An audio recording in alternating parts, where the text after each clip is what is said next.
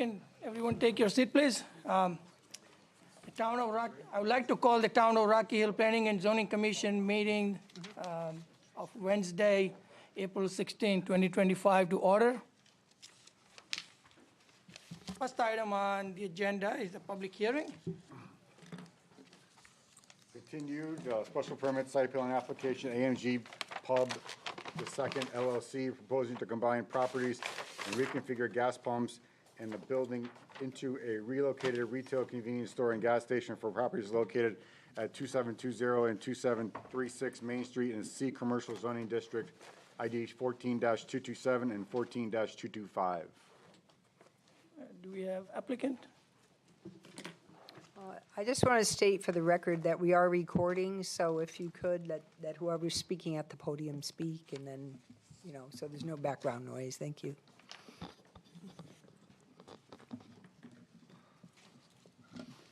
Good evening, Mr. Chairman. My name is Amy Suchins, business address at 135 Broad Street in Milford, Connecticut, here representing AMG. Third night of the public hearing, as you know, we submitted some updated plans that Gareth Wilson, our engineer, will walk you through in just a moment. We've also received late this afternoon, but also with some conversations, the latest round of comments from your peer reviewer. I think you'll probably hear from him, and I think with the exception of one thing that we can talk about, all of those comments are resolved. Our traffic engineer is here as well, and then we can wrap up with a few other comments as well. So with that, I'll turn it over to Gareth to walk you through the revisions and comments from last time. Hi, good evening again.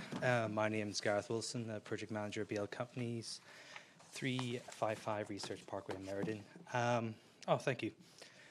We did have one last minute change the drawings, and we'll discuss another one coming up. At the moment, we just emailed Kim there less than 30 minutes ago. So apologies for that, and I wasn't able to get them printed in time, but the latest plan is on the screen here, and I'll walk you through what that one little item was that inadvertently got missed from last week's set. So here we have the gas station again. So this is the existing gas station. The discussions on this proposal seems to forget that this is an existing gas station. It's operating and has operated without incident through its history. There's existing 5 pumps, 10 dispensers either side, convenience store in the middle, and the, excuse me, out of breath. The existing building at the corner of Forest and Main Street, that when we talk about building size and mass, that we forget that exists there. So I'd like to touch on a few of the key points that were raised in last month's meeting and the changes we made. Could we go to the next slide, please?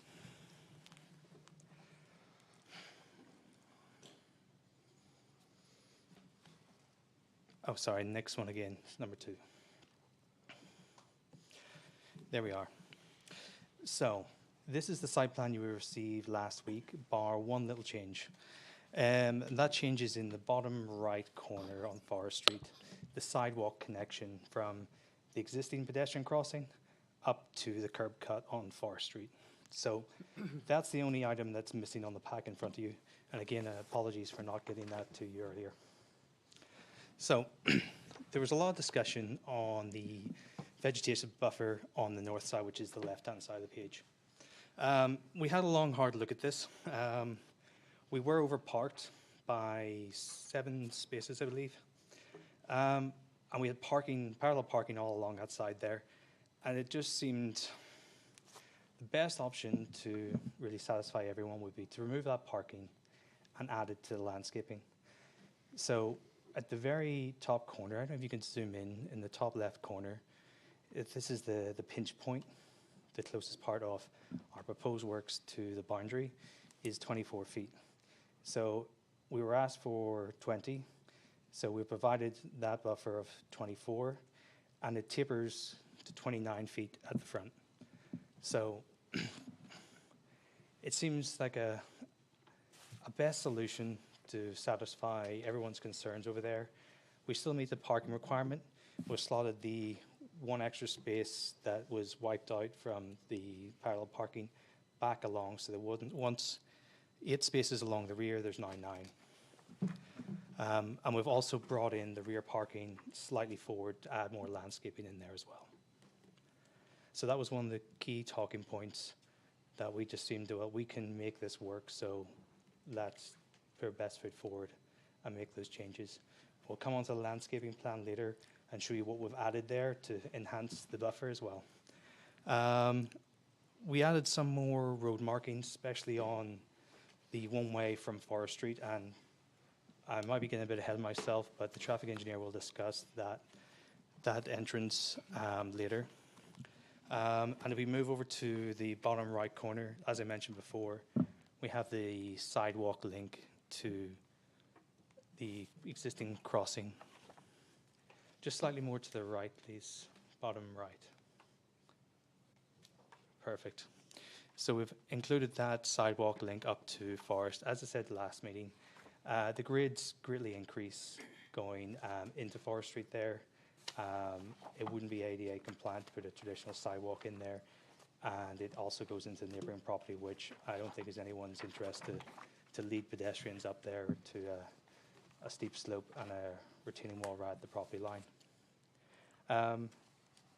That's really the crux of the site plan changes.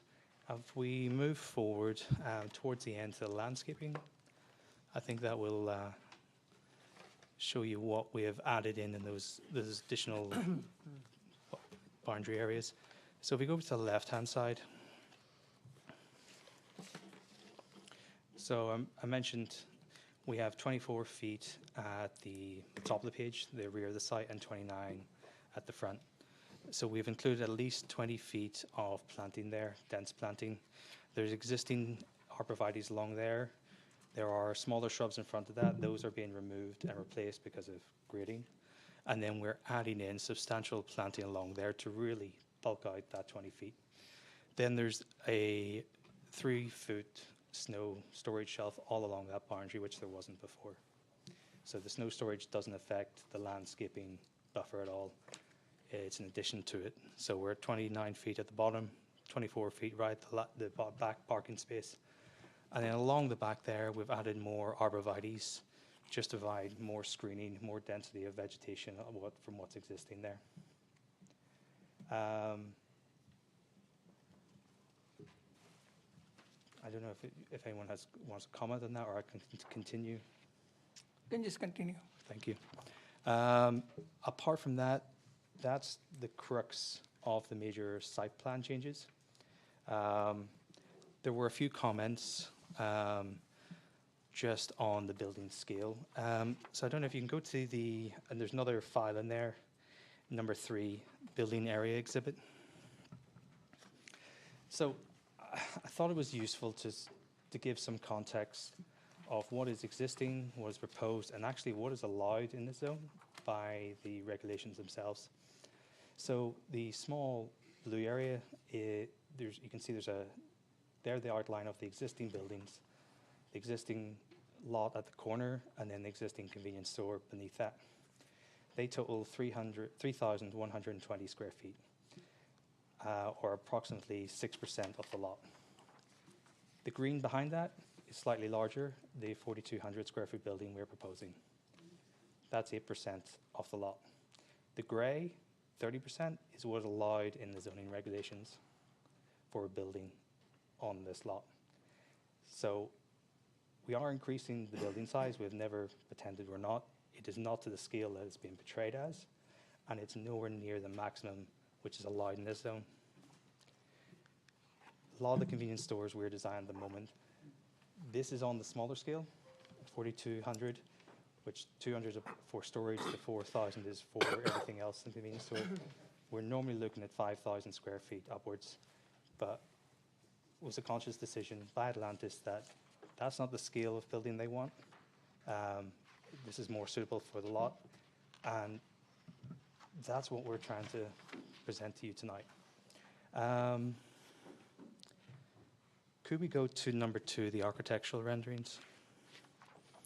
So we've seen these buildings before. This is what we're proposing. And can you flick through to the next slide? And we'll just, sorry, go back one. Could you just zoom in there into the middle of the building, or to show the site in a bit more detail? So there was a comment about the renderings. Now, the renderings are artistic impressions of what is going to go there. They're never going to correctly tell you what's there, but this is standard practice within architecture to show you in a model what this could look like. So you can see from above, especially along the north, where we've removed the parking and added in that additional vegetation buffer. So we have 20 feet of densely planted vegetation along there. You can also see it along the other property on Forest Street. There was a comment about the white oaks not being shown on the renders. Apologies for that. That may have been missed. And we also was a comment about the roots for those white oaks. So I spoke with our landscaping architect. The white oaks on that location on the top of the hill is the white oaks are ideal for that. The root query that came up, or the concern, typically white oaks roots don't expand past the drip line of the canopy.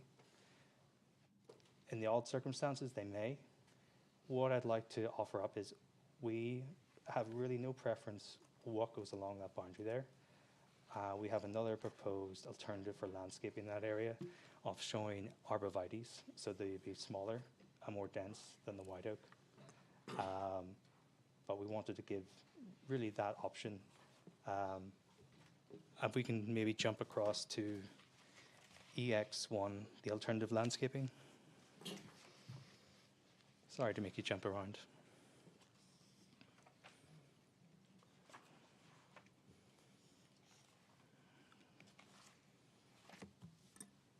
There we go.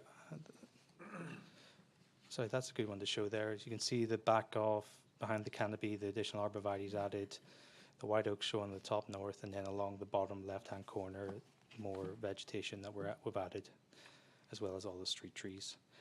Could you go to the, it's another file towards the bottom, EX1, alternative landscaping, and then we'll come back to this.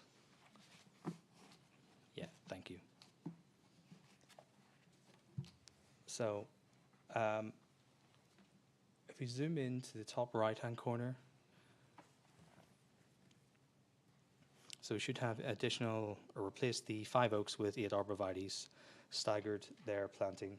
The arborvitaes themselves will not expand, the roots will not expand across the boundary. And given the conditions on the hillside, we expect them to reach 20 to 25 feet max. It's not ideal conditions for them to grow any higher. So that's one alternative that we're happy to go with if the commission and our neighbour sees as a better alternative, alleviate concerns.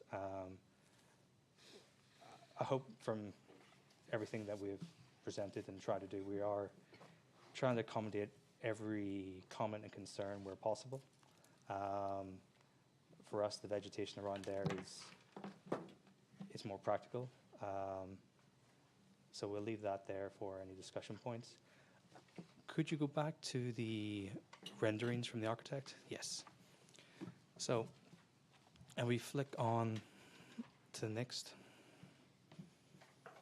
So these do show the white oaks. They're not updated to show the arborvitaes, but you can see the arborvitaes behind the parking area behind the canopy, and the additional landscaping along the north on the left-hand side. And we go to the next slide. Okay, we zoom out a little bit. This again shows the before and after. So there you have the white oak shown. Again, we can replace those with arborvitaes to show the perspective of what the neighbour is currently saying is the back of the existing building, really, and the junction intersection. That will be basically completely screened by the landscaping and the parking area below. There's really won't be much line of sight either direction. Go to the next. Again, this is the rear of the site just with the EV parking, and on to the next. And the front of the site, and how it should look from immediately across the street. Again, on to the next one. Internally looking at the building with the canopy there in the corner. And again, until the next, which might be the last. So really, this is just to show you. For any traffic coming from the south, coming off the highway, coming down West Street, this is what they're going to be looking at. Either the existing stays as it is, or the proposed gas station. We have reduced impervious coverage, greatly increased landscaping buffers surrounding the whole site. We've taken on board concerns for curb cuts and entrance and direction of traffic. We've also moved a lot of the EV chargers away from residential areas. The existing gas station has no records of any incidents. Atlantis are a professional outfit, operating mostly in Connecticut actually, with an office in Berlin. They know how to manage a gas station. They know the facilities they need to provide. There was comments before about people urinating in the bushes. There's no restrooms at the existing. This will have restrooms. There's a lot of problems and concerns alleviated by voting in favor of this proposal. There's been a lot of facts presented and addressed.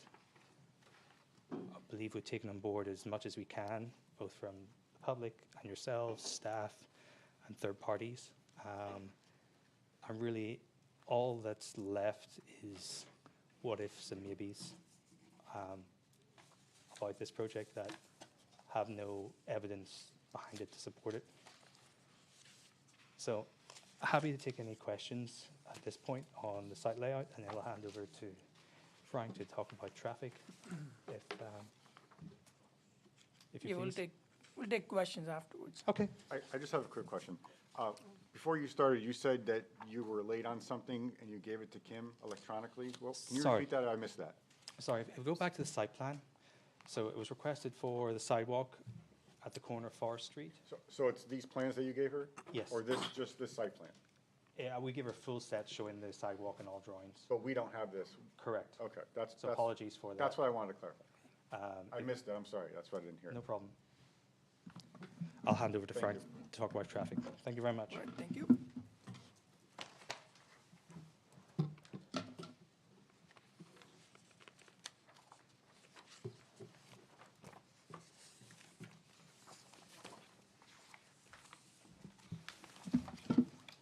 Good evening. For the record, Frank Filicciotto with Labella Associates.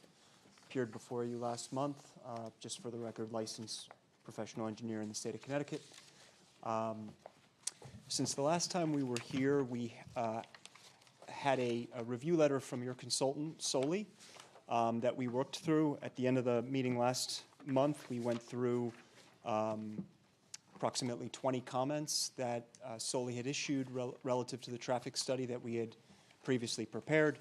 Over the last month, we have revised the traffic study based on those comments, and what I'd like to do is just kind of give a high-level overview of the significant comments in that letter, what we did over the last month, and then talk about the review letter that you should have as of today from Soli. I know Mr. Baldino is here. He can talk to his own letter, but I'll hit on a couple of points that he made in that letter, and then we'll wrap it up with one of the recommendations that he made regarding access. So coming out of the last meeting and that initial review letter from Soli, we had to do a few things. They asked us for a site distance analysis for the driveways on Main Street. We've provided that. We showed that the site distance is adequate as per industry standards and the prevailing speed on Main Street of 43 miles per hour. We were asked to perform an analysis, a traffic analysis, considering Saturday midday peak hour traffic. Typically for gas stations, you look at AM, weekday PM. We added Saturday as per Soli's request. We provided a level of service analysis that was in keeping with the prior level of service that we presented for weekday. We also performed a crash analysis over 3 years of the most recent crash data from January of 2022 until April of 2025. That crash analysis showed that there have been 15 collisions at or around the subject intersection. The majority of those crashes are rear-end collisions, so 2 cars going in the same direction, 1 car hitting the rear of the car in front of it. Those are, not to trivialize accidents, but those are the most common types of accidents at signalized intersections. If someone is late to hit their brakes when the light turns yellow, the car behind them, if they're following too closely, that's the most common type of collision that we see at signalized intersections. They're typically lower on the severity range as well. Again, not to trivialize it, but the majority of them are rear-end collisions. Only 1 collision was found to be associated with the subject property.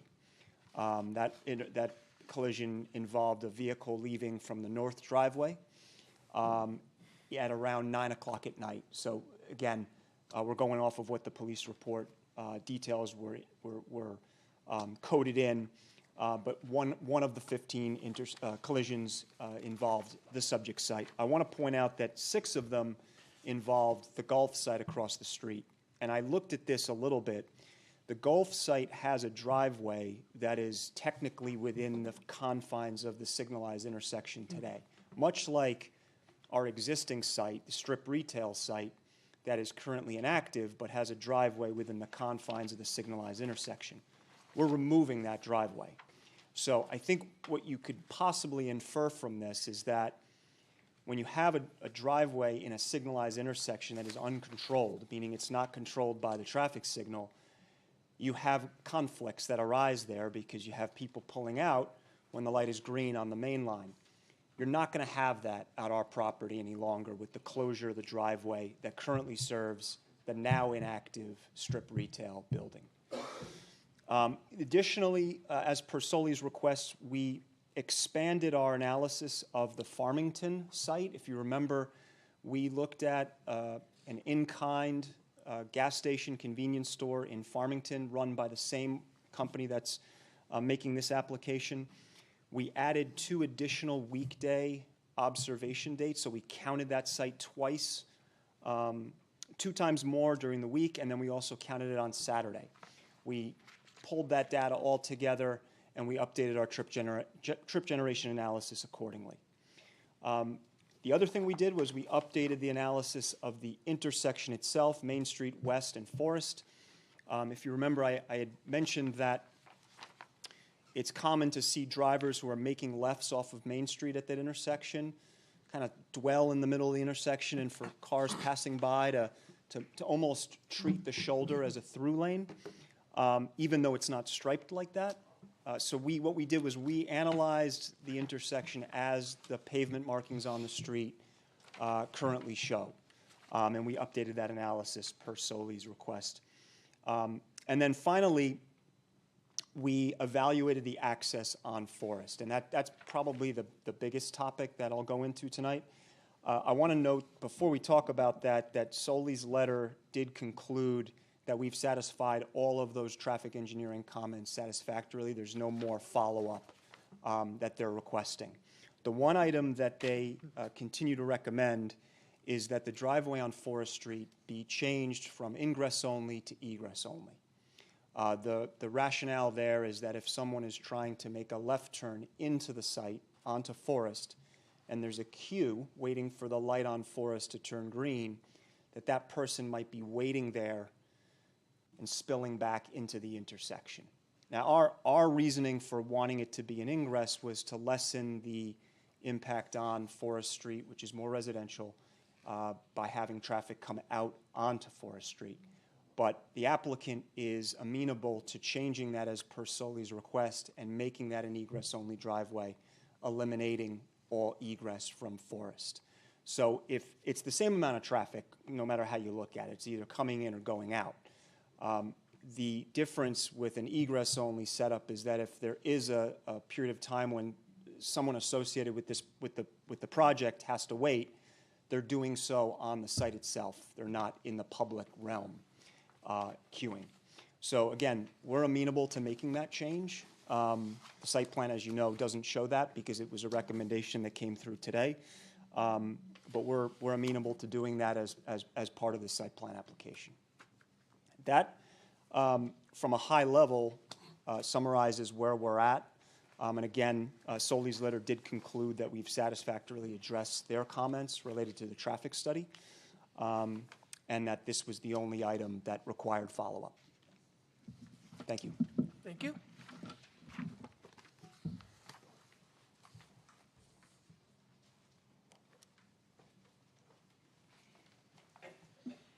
Mr. Chairman, I think the only other issue that we sort of wanted to mention, and Gareth can walk through, I do have one copy for the record. Just, I know there are some questions about the inspection guidelines and how we comply with that. Gareth will talk you through it. That's really the only other thing. I don't know if before we sort of change topics, if you want to hear from Mr. Baldino on his comments, having just heard the traffic discussion, or if you just prefer that we finish. So whatever you'd prefer. Yeah, I mean, I'll ask commission members, you want to hear him now or later? Let's stay with the flow of traffic. Okay.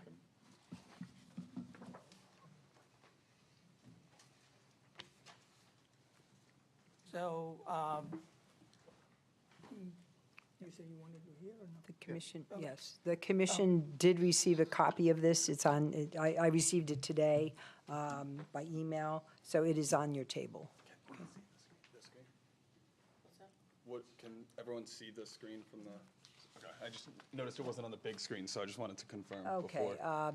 the gentleman in the back booth, does he have your presentation, or? No, I just wanted, if they could Oh. share their site plan. Oh, okay. While we talk about this, Okay. I think it would be beneficial. Okay, yes. So, good evening, for the record, my name is Matt Baldino. I'm a licensed professional engineer, certified professional traffic operations engineer, as well as certified roadway safety professional. Hired by the town of Rocky Hill to review the traffic study. We did provide a comment letter. I do apologize that it was just provided today. We were working through the additional analysis, and as the applicant discussed, we did have them revise the analysis quite substantially to meet to this point, so there was some additional review prior to preparing this letter. So I believe the commission has the letter from today in front of them. So just kind of want to run through each of those comments, if that seems appropriate? Okay. So the first comment was really in regards to the project description, just summarizing again what the applicant was proposing, that the applicant acknowledged that there was a 10-vehicle fueling position gas station in existence, and that they were proposing a 12-vehicle fueling position gas station. That was just important to note as we move through the analysis and understand how they rendered their decisions.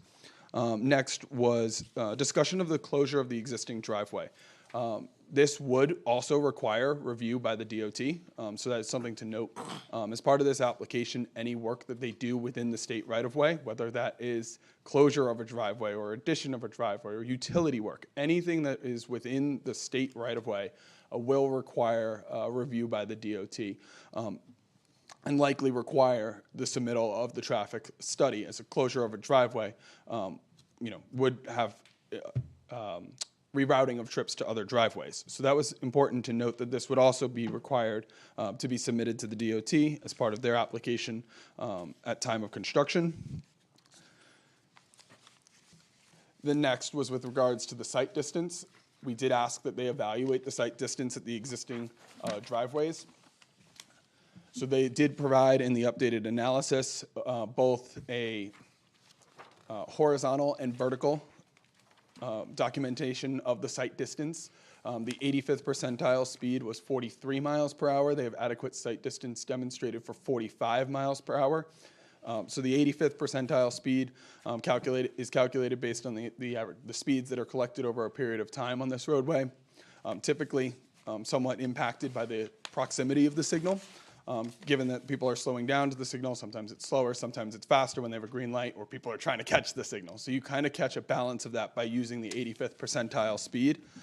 So they did submit both horizontal profiles and vertical profiles. And what's important to note kind of on this subject property. You can see from the site plan, the property line is set back from the road. And the reason that's important is that's one of the big things that the DOT would also look at when they're evaluating sight lines. You can't encroach onto your neighbor's property with those required sight lines. If you were, you would be required to obtain an easement to ensure that those sight lines could be maintained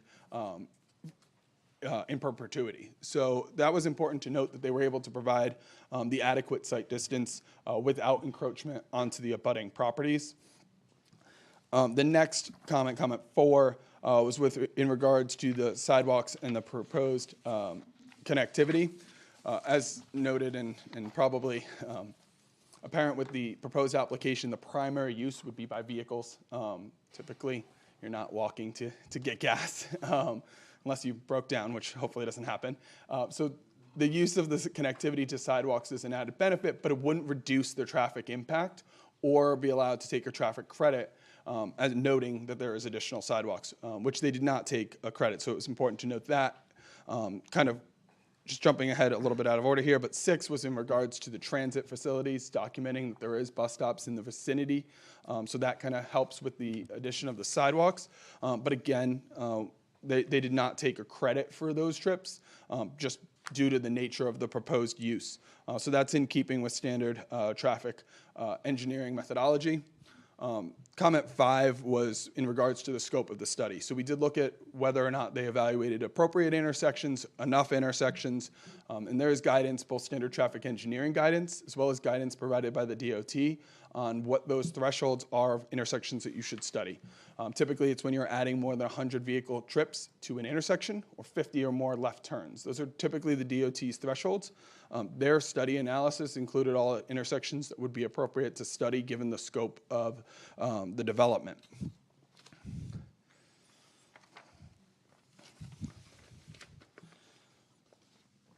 So the next comment was in regards to the Saturday. We did feel that due to the residential nature surrounding the community, that it would be appropriate to also study the Saturday midday peak period. So that was an update for their study. They did traffic counts from 11 a.m. to 2 p.m. to identify that peak period, and then updated the analysis accordingly. The next comment 8, was in regards to existing trip generation.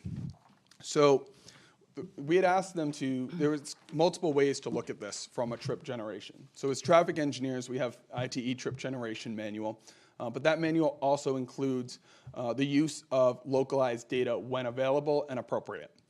So that was what we wanted to review as part of this application, was their use of localized data, but they utilized a site in Farmington. And the question often it would be, why not use the site that's there today, that's operational, and scale it appropriately? We're going from 10 pumps to 12 pumps. If you projected the 10 to 12, what would that trip generation do? So we did ask that they update their study to include that. They did evaluate that.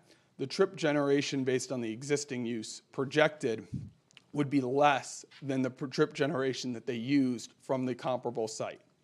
So again, furthermore, just identifying whether or not the trip generation was appropriate. We did feel that it was appropriate, and that further refines that the local data at this specific site also supported the use of their data that they had provided. So the next comment was in regards to the crash patterns. We did request that they review the most recent 3 years of accident history, specifically at the signalized intersection, given, as we've discussed, there is 2 driveways that operate in the functional area of the traffic signal. So essentially, they're not signalized driveways, but they're in the middle of the stop bars of all the individual approaches, which often leaves drivers in a predicament of when do I go and where do I go. So it was important for us to see that and identify that. So in their updated analysis, they did provide the crash data for those 3 most recent years. We did review that data. We did verify that data. That data is published by the Connecticut Yukon Crash Repository. So all local police records are housed in a database that then can be reviewed based on the fact the most common accident being front to rear end accidents. that would be indicative of stopped short and things of that nature, not necessarily indicative of someone pulling out of one of those driveways where you would typically see more angled accidents or someone hitting the side of a car with the front of the car. There are accident diagrams submitted for majority of those accidents, and we did not notice a pattern from those diagrams either. But we do agree with the recommendation of closing that driveway that's within the functional area. Do apologize if this is a little bit of a dry topic.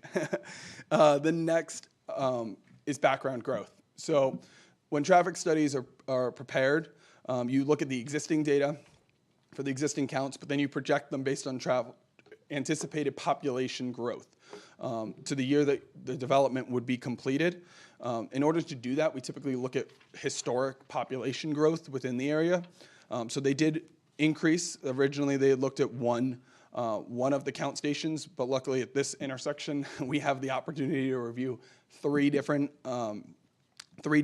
count stations that are provided by the DOT that are historic, and all of those showed less than 1% growth, and they utilized 1% growth projecting their traffic volumes. So we found that that was consistent with what historically has been seen in this area. So the next comment, 11, was with regards to the trip generation. So we asked that they collect additional data from their comparable site. We did concur that the site that was used as comparable did have an appropriate characteristics to match this development here based on ADT of the roadway network there versus here. We did find that that was an appropriate use for trip generation, but we did ask that they expand that data to study additional days just to avoid any irregularities of a road closure, something happened near another gas station and there was an influx, or some sort of inability to get to the Farmington location when they completed their data. So they did update it to include additional data points during the weekday, which was found to kind of average out their projected trip generation a little bit more.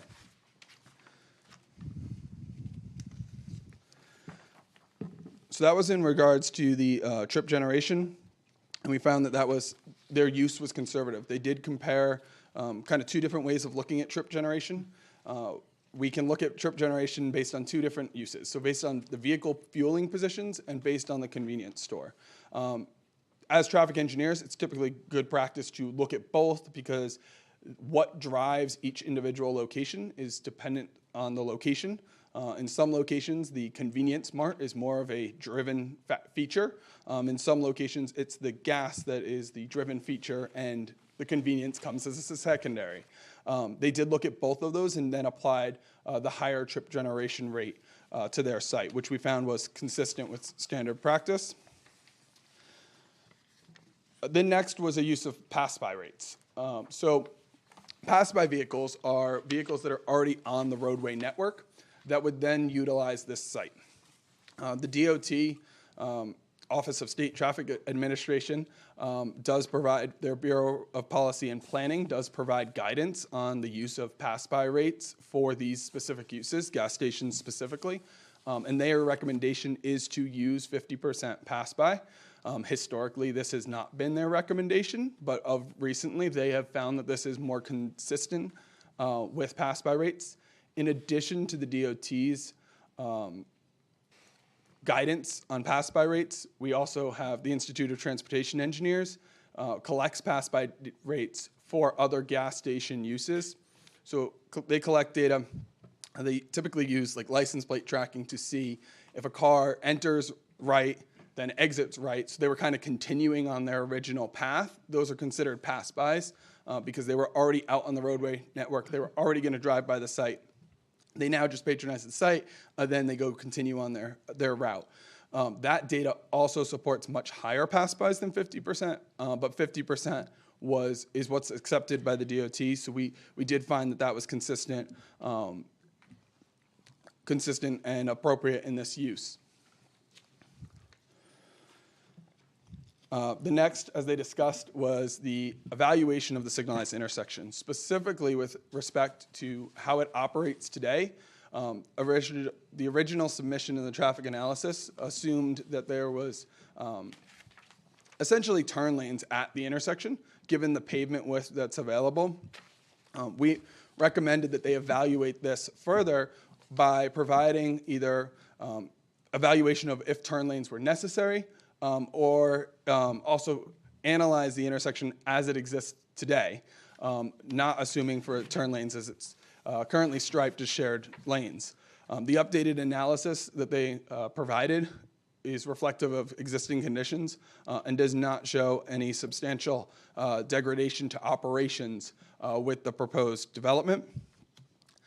The item 16 was in respect to the driveway on Forest. So to try to explain this a little bit further, so it is our recommendation that the commission would condition any decision on the rerouting of that driveway to be a egress-only driveway. And one of the concerns there was if you were trying to make a left into the site off of Forest Street, and cars are queuing on the south or westbound approach, so down Forest Street. If you have 2 or 3 cars queuing there, you'd be unable, unless someone left a gap, to make the left into the development. And that would make that roadway potentially back up further into the signalized intersection and cause more of a hindrance on the surrounding roadway network. Additionally, as you can see on this site plan, as proposed, they have the entrance off of Forest Drive, and that entrance kind of aligns with vehicles at a stop bar internally that are kind of facing right at them. But if you were to reverse this path on that side, you would have that as kind of consistent path of exit through the site. So rather than have those 2 vehicles kind of facing each other, traveling in different directions, and if you were coming off of Forest Street, you would kind of have to weave at that, when you get to that stop bar, just below the building there. So it would be our recommendation that that become an egress-only driveway. Additionally, we feel it would help with site circulation. If someone were to enter the site and decide either all the parking spaces are taken, or they stopped for the convenience store and now they want to use the charging positions, rather than have someone who enters the site and have to leave the site, go onto the roadway network, and then go back in, this would provide for more connectivity internal to those additional spaces that are provided on the rear of the building.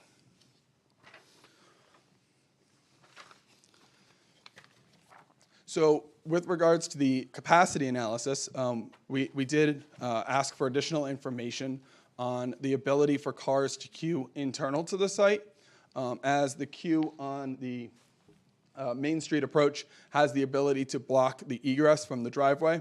They did provide a diagram that demonstrates that 3 vehicles can queue before impacting the site circulation.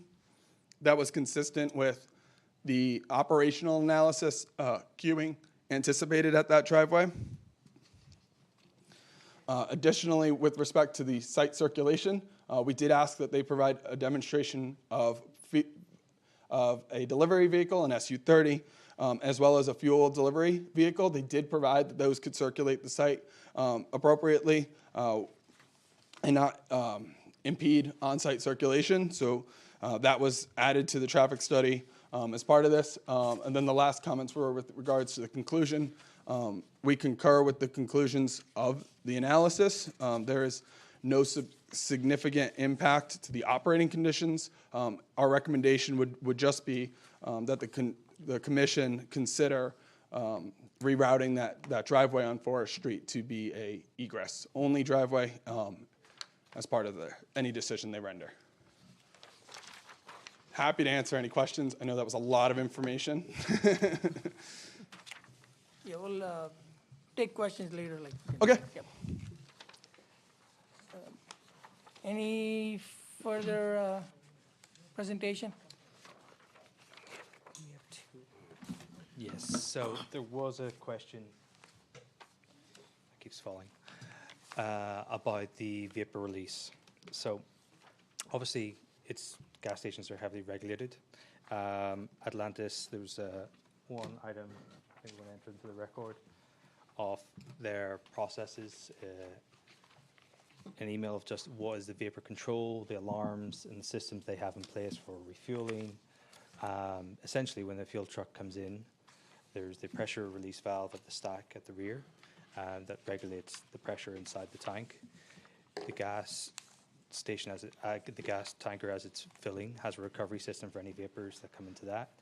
There's an alarm at 90% capacity within the underground tank, and then automatic shut off at 95%. So the tank should never hit 100%. There are multiple layers of safety and controls in place, and I believe it was the town engineer who provided a response and did some research, if I'm not mistaken, both contacting CT Deep, saying there's no record of complaints regarding any issue at this location, no records of complaints either, and basically they regulate the compliance with environmental laws.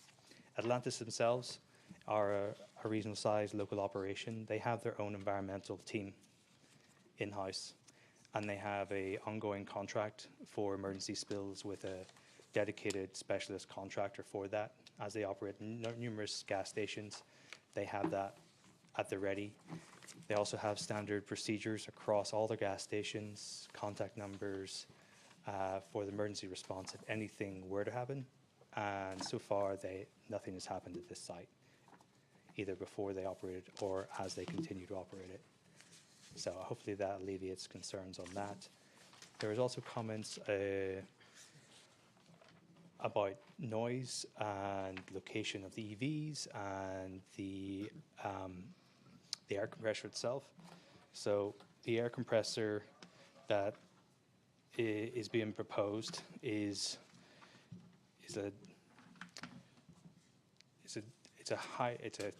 one of the most quiet air compressors you can get on the market for gas stations. It's a steel-cased, domed, highly insulated air compressor, so it's much quieter than what's currently existing on site. And then the EVs themselves, after several feet, the noise dissipates to near nothing surrounding ambient noise. So we've addressed that. We've also had comments about trees overhanging. That is going to be addressed, and those trees will be trimmed back. Garbage truck deliveries have been given the noise audience to make sure that they're in compliance with that during deliveries and will be during normal business hours. So everything that we could possibly do to make this site much better is being proposed, both in aesthetics, practicalities, safety, just general environment. If we go back to the architectural rendering with the comparisons of current and before. Yes, a few slides along.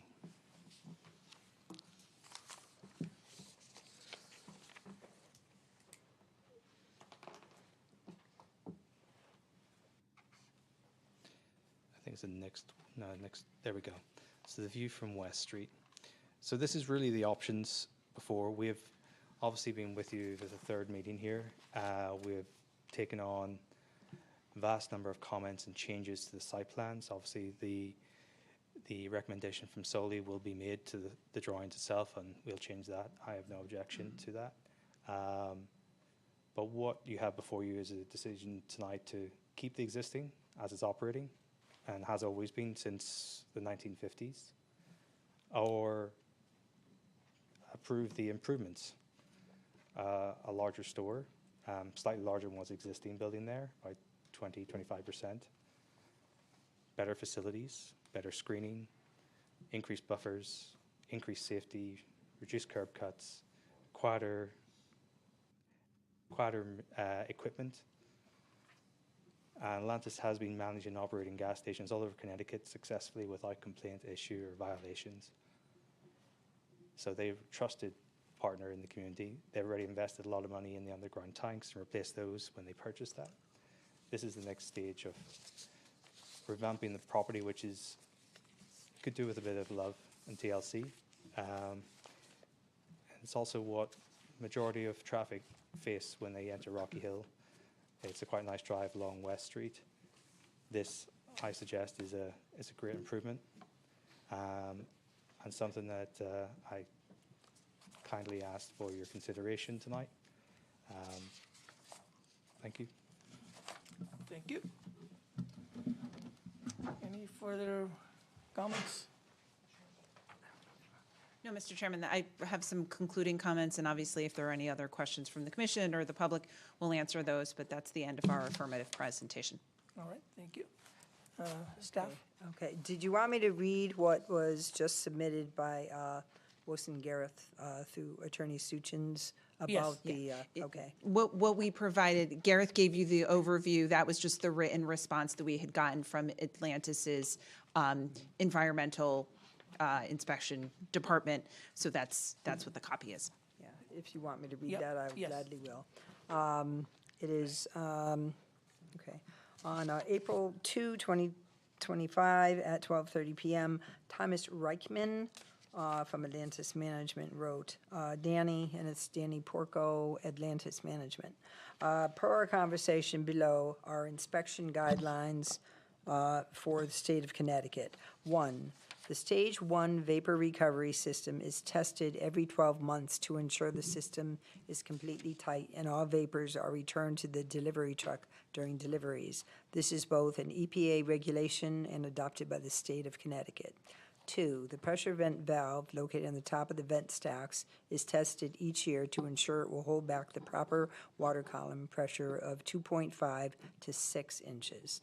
This ensures that vapors are not released during deliveries, but will act to protect the tank system as an emergency release if required. 3, overfill of tanks is controlled by shut-off drop tubes, also known as flapper valves, which shut off the flow of fuel when the tank reaches 95% of capacity, or by an electric outside overfill alarm that is tied to an automatic tank gauging system and is triggered when the tank is 90% full. Locations can use either system or both systems, and each system is tested each year. 4, each product line has a leak line detector installed at the underground pump to monitor and stop the flow of fuel if a leak is detected anywhere in the delivery system. They are also tested each year to ensure proper operation. Each of our locations has an emergency contact list and procedures as to how to respond to station emergencies or spills.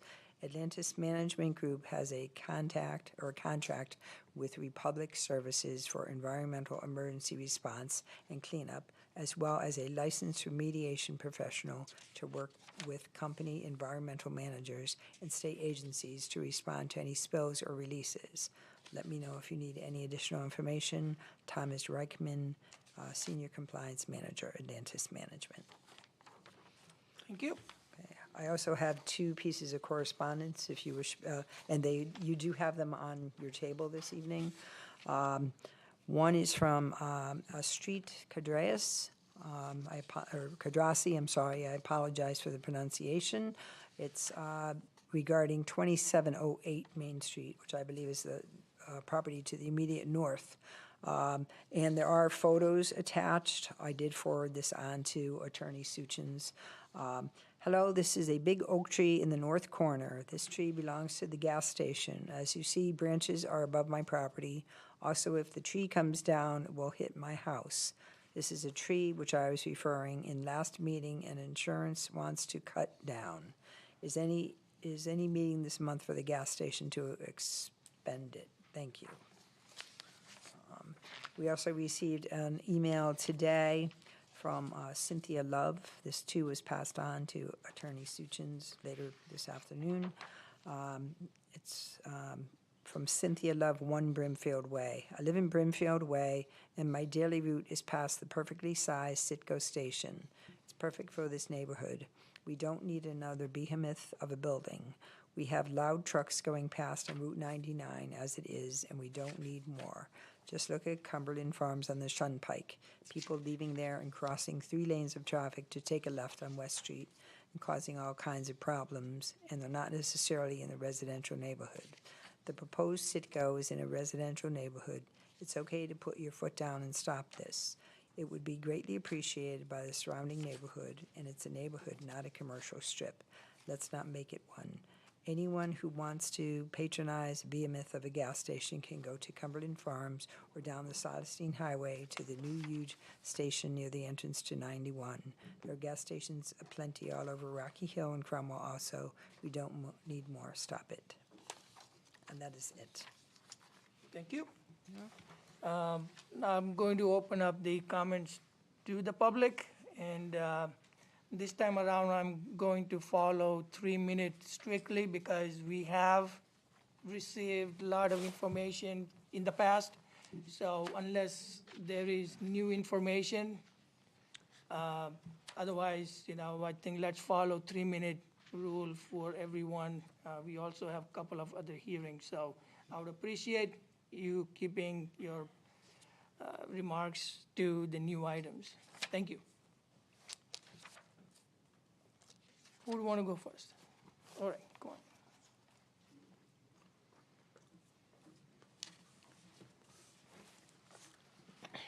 Good evening, April Chateauneuf, 179 Forest Street. I'd like to thank the commission for their thoughtful questions and careful consideration during last month's meetings. And I want to begin by acknowledging the expansion to the north side vegetative buffer. I appreciate the applicant's willingness to admit they were incorrect on the footage of the variance. However, I'd like to point out that if the buffer is not currently labeled as such on the site plan, this should be corrected. I'm not 100% sure. I couldn't quite see it, but it seemed like there was no actual label. There's a significant difference between a side yard and a designated vegetative buffer. To protect the rights of the neighborhood properties, the buffer needs to be clearly identified on the official plan for the future. At last month's meeting, the applicant stated that the dumpster would be serviced once per week.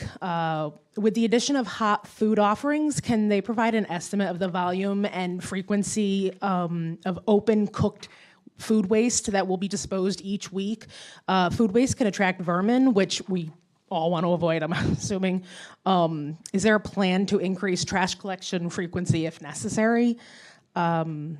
I'd also like to acknowledge the change of the pines to more reasonably sized trees and their relocation further from the dwelling. The applicant's efforts to find a solution are noted and appreciated. I understand that my comments about toxic vapors last month may have been upsetting to some, but the concern remains valid. There are dozens of peer-reviewed studies from top colleges, universities throughout the country, as well as, medical studies that show that fuel vent vapors can be harmful. And while steps are definitely taken to minimize exposure, what remains unclear is the cumulative impact of multiple vent pipes located close together. Ms. Rankin has said that there has been no record of complaints to date. We have been in touch with her as well. There were no complaints in Flint, Michigan, at Love Canal, and Hinckley, California, until there were. So it's a little unreasonable to say that there haven't been any to date. Of course there haven't, but now there are. We know fuel vapors pose a risk. Why increase that risk by adding more pumps, more fuel, more vapors into a residential neighborhood? Some is bad, more is worse. Why make it worse? Finally, I want to remind the commission that the applicant has presented 5 prior plans. Each has faced concerns about oversight, omissions, and overburdening. At what point do we recognize that this proposal as is doesn't fit the space? We're simply asking for a reduction. A well-designed, reasonable build that respects the neighborhood and benefits everyone. I urge the commission to prioritize the safety, comfort, and wishes of the many over the desires of the few. Thank you. Thank you. Next. Yep.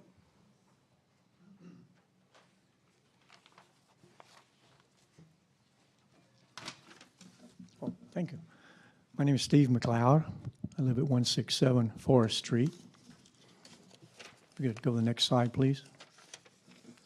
Since we do have our shortage of time here, I opted to discuss a few of the action item and comments from the last couple of meetings. Possibly give a little bit different perspective than you have heard, or in a couple of cases haven't heard at all.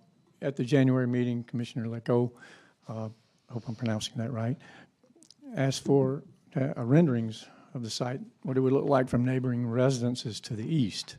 That would be April's property. A couple of people live down on Stepney Lane. There was an attempt made tonight, good pictures, but it didn't answer that question. With all the money being spent, it wouldn't have taken a lot to answer the question of, from the residences, you could go to the property line now on this side, on the service station side of the property line, and make your rendering showing what it is now, show what it would be then, show how their foliage is going to help the residences to understand what it's going to be like. Chairman's really at the last meeting, I believe it was, wanted to know the distances from this property and these changes to other localities, the school, the TV station. At that time, their attorney did mention that a lot of discussion of nonconformities, and they were 1,030 feet away, which is 5 feet better off, so to speak. Saying it's a decreasing nonconformity. That's based on your regulation 6121, which uses a 500-foot rule, I do believe. If you look at regulation 612, which is fuel separation distances, basically says no gasoline or diesel filling station shall be erected less than 500 feet, 1,500, feet from any part of any lot or plot used for the above stated purposes, which included school and playgrounds. So it's a case of how you look at it. Erected station shall be erected. All the gas pumps are being torn down and they're being re-erected. So plus another one. So as I look at it, it falls under the 1,500-foot rule. It's within 1,500 feet. TV station is obviously less than 500 feet because it's right across the street from Forest Street.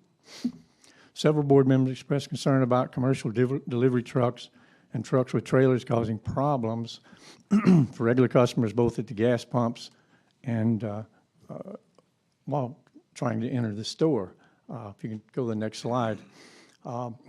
Wasn't discussed tonight, but I pulled a snapshot out of their drawings. Actually, it's a good showing of how a. I was hoping the mic here.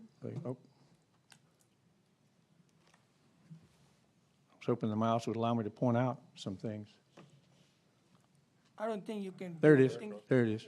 Oh, I thought I saw it. Okay, yep. Oh, okay. But it's not moving when I move. Do I need to turn it on? I'm sorry? It's working. Oh, it is? I'm not seeing it work. I think it's him moving it, not him. I think it's him moving. Yeah, I think he's moving in the back. I don't think it's working, sir. I don't think that's working. I think, Well,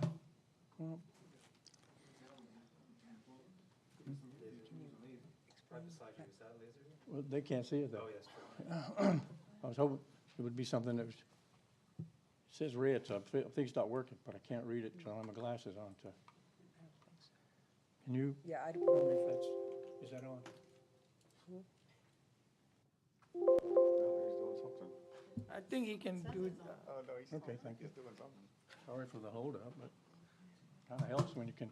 There you go. Cool. Could go to the next, I'll go give you 2 one slides more down. minute, sir, because of technical difficulties, but I Thank you. think I want to go on. Okay, and then I'm using up all my time. Just go ahead and go to the next slide, if you would, please. You can see the flow lines here of a tractor, a gas tractor trailer truck as it would come in, going along the parking here, and where it would park when it would be filling up the gas tanks in the ground. The interesting thing I just want to point out is, although this is one of those things that looks great on paper, good rendition, but when you got a panel truck parked right here in front making a delivery, the truck's gonna have to either try to get around it with cars there. If he parks there, panel truck comes in after him, those big trucks, he won't be able to get out. And these guys are there sometimes 45 minutes. So that was the main thing to point out there. If you could back up one slide, please, real quick. I heard tonight that this is supposed to be, not supposed to be, the proposal to make it egress only. From a usability standpoint, it comes down that hill every day. I would much rather, I mean, we're always going to be having to let people out at the red light. So I guess it ends up being a safety thing. But I would much rather not have to let people out forever because I'll miss the red light when I have to let people come out if it's egress. So I would vote for keeping it ingress. If you could go to the next slide, please. And the next one. Chairman Desai, I hope I pronounced that right. You mentioned at the end of last meeting, you wanted to understand more about these nonconformities. So I went back and thanks to Charlie Wisniewski, all the information that he has, he helped me here, put together what I think is a good flow of that. Goes back 35 years to when all this got started. I presented a little bit of it last time, but I've updated it and added some to it. I would need more time, obviously, if you want to come up later and talk about it. Did you get the answers you wanted from the end of the last meeting? You asked, you want to understand more about the nonconformities with this project, so that's where I went back and put all this together again. Meanwhile, we can go to the next slide if you want me to.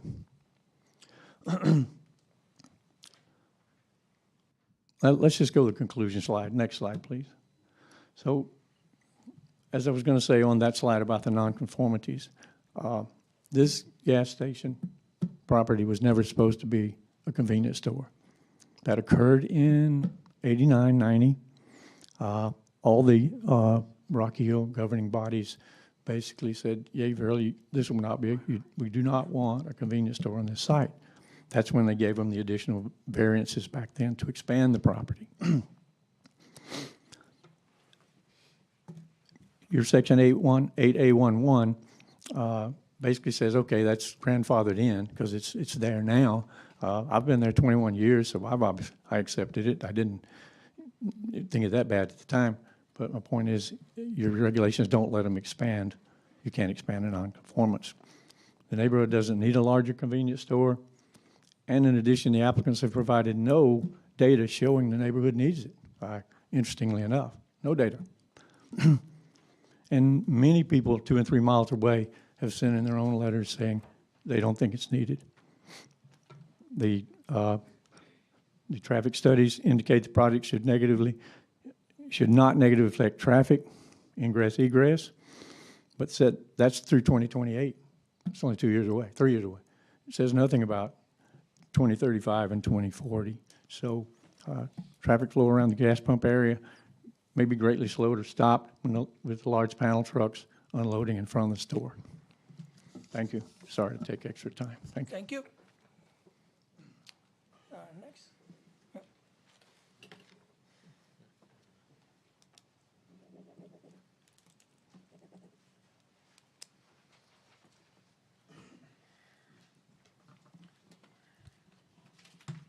Charlie Wisniewski, 670 Old Main Street. Chairman Desai, this is a public... If you can... Chairman Desai, this is a public hearing. The purpose is to hear interested members of the public, of which I am. I'm going to try to stay within the generosity of your time limit, but if I go further, my wife of 52 years is going to give me her minutes, and there are a few other people who will also give me their minutes. This is new material, and I'll try to be as brief. So hopefully we won't be talking about what we already know. I will be generous, but I'm going to not prejudge what any of you know, okay? So. All right, so I will cut short my initial comments and just say much of the information before you tonight, as is before, is sort of technical with specific issues. But this is a special permit review which grants you the right to reasonably consider the suitability of the proposed use for the specific zone, however shiny it may appear. Please deny the application based upon its conflict with the purpose of the C commercial zone of less intensity. I'm going to just zero in on a few things that continue to be unresolved even after the presentation of the applicant and affiliated professionals. And I'll give you a package. I don't know if you're going to vote later tonight or whatever, but whatever I'm going to say concisely will be supported by paper. There continues to be no canopy plans. You've not been provided any data from the operator of this facility on sales. And every time you get gas there, you get a receipt back that says, what did you buy, when did you buy, and they could be tracking, and also the time of day. All of that would help you and the traffic engineers to coordinate what kind of business is happening in the peak morning hour or the peak afternoon hour. You know, the trip generation, I get it, but it's kind of theoretical. You have a source of information. It's from the applicant. The parking was reduced by the April 11th fourth set of plans.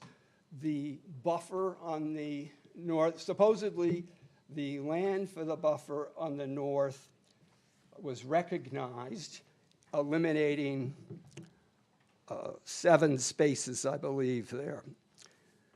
And now the previous parking inventory proposed of 41 is at 35.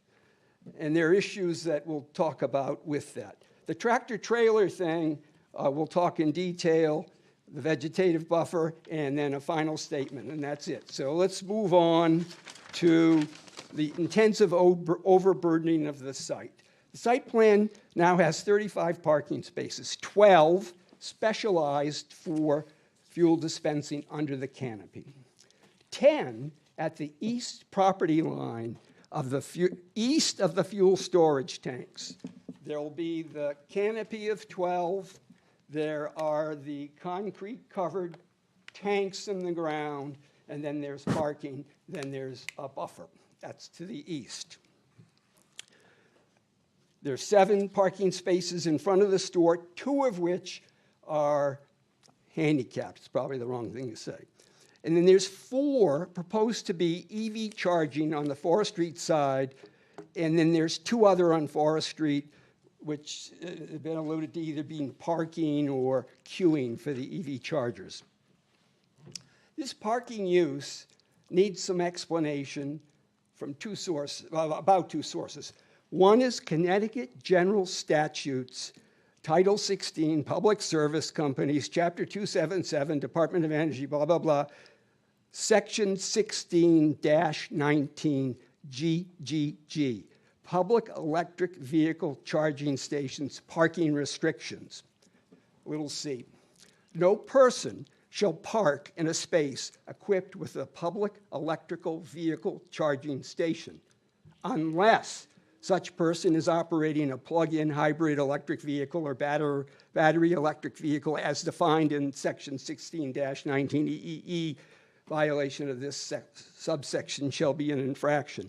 So if you'll go to Aldi's on the Silas Deane Highway, the pavement's marked restricted use. There's a sign there, which I'm giving you copies of, that say, you can't park here, you'll be towed, you'll be fined $150. Okay, you guys and girls created this regulation that says that there shall be 10% of the parking spaces in excess of 30 parking. So is it your intent that the EV charging use parking spaces are in the 35, or Do they have to have 4 more? That needs to be resolved, because either they're okay, but they're not in the sense that they need to put signs up, they need to mark the pavement, and the parking table in the plans is silent to EV charging parking spaces, okay? The EV charging queue problem, if you do a Google search for EV charging station queue, indicates that often all working charging stations are occupied, leaving the issue of queuing. And so there are issues of capacity, and what does someone do? Up until this evening, the location of the charging station had a one-way access from Forest Street. So that would have created a problem if the 4 charging station spots were occupied, and say there were 2 employees parked in the other 2, you'd come in, and then maybe you'd have to cruise out, go back through the light. You know, now, is it better? I don't know. Tractor trailer issues, deliveries, parking, turning. According to Gareth Wilson at the last public hearing, he expressed on the video that there would be deliveries of gasoline daily. A fuel delivery to the Citgo at 2020 Main Street was observed to take approximately 44 minutes. We did it. A fuel delivery truck typically has the valves on the passenger side. Thus, the truck must be parked far enough away from the tank openings for the hoses to be connected from the truck into the inlets. At the subject Citgo, there are 2 in-ground tanks on the east side rear of the existing gas station. The tanks are identified by their concrete tops with various round openings for covers for the different products, yellow for diesel, I think, and so on, but they're there in your plans. Please see the plan. I'm giving you plans and pictures. During the delivery, the footprint of the truck, plus an access area to the top of the tanks, plus a safety area usually marked off with traffic cones. When the truck comes in, he doesn't want to be hit by a car coming around, and he puts cones out. So effectively, at the Citgo at 2720 Main Street, if a tractor trailer comes in, it's got to come in and hug the existing canopy, and then block access from the back of the truck to the front, because the truck's about 50 foot apart, and that's the width of the canopy. That creates a number of problems. This parking there, and what's happened, you were told earlier this evening, and in the plans that you received, the north,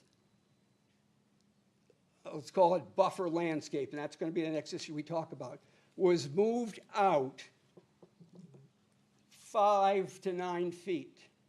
So now there is the canopy and a 24-foot wide, 2-direction, 12-foot lane wide on the north, okay? Before there used to be more land to turn. On the east, they told you that the parking spaces come out a little. They finally recognized, although they haven't said it, that the east buffer that everybody's talked about, established 35 years ago, pushes that curb 20 feet from the property line. So now, parking spaces are on top of the concrete, about 3 are. The point is when that tractor trailer comes in with the configuration as is, those 10 parking spaces across the top and behind the dumpster are not going to be used for 45 minutes every day. So I think you are over both times. No, I'm not. I'm going to finish, please. If you don't think this is relevant, then the public hearing is not. No, that's not the point, Mr. Miskowski. Okay, so here let's go to vegetative buffer. All right. Okay? There is yet to be put on the plans that you have received vegetative buffer lines. They do not exist on the plans. And there's a north, east, and a south vegetative buffer established by the ZBA. In an email from Gareth Wilson dated April 10th, 2025, attached, he says that the landscaping would be ranging from 24 to 29 feet on the north. He's silent to the east and south. In an email from Gareth Wilson dated April 11th, one day later, 2025, he says snow storage is provided along the northern landscaping outside of the 20-foot vegetative buffer. He's silent to the east and the south. The zoning information table has something else that's confusing. The grading plan of the April 11th submission shows a proposed snow storage area on the north, east, and south boundaries. There's no dimension given. In a 20-foot east side vegetative buffer, you can't put a snow storage area in. It violates your own 7, whatever it's in here, whatever applies to vegetative buffer in the zoning code. And how do you separate the snow with the sand and the salt from the landscaping? And then you're going to be pushing into the vegetative buffer and crushing it. It just doesn't work. I don't think you can fully evaluate the plans without understanding that. The proposed intensity of the use is just too great. Last item, risk to the health of the neighborhood. And I'm going to read this slowly as I finish. As you know, health, safety, and welfare are basic elements of your review and judgment. Gasoline vapors have compounds which are a risk to health, safety, and welfare, according to many sources, including the State of Connecticut Department of Energy and Environmental Protection. Gasoline vapors may escape from a gasoline fueling station from the following sources: filling the tanks, filling some vehicle spills through the hoses, and via the vent pipe from the underground storage tanks. I'm only addressing the release of gasoline vapors from the vent pipe of the underground gasoline tanks. The State of Connecticut Department of Energy and Environmental Protection requires that the pressure valve on the top of the pipe be inspected and tested each year. You've been told that this evening. An environmental analyst at Connecticut DEP Air Management / Investigation responsible for the annual vapor valve tests provided the following estimates of the as-is vapor release to the neighborhood at 2720 Main Street. In 2017, the DEP received information from a questionnaire sent to all gasoline dispensing facilities in Connecticut, indicating they pump greater than 100,000 gallons of gasoline per month. I do not have an exact throughput amount for you, just that it was greater than 100,000 gallons per month at the time. We estimate the annual throughput is approximately 1.44 to 1.68 million gallons per year, based on an average for this size station. The DEP Air Bureau has no recent information regarding the throughput of this facility, and we all know it's more. So this is it. Based on the California Air Resources Board emission factors, multiplied by the average throughput for this size station, we estimate the annual gasoline vapor emissions from the vent cap to be 792 pounds per year, or 2.17 pounds per day. Well, what quantity, at what distance, and for what duration is there a risk to the health of the neighbors? I can't say, but I can say that less is better. Last thing I'm going to read. This is from the California Air Resources Board, same people as the pressure vent that Connecticut adopted into its law.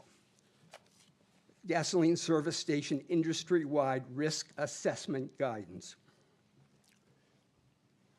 Gas stations are typically located close to where people live and work, and exposure to gas station emissions may lead to adverse health impacts for people nearby. Local health risks from gas stations are typically higher in areas where large amounts of gas are dispensed and where multiple gas stations are located near each other. such as the Gulf across the way. Air districts, this is what we don't have in Connecticut, perform health assessments for air pollutants from gas stations with a focus on the following pollutants: benzene, toluene, ethylene benzene, xylene, naphthalene, propylene, and N-hexane. Health risk assessments characterize potential cancer and non-cancer health impacts to the public and are used in various air district air toxic programs. If these health impacts exceed the air district's health risk thresholds, the gas station owner or operator must notify exposed members of the public and may be required to reduce those health impacts. You can stop the increase of the risks cited in what I just read to you. Thank you. Thank you for your time. Thank you. Anyone else who would like to address the commission?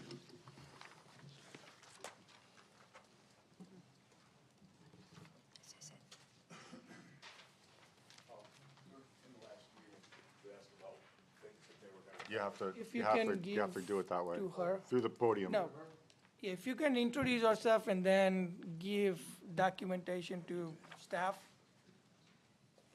So I took these pictures just to show what was gonna be in front of their typical usual stores. They're in groups of 5, so I didn't know if you wanted to hand them to those guys.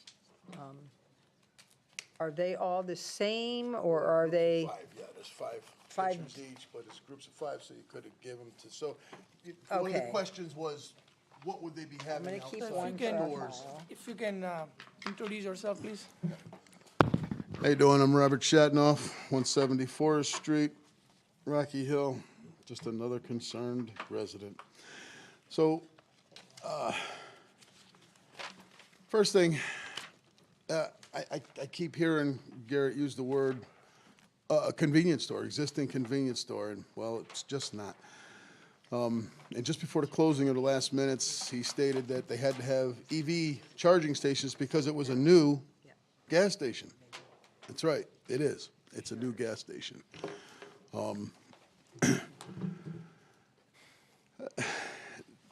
The filling stations that there, we can't do nothing about it, you know. It's there, we can't change it. And, There's 4, I'm passing down 4 sets, they're the same.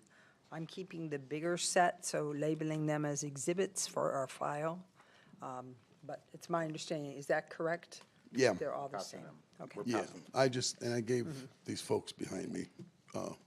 And again, it was just because you had asked the You asked question of This what is was. existing? So I'm gonna pass. That's, What is- that's some of their stores that they have in the front. You had asked the question of that.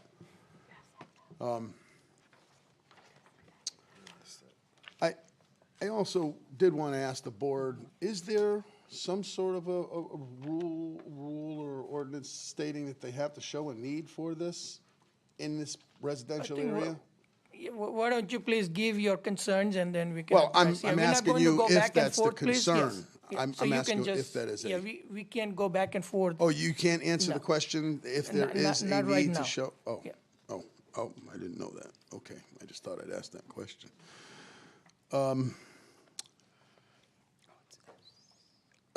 Let's see here, okay.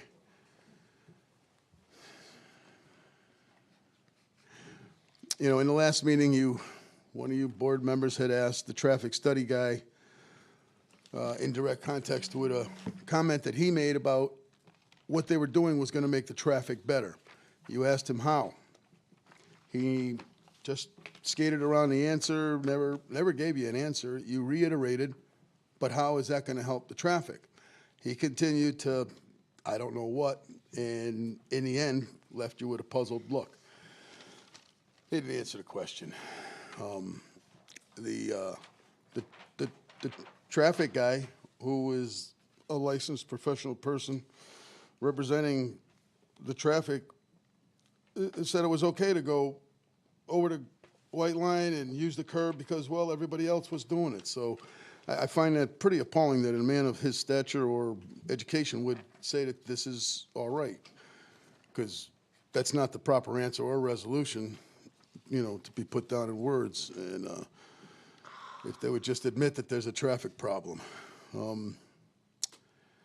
If vehicles are allowed to just egress out of that Forest Street side, and they're allowed to turn left and right, there's nothing going to stop people from turning in there unless you put a stop bar in there. It's just not going to happen. You know, I believe they brought up a comment because I'm only addressing what was said after we had to sit down and we couldn't say nothing. You know, with what I thought was a completely vague traffic study on one of the coldest days of the year on a Wednesday, which is a hump day. Because traffic now, just since then, with spring picking up and all the lawn places and the spring contractors and everybody coming in and out, I mean, traffic increases quite a bit there. It really does. And I'm not sure if they ever did state exactly what type of food they were going to be having or how much of a turnover on this food do they throw away daily. I would have to imagine, because I have a food service license, that they've got to throw it away at least twice a day into a dumpster in the backyard. Well, and again, as my daughter said, bringing unwanted varmint, smell, and whatever else comes with it.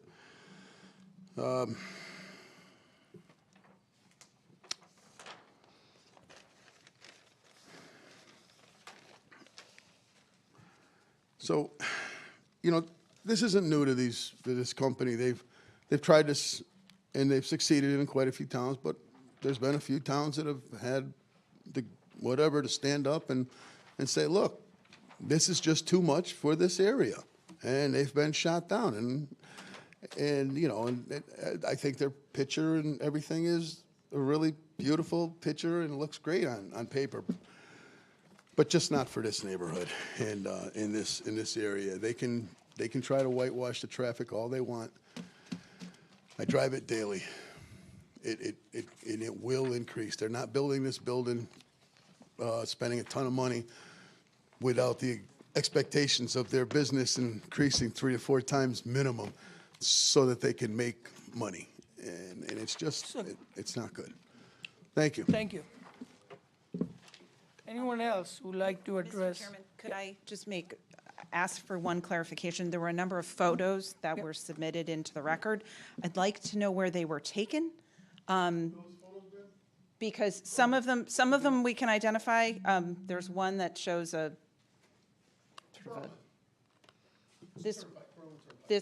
they minus the last one? No, that's the sign that's still. Can't go back and forth here. Right. Can't go back and forth. So what I just wanted to clarify is that the 4 photos of the various Atlantis locations are all from the location in Berlin on the Berlin Turnpike? Yes, ma'am. Okay, thank you.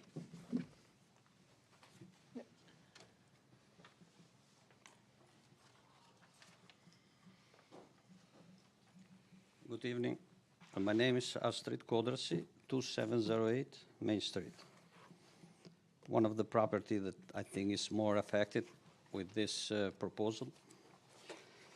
I would like to start with giving permit for gas station and convenience store in a residential area. For my opinion, it was the mistake from town of Rocky Hill on the beginning. And we keep doing the same mistake, letting this business to expand over the years without taking any consideration what pain we are suffering in daily basis as a neighborhood. I've been here, I think, in the 3 meetings for the same purpose, and most of the discussion is we look in the future. Hey, the applicant need to do the business, and we just hearing what's going to happen in the future. But nobody is bringing, and nobody is mentioning what we suffer in daily basis in existing gas station. In the last 2 meetings, no one is talking about how to improve the existing landscape and the operation. because how it is right now is not working for us as a neighbors. There are a lot of concerns which we brought in a previous meeting. I don't want to repeat it, but we need to talk more because I'm in north side and it's very important for me how we can increase the buffer in the north side, not to decrease it. No one is talking how to build the noise reduction wall, the highest one in the north side. As I mentioned in the previous meeting, it's my luck that I'm neighbor with the gas station. But I don't want to hear, I don't want to see what activity is doing there. It doesn't matter if it costs $1 million to build the wall or 500,000, I don't know the cost. But as a neighbor, I need this. If you guys are going to approve to expand it, going to be the worst that we have it right now. I would suggest the town of Rockville should audit how this existing business operates. To be honest, they really doesn't care for neighborhoods. And I'm going to say why. Because it's not acceptable to let the fuel truck to come every day or every night in 2 o'clock in the morning and make a lot of noise and spread the smell in the atmosphere.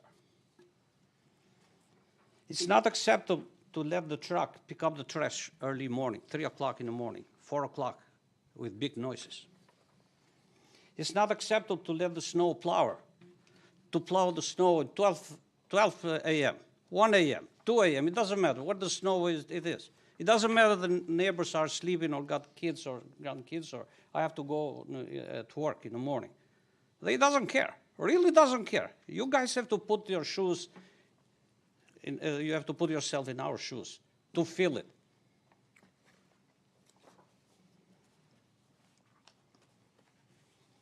I don't want to continue more, but I would say you guys have in your hands, you can improve quality of our life or to protect our property value, to reject this project and apply strict rules how the existing gas station operates and make it, at least make it a little bit easier for us. Not to think more to expand it than to do it. Thank you very much. Thank you. Anyone else who would like to address to the commission? Again, anyone else in the audience who would like to address to the commission?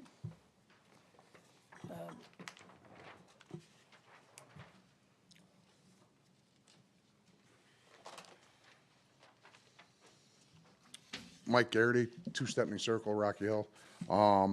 They've come at you 3 or 4 times with different sized buildings, different locations of the buildings. They're going for variances, they're going for combination of the property.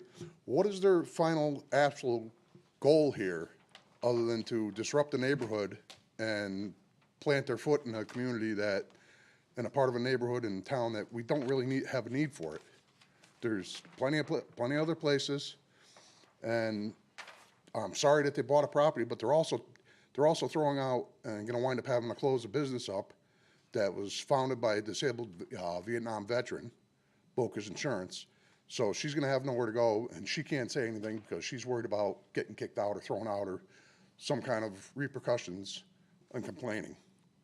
So you're not only affecting people who live in the neighborhood, it's people that have had established businesses in town, and they're going to get just thrown out and sent to the woods. Thank you. Thank you.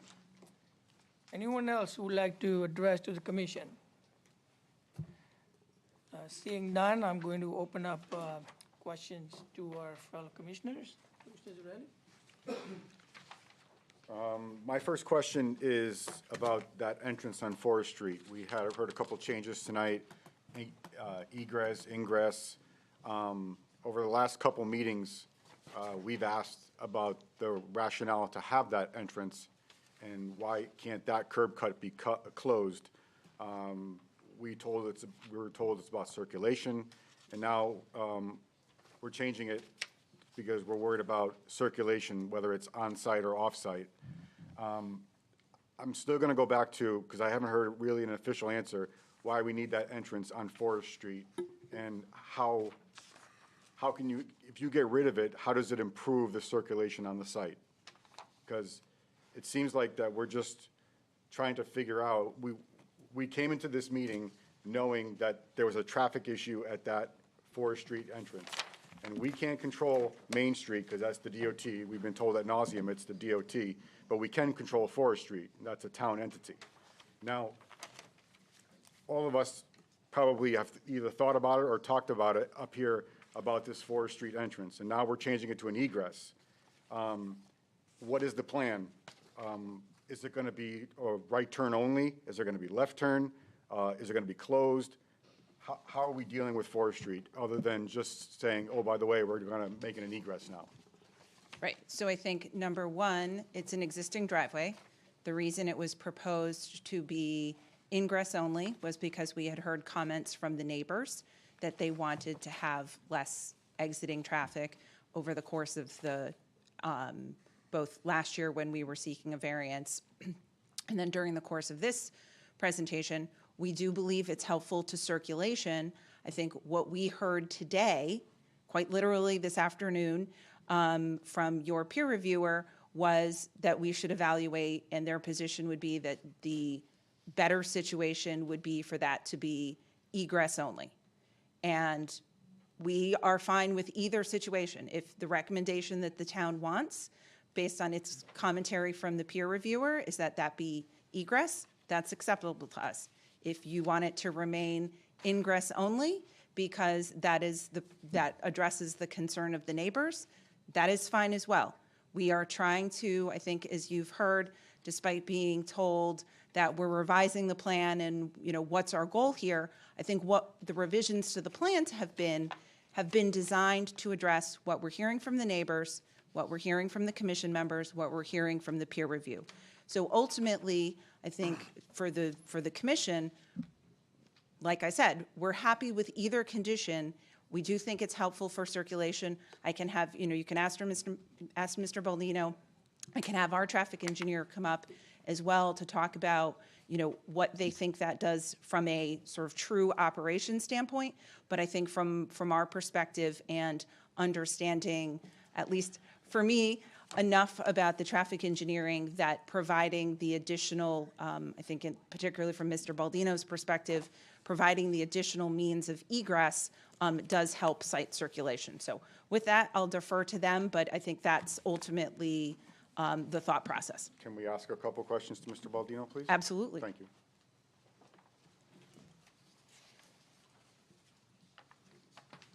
So again, for the record, Matt Your Baldino. recommendation was to do an egress there because of concerns at the intersection.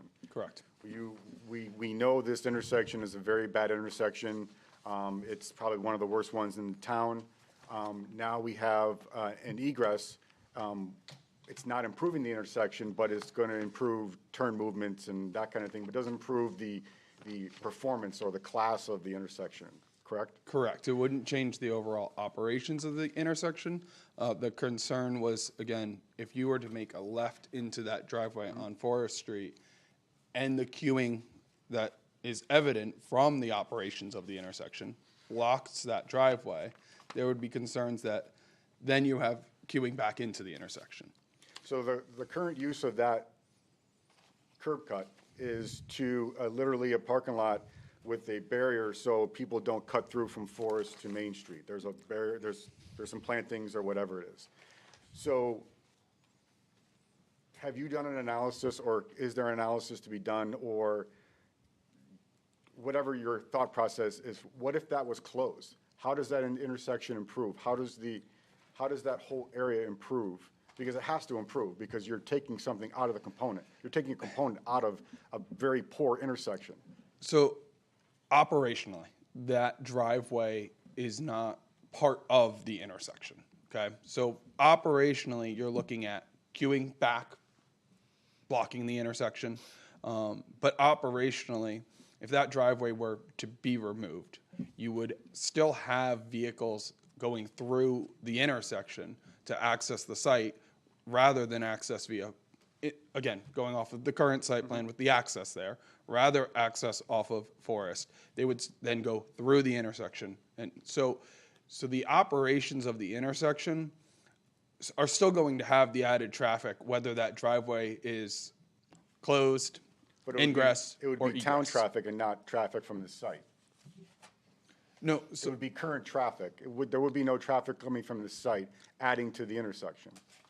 If you so close- I guess, hold on. So added to the intersection, there would be. Added to Forest Street, there would not be. Does that, Because you're proposing no left-hand turn? no, I'm saying if you were to close it, you're still adding traffic to the adjacent intersection. But if you were to close it, But you how- wouldn't be adding to Why- Forest Why do Street. you say that? I don't understand that part. Because anyone that was traveling from the south that would be accessing the site would still be going through the intersection. But they're not going to the site, so it's normal traffic.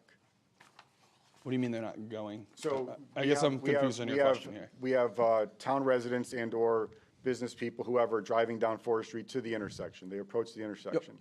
So now they have to, if that intersection was closed, there's no change in flow. There's nothing going on. Because right now, that curb cut is not used, really. There's nothing, there's never anybody in that little parking lot there because they all park in the front. Again, yeah, I think we're talking about two separate things here.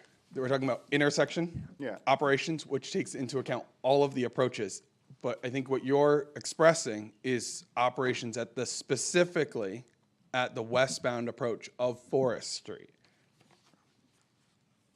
Yeah, sure. right? Yeah. So And adding to the east of this intersection, adding to the east. Right. Queuing. Right, so you would remove additional traffic on Forest Street if you were to close that driveway. You would not add, site traffic wouldn't utilize Forest Street because there'd be no way to access the site. But that wouldn't alter the trip generation of the site or people going through the intersection.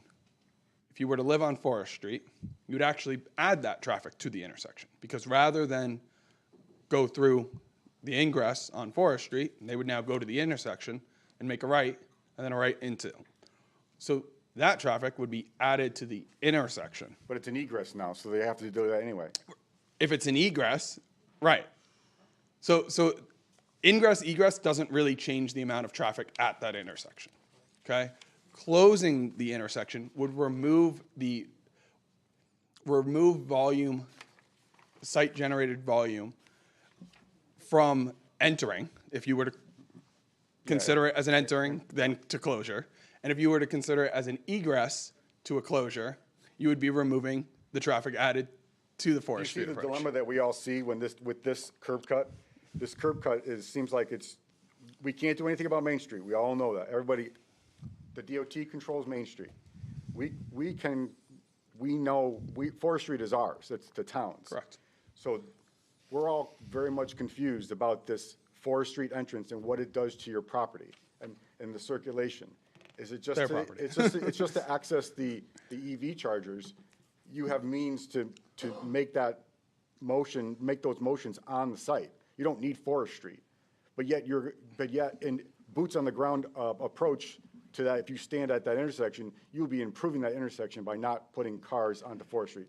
You can say technically no, and all the datum and everything else, but the boots on the ground approach, it seems common sense that cars not being able to go to the intersection improves the flow. I understand what you're going to say because you're Right, from you're- a technical you're a data operation. professional. Right, from a I'm- technical operation, again, and I'm not from the applicant's team, I can't speak to what closing that driveway would do to their site plan and Yeah. their site configuration. That's why I'm asking you before I Right, ask them. that's really for them to answer. But in regards to, our professional opinion, our recommendation would be that the driveway be there as an egress form. We feel that would help in congestion management in the area. Would you say that if it had to stay and it was egress form, would you say right turn only would help? That would be something that if the neighbor concerns of vehicles entering their neighborhood, I think that would be something that the Like applicant literally could. the formation of a right turn only, like you can't get left unless you drive on the lawn type thing. Yeah, so that would just, I'm what just that, asking questions. I'm just asking questions. so I just, to I'm not kind of trying go to on the. redesign your site, I'm just trying to ask questions. So to try to go on the technical side of answering your question here. So essentially, their traffic assessment assumed that 5% of the cars were actually making a right in that driveway currently. So again, if we were to flip it to an egress, the people that came from that percent would go back there. So, there would be 5% of what they're anticipating, their traffic, to want to make the left of there. That's not a substantial amount to have concerns on limiting it. That would just require, again, those vehicles, if you were to make it a right out, would now have to exit the other driveway and go through a signal. Whereas if you allow full movement out of it, you're removing those 5% from the signal. Operationally from the signal, if you have full movement, you have less cars at the signal. If you were to make it a right out only, you would have more cars at the signal than the alternative. From a technical perspective. Now, our recommendation was egress, again, to kind of assist with congestion management of that area and not restrict travel on Forest Street. Specifically for travelers trying to travel that direction, we had concerns that the main road would be blocked, whereas if it's an egress driveway and neighbors don't let you out of the driveway, that is an internal congestion and does not directly impact the adjacent street. Internally, they may sit there a little longer to get the gaps which signals provide. Signals provide gaps because when the signal clears, there's gaps. That's the cycle of a signal. It's, as the cycle goes through, you would have gaps. So they may wait longer to egress the driveway, but we felt like it was not something that would impact the adjacent street as much as if it were a enter a driveway. Hope that answers your questions. It did, yeah. It gave me the information I need. Yeah, they want to talk about it too, so. Thank you. Go first, yeah. I'll stay close. Mr. Zarelli, I think Hold on a minute.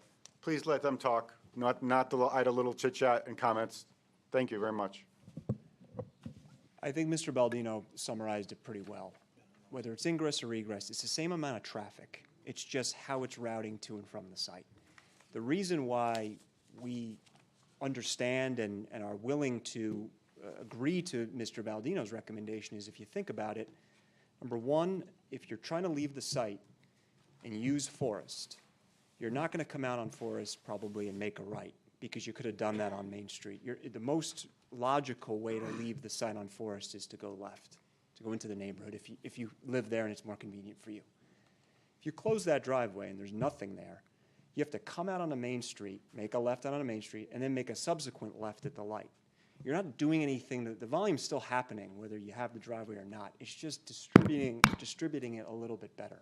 That's all. It's more of a way to ease some of the turning maneuvers that would otherwise create redundant left turns if you didn't have the access point. And it is, industry standard-wise, you want your driveway on the main line, but when you can achieve side street access in a safe way, you try to do that. And I think what we're trying to do is balance the needs of the community versus the needs of the site and trying to get to that sweet spot. And I think egress overall is better than ingress for the safety reasons that Mr. Baldino explained. So just wanted to add that for the record.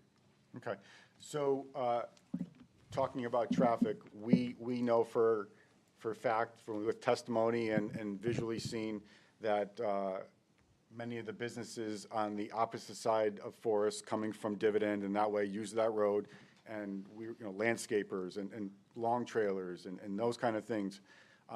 So now they have the opportunity to take long landscape trailers out of that exit and take a left per your rationale of taking a left. So now you're cutting across traffic coming east. There's a lot of things going on rather than just cars taking a left on Forest and taking a right on Forest. And I'm kind of looking at page 123 of our regulations, access management 7J, talking about curb cuts and how we should be limiting them and how we have opportunities, when we have opportunities on site plans. So I keep on asking these questions because I don't see the rationale. I'm hearing you, and I'm hearing 5%, and I'm hearing datum that, in my personal opinion, does not support the Forest Street entrance or egress now. We all came into this meeting with a lot of different things. We have a lot of information on our table today that we got today. And I just have to wrap my head around now egress versus ingress, because ingress was, I mean, we were, personally, I'm not speaking for anybody else, was very bad, in my opinion. Thank you for recommending egress. But I'm still concerned about that curb cut and what it does to the traffic on a town street, Forest Street. And with that, I'm going to go on, I'll limit my questions. Mr. Aguirre? Oh, I was just going to add, go ahead. you made a statement about the landscape trucks. You know, Gareth at the last meeting explained that the way that was designed was to discourage those types of vehicles using that area. There's tighter than normal radii in there for the express purpose of not making that a thoroughfare. So I think if that is a concern, we'd be willing to tweak those radii, make them a little bit more restricted, maybe add some signage that says, you know, not to be used for certain vehicles, you know, passenger vehicles only, whatever, to really convey that that is for, you know, principally for EV charging, first and foremost, but secondly, for anyone in the neighborhood who lives on Forest who may find that as a path of least resistance to get out. I think that would be a reasonable solution. And I think you are reducing the access points on the roads in which you can control. You have a full access movement, a full access driveway there now. You're reducing the conflict points by 50% by going a one-way in or out.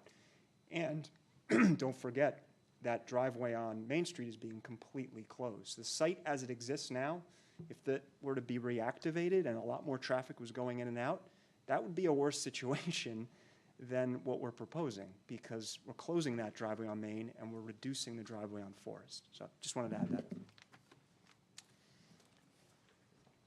Go. We covered everything, thank you. Mr. Aguirre?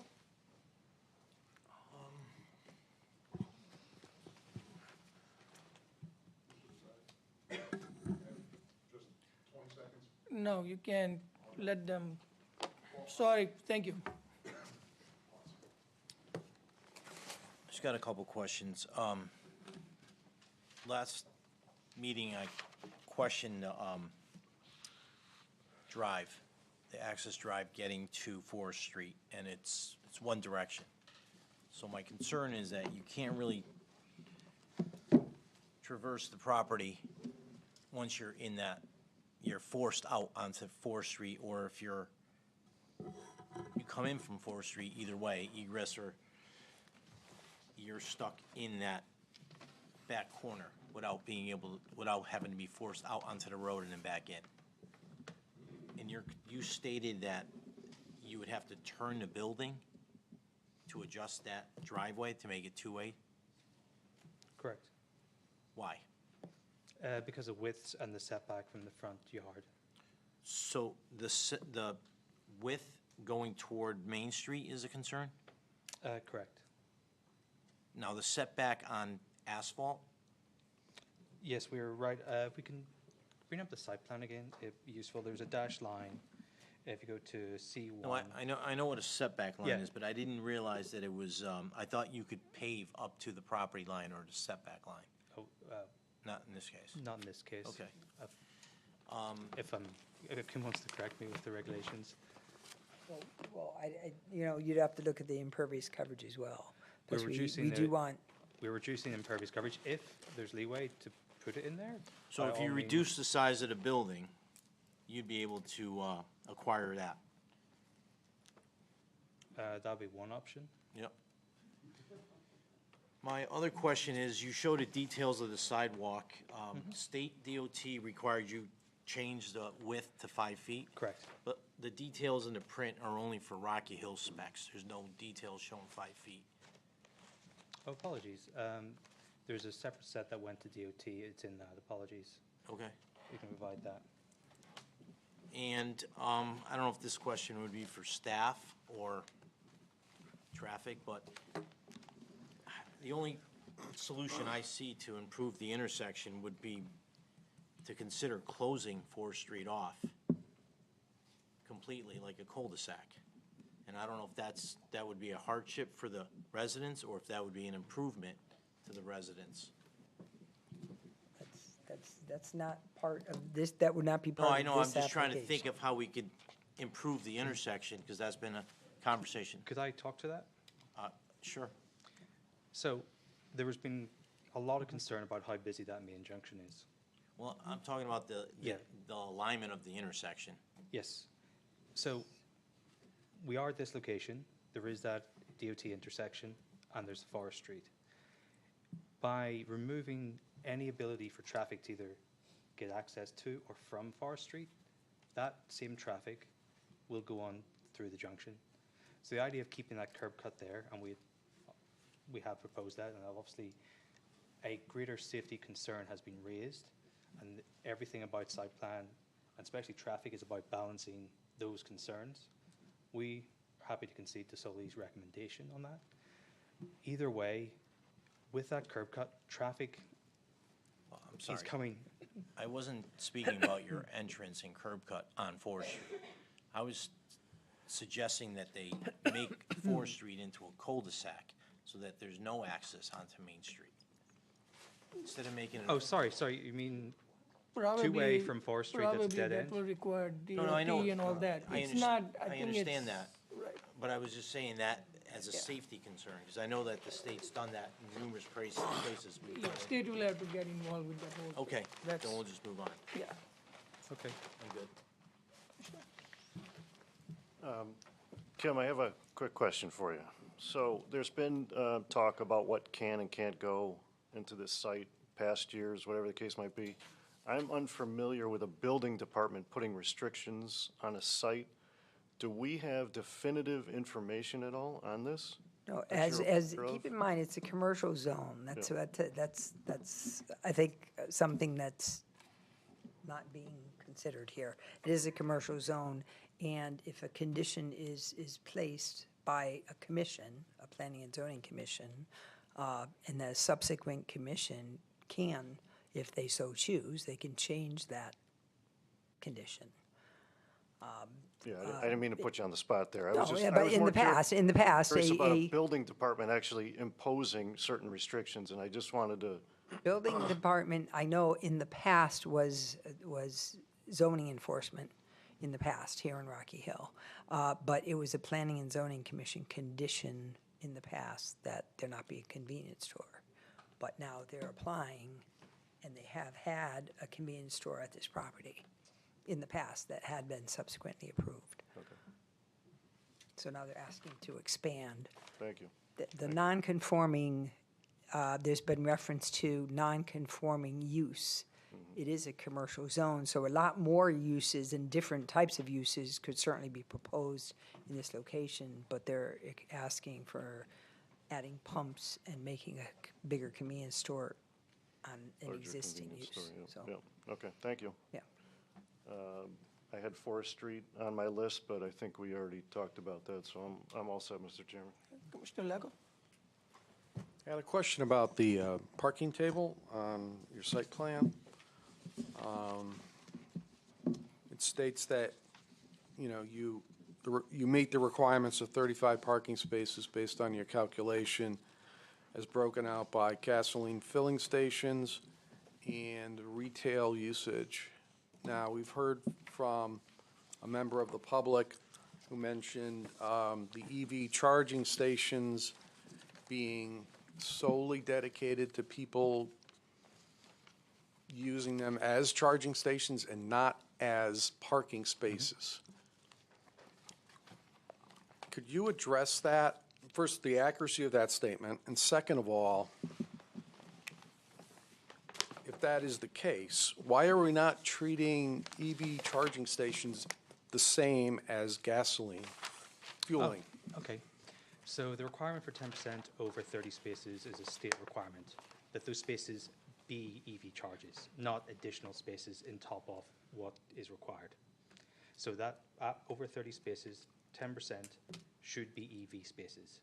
So those 35 we're proposing, 10% of them are EV spaces, because the current trajectory is EV is increasing. Therefore, there are going to be some individuals with electric vehicles that are going to come for the convenience store. So they have a charging point. It's a state requirement to provide that. It's an extra cost on every development in Connecticut. It's not something that people are willing to do unless they see it as a business need or requirement. This is a requirement, hence why they're there. So All they right, charge I understand that requirement, but let's just take the 4 EV charging stations out of the equation. You've got 12 bays for gasoline fueling. Requirement of 1.5 spaces per bay, which is 18 parking spaces required, of which parking at the gas, for fueling is considered a parking space. I understand that. And then you have retail of 4 spaces per 1,000 square feet of the building. That requirement is 17 spaces, and you meet that. Or do you meet that? You're counting the EV, in the 35 space requirement, you're counting the EV charging. That's the requirement of the state to count anything over 30 spaces, 10% of them should Yeah, but be that EV. doesn't, that's a different It's the same- requirement. The general population is changing, so therefore, a portion of users using EV chargers, the state has said that we should provide 10%. The market is not quite yet at 10%, so that's why they're not additional. Right, to- but you still have to meet the parking requirements absent the EV charging stations. Let me clarify. So looking at the requirement of providing the EV regs, or EV spaces, is both a state requirement that's then adopted in your regulations. And 7B21 says at least a minimum of 10% of the required parking spaces. It's not in addition to the required parking spaces. Your regs say at least a minimum of 10% of the required spaces. So of the total, 10%, the 4, need to be the EV. Okay. So that's, your regs account for that, and frankly, consistent with how it's being interpreted across the state. That, as Gareth noted, you're just going to have the same cars, they're just going to be electric vehicles, and you don't want somebody with a gas vehicle parking in that space. So Okay, that's the thanks. reason for the signage, but it's not additional cars that you're expecting. I understand. Thank you for the clarification. That's all I have. All right, thank you. Commissioner Morhos? I have a few questions, but I don't know if they were covered in the past, so I think I'll pass for now. Let me just mention what they are. They're concerned about outside noise, parking overnight, and what the lighting situation would be overnight. And if there's any overnight activity, I think some of that has already been answered because there were comments about fueling overnight, trucks fueling overnight, and garbage picked up at 4 o'clock in the morning. I don't know if that's correct or not, but those were comments made. So if that can be clarified, or if it has been, that's fine. I think that's all I really have for now. But I would point out that we should make a comment about who is going to be seated for this agenda item, because Yes. I wasn't in attendance at the last time. That's it. Have you, so we'll talk about it. You should address it, have you reviewed all the documentation and things like that, so.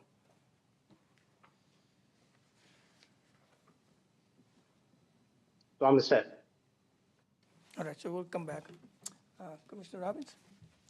Hey, first question is, just to better understand, what can we expect is going to occur in the convenience store? What products, services? I mean, we have other projects that just recently in town, and they link a Dunkin' Donuts to it, or they got you know, they're doing more than just selling grocery-type products.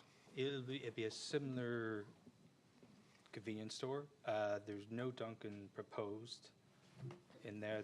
There'll be the standard takeout coffee and hot food.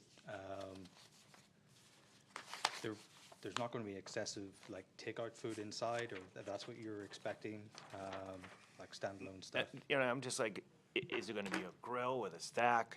You know, is there going to be a deep fry unit, and you need to store used grease in a storage container outside? I'm just trying to get a sense. It's all pre-packed. All so anything will prepackaged. just be Okay. So, another question I have is that I'm not quite sure I've heard a lot about how your project aligns with our plan of conservation and development, which is one of the things that we're supposed to take into consideration here. So, as a whole, we're reducing impervious coverage. We're increasing landscaping quite considerably from what's existing there. We're improving the buildings themselves better. Oh, sorry. Let me start again. We're reducing impervious coverage, which is not often the case when it comes to buildings like this. We're increasing the landscaping considerably from what is there. We're shielding the building for screening with the landscaping along the entire road frontage in the corner and densely around the rear. We've taken a lot of effort to make this a very desirable and pleasant place to be compared to what it is today. It's very much, it is in keeping with the area and a great improvement to this area of Rocky Hill. So those are the site improvements that you're suggesting, but specific, I mean, are you familiar with our plan of conservation and development? The last read it about 18 months ago, so I'm not familiar with it in great detail tonight. Oh, okay.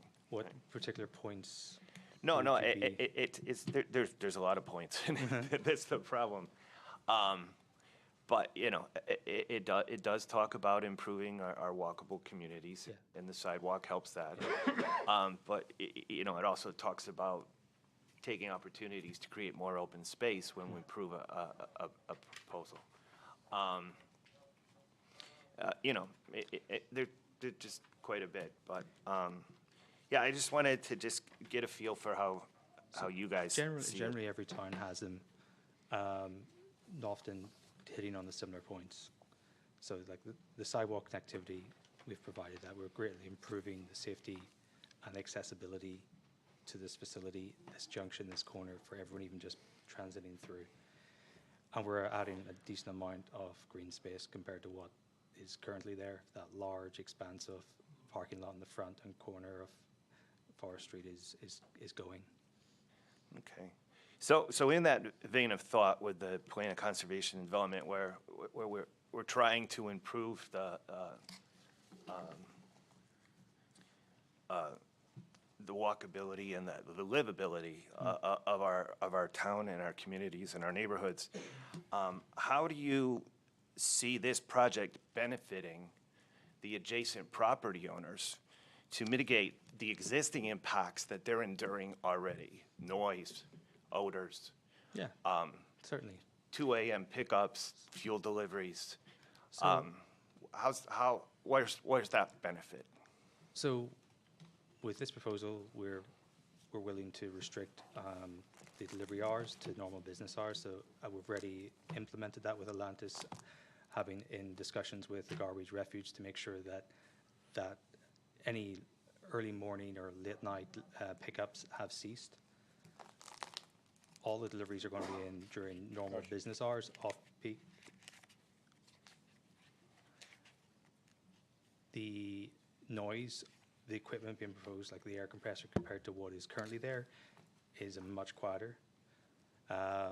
We've tried to move any apparatus that was currently close to the boundaries as close as we can, We do have quite a constrained site, hence why there's been so many changes and comments and tweaks to try and make this the best possible development it can be.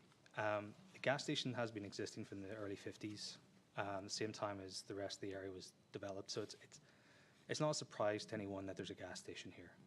There's also there's a DOT road there, which is a main road. It has ambient noise that exists. Whether there's a gas station here or not, that road exists at the junction. It is a busy corner, and generally speaking, there's not many better locations for a gas station than an intersection like this. You drive all across the country and you'll see gas stations staggered at crossroads like this, one on either side, sometimes on all four sides. There's great improvement to what we're proposing from existing. We're adding excessive amounts of vegetation to build up all along the perimeter, which currently isn't there. We've pulled in the boundaries as much as we can, practically. Our truck turning shows that we can still make all the maneuvers we need to, all the deliveries we need to, by just bringing it in as much as we can. And that's the approach we've taken. We've listened to the concerns. At the end of the day, this gas station is operating tonight. What is before you is a much better proposal. It does add one more pump. It does increase the building from existing buildings to proposed by an additional just over 1,000 square feet. It is completely in line with your regulations. It is much smaller than what is allowed in this commercial zone for a lot of this size. So there's a lot taken into consideration. Gas stations, especially a convenience store like this, as from our perspective and what we're seeing and what we're designing in other areas, tend to be 5,000 to 6.5, sometimes 7,000 square feet. This is on the lower end of what new design convenience stores are to fit the need of the customers. Okay. And where on the site plan now is that you're going to your staging area for snow removal? Okay, if we go to the grading plan, if you could flick through, this is the full set, so it's C200, about 2/3 of the way down the page. Feet on the right-hand side.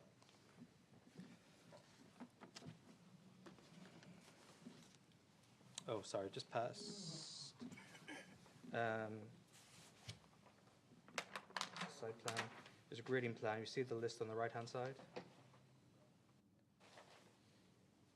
Just up.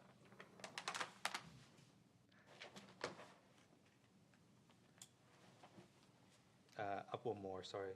That's a detail. Sorry, grading plan C2.00. Two more further up on that list.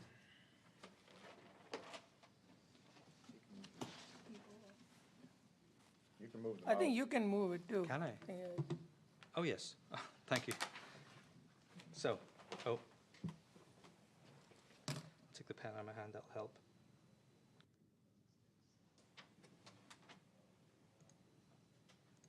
Here we go. So the gray shade areas are the snow storage.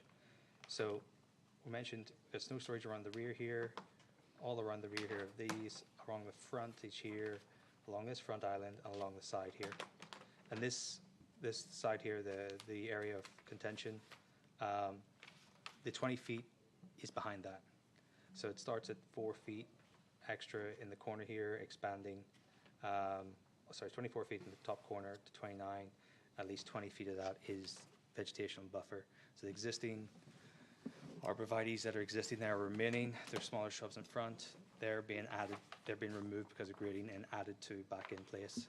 And the reason we don't have a section through there, it was mentioned before it was requested, is because to do that we'd need to go onto that property, and really you see the same thing whether you're looking at it from one side or the other. It's a dense vegetation buffer. So this diagram has the landscaping area next to the north exit driveway as snow storage? The north exit driveway is snow, yes. So if somebody makes a big snow pile, isn't that going to create a visual obstacle? Sorry, on the north side of the exit, did you say? No, no, the exit's to the north. Yes. It's called the north exit in the traffic study Yeah, of the site. so you can And see then you this- have, right next to it, south of that, you have that landscaping area. So if you start piling up snow there, and people are trying to make a left or right-hand turn, don't you risk creating a visual obstacle to cause If cause you can traffic, would cause accidents? So the stop bar is there, the car pulls forward, and the property line where the snow storage sort of ends. Snow storage is typically at an angle. I see. So Oh, there oh, is there's still visibility a- through. oh, So it's on the inside of it, it's not all the way out towards the street? Is that what Correct, you're saying? yes, yes. Oh, okay, because it's all fuzzy beneath that line. Sorry, there's a lot of layers there. Okay, all right. The other question I had, though, in our last meeting, we had mentioned how important it was for us to understand what the conditions, what all the past variances were, what the conditions of those variances were, and so on.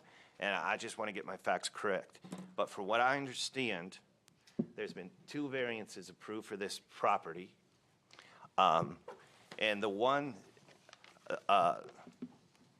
variance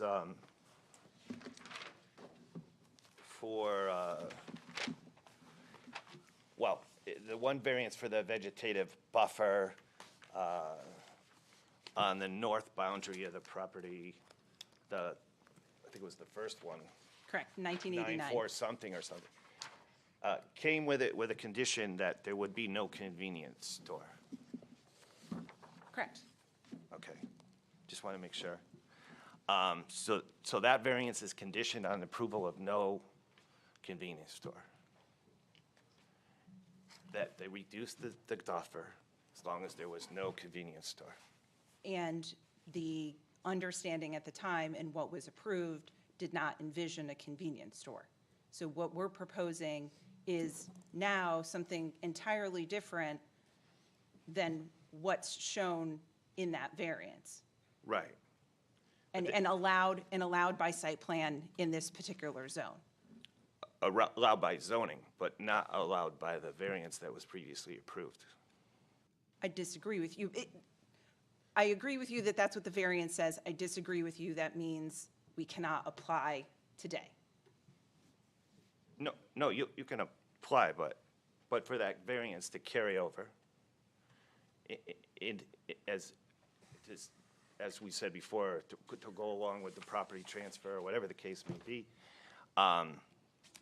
if the conditions changed from the proposal that was originally submitted back when, then that doesn't necessarily imply that variance would carry over.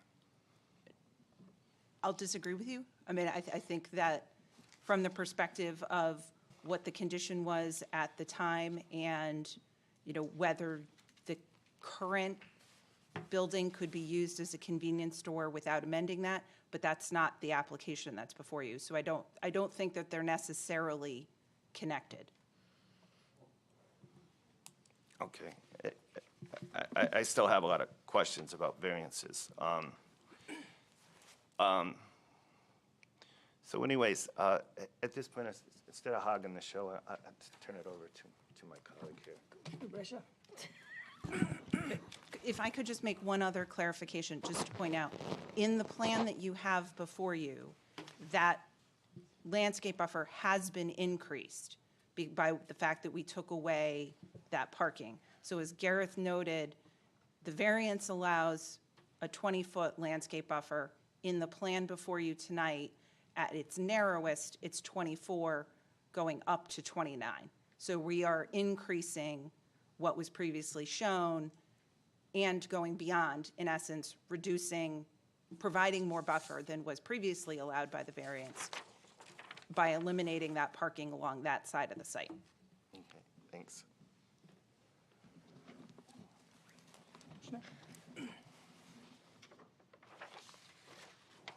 Okay. I just want to add some questions on the traffic study. So one of the things that I believe you said was that there were studies done replicated in another site so that depending on whether you had increased the amount of pumps in the station or not, it was the same kind of traffic? I can address that. because- Did I hear that right? So I'll back up a little bit. We found a very comparable site in Farmington, Connecticut. Virtually the same size convenience store, same number of pumps, or very close, operated by the same entity. So that's, and there's guidance provided by our professional industry, the ITE, that says, use our data, but if you have local data that is perhaps more relevant or applicable, you can use that. So we went that route, and gas stations and convenience stores, you can look at them two different ways. You can look at them from the number of vehicle fueling positions, or bays, as the term has been used tonight, or you can look at it as the size of the convenience store, two different variables. When we counted the traffic, we put it in terms of which variable would result in the majority or the highest rate, and then took that rate and applied it to this site. So we're looking at it from the most conservative way. I hope that clarifies it. So it's Farmington data, 3 days of Farmington data used to project traffic at this site, which is significantly higher than this site generates currently. Okay, yeah, I was just, wondering if it generated the same type of trip data, whether you had more pumps or not more pumps, you could keep the same number of pumps and still generate the same data? What are you asking? Well, I'm not clear on the question. Well, it sounds like what I thought you had said, that the same type of trip generation, whether you had less pumps or the same pumps. You had more pumps over in Farmington, I think. Was it Farmington? You want me to clarify what I said? Sure. So, Matt Baldino, for the record, for the peer reviewing. So what we had asked for was they had originally studied this Farmington location to collect trip generation data, and then broke it out by pumps or fueling positions or square footage to determine which one of those thresholds would then generate the higher trip generation and be a conservative analysis. What we then asked them to do was, what if you looked at this site today, as it operates today, and scale it appropriately? So if you were to say it operates today with, I think, 10 fueling positions, we're going to 12, 20% increase. So if you were to take today's traffic and increase it 20%, what does that look like in comparison to what you studied at Farmington? And what they observed at Farmington was higher than just increasing the site-generated traffic here 20%. Okay. So I think that hopefully clarifies. There was another comment that was made that someone may have represented that there was not an increase in traffic, and that is, Okay. the traffic study does Okay. include an increase with the Okay. addition of square footage Thank and you. pumps. Okay, thank you for clarifying that.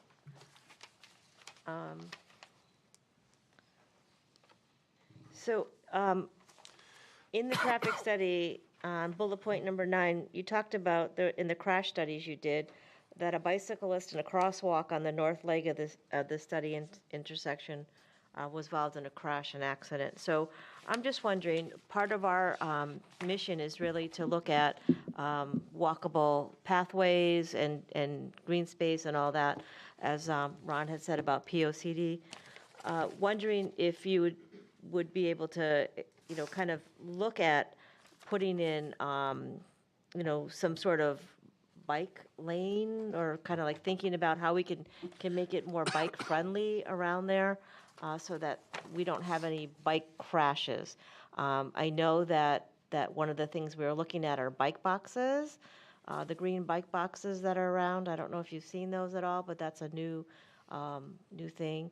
And I know that we probably don't have any say in that, but a bike box at that intersection might afford a bicyclist a little bit more safety. Same with the Forest Street area as well.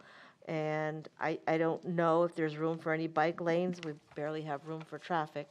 But when I saw that there was a crash of a bicyclist in 2024, I'm a little concerned about just trying to do due diligence for our bicyclists. Sure. If I may, just so, and you are aware, and I think Victor made mention as well, we cannot dictate to the state anything. We can certainly suggest that they investigate. You could say, please investigate, but we can't tell them that you must do this, and you couldn't condition any project on any state road. Right. But, yeah, you could do that, certainly. Thank you, Ms. Ricci. I was gonna say that obviously CTDOT is gonna, have its bite at the apple, so to speak. If and when we get past this board. But the other thing I want to note is that this intersection, I mentioned it at the last meeting, and it's very common in Connecticut to have exclusive pedestrian phases at intersections. So when the button is actuated, when someone pushes the button, it shuts down the intersection for vehicles. You can cross at any location. Now, when I looked at that data and I saw that a bicyclist was struck, first off, that is, we never want to see that. But when you see it at a crosswalk, to me, it brings up two things. Did they actuate it? Because when you're a cyclist and you're crossing a crosswalk, you're supposed to, quote, cross as a pedestrian, and in which case you would have the protection of the exclusive pedestrian phase when the intersection is shut down for vehicles. So I think you do have the controls in place at this intersection to have a safe pedestrian and bicyclist environment. I agree that the state could come in with other improvements, and we would not be opposed to those. We are enhancing the sidewalk connections. As Gareth had noted, we are closing that driveway, which is just south of that crosswalk where the bicyclist was struck. So I think there are some elements within our control that we're doing to further safety. A lot of it is beyond our control, but I think within our site limits, we're doing a lot to promote pedestrian safety, and certainly the exclusive pedestrian phase is there to protect someone crossing Main Street. Okay. And the sidewalks, I didn't see the sidewalks on the plan, but you said you would get them on the plan? I'll let that sidewalk on Gareth speak to Forest that. Street? Yes, the one you requested, yes. It's in the latest set that's just been okay. submitted today, and you will have a copy. Okay, and so that goes up to the entrance, right, or to the cutout? Correct. Hopefully I can zoom on here. And did you say you couldn't extend the sidewalk to your property border? Yes. How can I... Oh, yeah, thanks. Okay. Here we go. So here's the additional sidewalk. Hopefully you can see it there with the crossing point ending here at the curb cut as requested. Then I'm sure you've seen enough plans to understand the contour lines, how the grade steadily increases from this point onwards, and then comes up to our neighbor's property here. There's existing cedar, 15-inch diameter, so it's quite established right in the path of it. So there didn't seem to be much benefit in extending. Also, we couldn't make it ADA compliant to go straight up that grade. So that's why we took on board the comments about extending the pedestrian crossing here up to this point, and we've shown that. Could it extend any further on the other side? Opposite? Oh, sorry, I mean On the other side of that cutout? It could go a short distance, yes. I mean, I'm not an engineer, so I don't know. Yes, it But could sidewalks techni- are our thing. Yeah. Okay, thank you. I'm good. You good? All right. So I have a couple of questions. One is basic question that Commissioner Ron already asked, and I'm just trying to grasp as to what happened with the variance and the note that no convenience store. After that approval, when did it become a convenience store?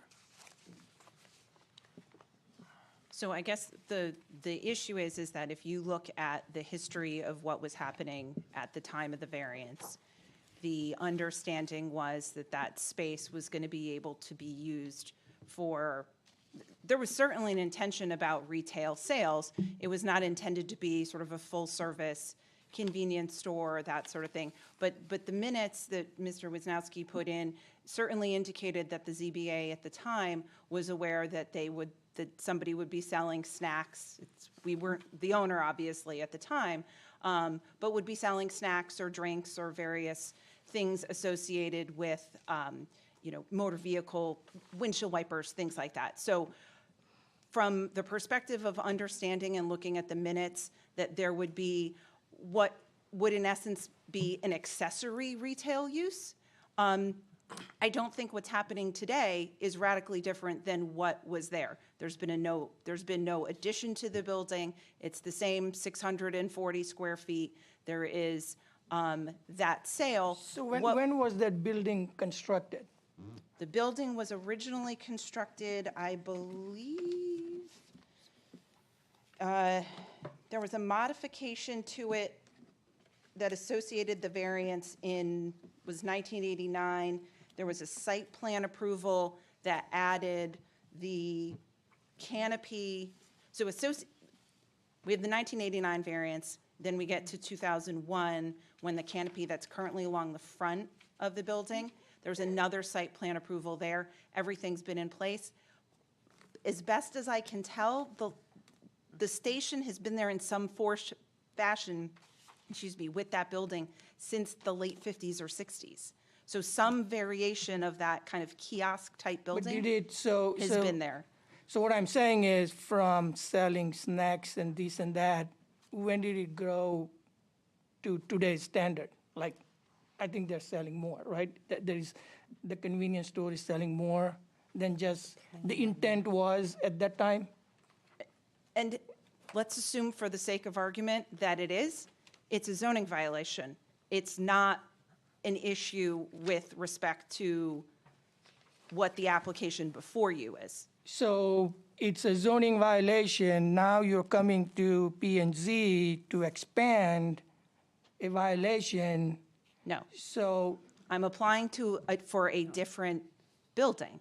And so I think what you're thinking about is, and I'm saying for the sake of argument, number one, just so we're clear, I disagree that what's going on today is substantially different than what the concept was at the time the variance was issued. I think that's semantics, right? So we both can agree to disagree kind of thing, because I think that the intent was clear at that time, no convenience store. The convenience store that you are applying today, it's a convenience store. Yes. At that time, there's no convenience store at that time. And I think if you Only snacks and this and that, right? And I think if you think back to the convenience store world of 1989, when this variance was coming in, it's very different than what we would see today, either in this building, what you have at Cumberland Farms, what you have Noble Gas, Pick, a variety of users that are sort of doing a modern convenience store that have more than that. So I think if you think back to that, again, this is certainly not a modern convenience store by 2025 standards. I do think, again, that it's consistent with the nature of what things were and anticipated in 1989. Do I know exactly when, our predecessor may have started selling additional items, or there was some, to the extent that you think that there's been a change? I don't know when that is, because we haven't owned the property for the entire duration since this variance took effect. Because the question I'm trying to grapple is this change in use that happened between when the original variance was given until it grew into convenience store? And if there was a change of use, the solution to that is to come to you with an application, which is what we're here for. So, right, you're coming to us, and then along that line, when did it become 24/7 use? I don't think there was any restriction on it not being 24/7. We have, and that's something I'm going to ask staff to look into, because we have a I haven't seen noise anything- ordinance. We have noise ordinance Correct. that says, and I believe the ordinance was effective, noise adopted 8/15/1988. So it was before, and it says exemption, noise from fuel, oil delivery vehicles, and other delivery trucks serving residences and businesses between hours of 7 a.m. and 9 p.m. Correct. Right? And there is another that says noise created by refuse and solid waste collection and processing, provided that such activity is conducted between 7 a.m. and 9 p.m. And there's an Except on exemption for holidays. snow removal. Correct. From the noise ordinance. So. Yeah, absolutely. Yep. So, is the current use complying with this exemptions? We have been made aware through the neighbors that there have been instances of non-compliance. I suspect that that's probably true with trash pickup throughout the town. Certainly the case in most towns.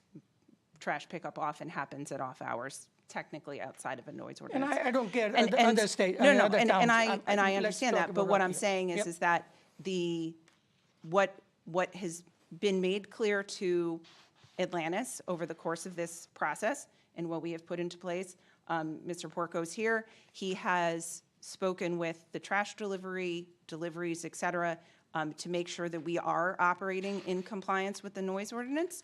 That is a commitment to going forward. We should be operating in compliance with the noise ordinance. We will continue to do that to the extent that there is And I think I appreciate that at the public hearing time. And we have seen time and time again, as residents have come to us here today and said, nobody listens to them. Nobody. They go to town, nothing happens. I don't know what the current, operators, they do. But they're there to listen to our residents. And we have, according to our regulations, we have to look at, protect public health, safety, convenience, property values. I mean, this is coming right from CGS Section 8-2. Lessen congestion in the street, promote health and the general welfare. Now, who is going to look after those? If the town doesn't look after and the property owners doesn't look after, and we have residents again and again telling us and probably begging us. I mean, that's, and we are here to take care of them, to make sure that the neighbors, the business neighborhood is, compliant with all the regulations and requirements. So there's a couple of things. Number one, obviously, if there's a violation of a condition of approval, you have zoning enforcement authority that the town can undertake under Section 812. You absolutely have zoning enforcement authority. Number two, generally, noise ordinances are enforced by the police department. Certainly, whether it's a town or a resident, whoever it is, if there's a violation of the noise ordinance, that can be a call to the police department to enforce the noise ordinance. Obviously, the other point is that as a condition of approval, we're stating here on the record that we're going to comply with the noise ordinance, which we are required to do. So you would have, again, both options, the procedure under 812, the procedure, not only 812, but also your enforcement authority under the regulations, but also through the police department and the noise ordinance to have that enforced. And there's, to the extent that you want to go beyond, well, sending a notice is not enough. 812 comes with the ability to impose fines. I believe there's probably a similar enforcement provision under the noise ordinance. So you do have the authority. It's just a question of whether or not you choose to use it. And ultimately, I think that's the question. And if residents are asking you to be more proactive about enforcement, obviously, I'm saying that we're going to comply. If we don't, then you could cite us. And so I think I still have. Yeah, I would like to also state on the record that I know our office have received complaints on other properties in town about garbage pickup. And I have been out at 3 in the morning or 2 in the morning. I've been down to the ferry at 1:30 in the morning, waiting for sergeants from Cromwell to come because Rocky Hill Police were busy enforcing noise regulations. So I have not received any noise complaints about this site, except I'm hearing at the meetings. That's when I'm hearing about the noise complaints about this site. So there have been other violations at this site which have not come up, and that's been corrected. But just so you know, Mr. Chairman, because it appears No, as appreciate it. though- Thank you. Thank you. Okay. And then I think this question would be, for town and town attorney as to what can happen if there was a violation of use that became a convenience store. And now the applicant is coming for expansion. It's not an So- expansion.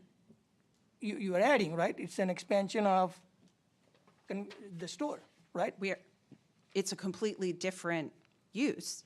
There's currently no convenience store or retail store on this location. It is accessory to the fueling station. So the concept that was outlined at the time, both in the variance and in the 2001 approval from this commission, envisioned this and approved it from the perspective of this being a fueling station. We are now coming in and saying, there's the fueling station, and to the extent that there's a request to expand and the special permit portion of the application relates, frankly, to one fueling position. It's the 2 pumps.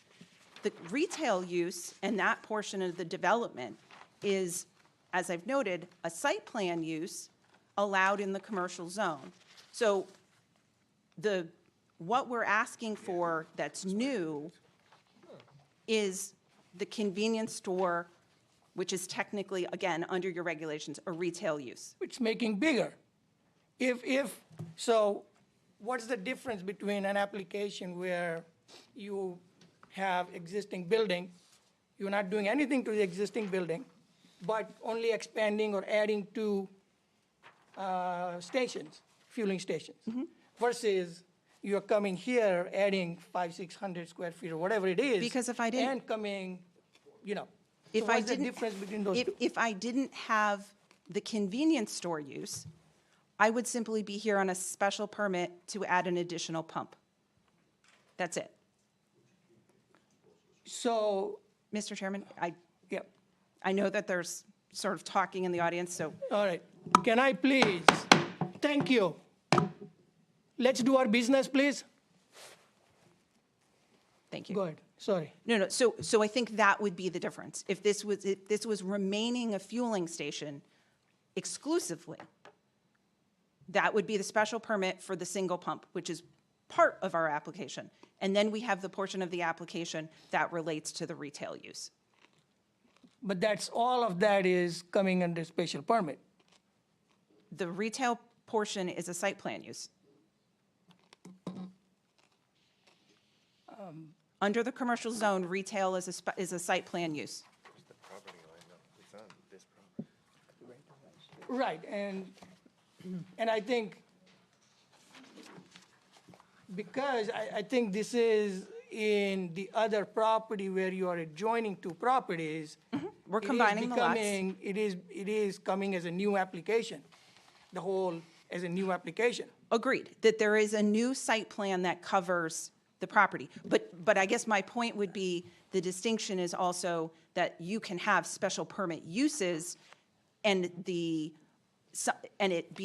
special permit relates to the use, but there's also a site plan component that might be different.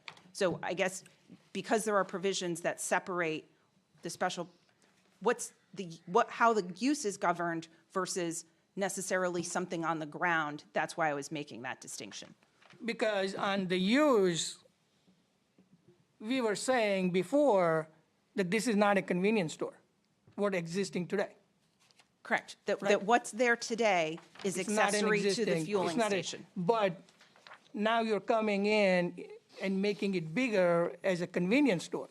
So doesn't that become part of the special permit? Because. It is we not a are special permit approving- use. Right. And so I think that's the distinction. To the extent that what we're trying to distinguish is the fueling station's a special permit use. What we're showing on a site plan, along with a site plan use, the underlying is a site plan. So what we're showing on the ground is a literal site plan. What we're showing as far as site improvements, et cetera, are a site plan. The uses, in addition to this actual site plan, there's one that's a special permit use and one that's a site plan use. So to the extent that you have a site plan in front of you that contains both a special permit use and a site plan use. Right. Yeah. So I think we'll have to get some clarification on that, what happens to the use that was not approved and is in violation as of today. I mean, I don't think that is a grandfathered use, right? You can't consider a grandfathered use. But let's, again, assuming we're going to just agree that what's happening on the property right now is a zoning violation. The remedy to a zoning violation is an application. We've submitted the application. So to the extent that you were to issue a cease and desist order, a notice of violation, the solution to that is to come to you and say, we would like to file this application.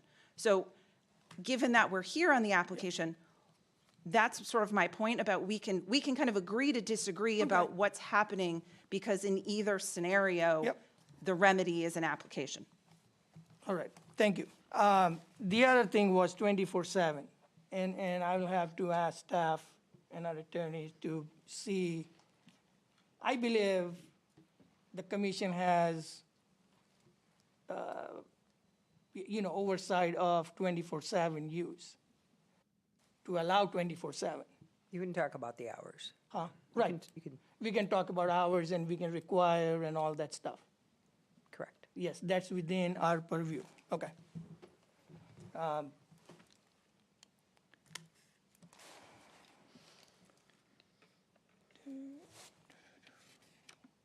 And I think we talked about the traffic going from ingress to, egress.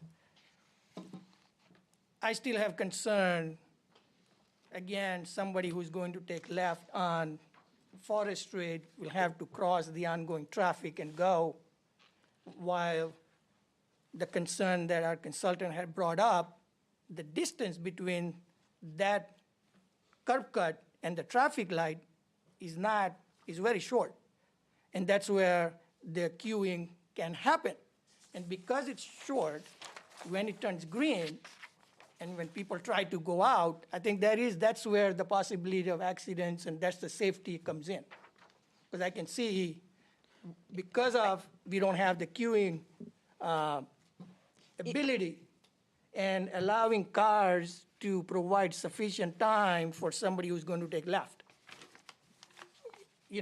So that's my concern, and maybe you can address that and see if that makes sense, or I'm just, making it up.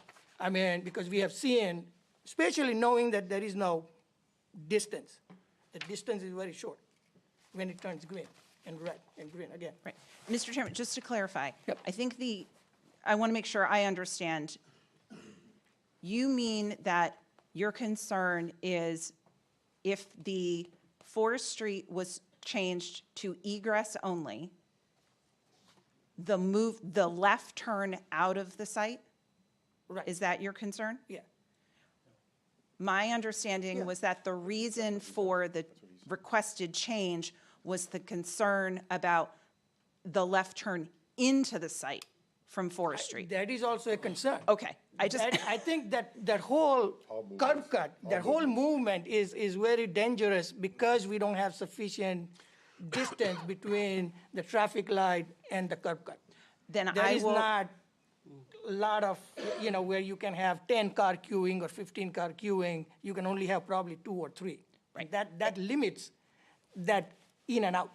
And I will obviously let you speak to both of the traffic engineers on that, but I think the notion was that otherwise, if that left isn't allowed, that left's going to happen onto Main Street, and that's the more potentially problematic condition than the left on Forest. And I think I'll what will let- happen is, and I understand, all the traffic would be transferred to Main Street in and out.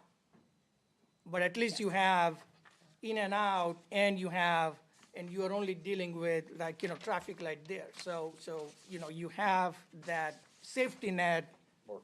More control to go in and out with, so. I'll let Mr. Baldino. So, just want to reiterate to make sure I'm understanding. So your concern would be if you were to make this left turn here.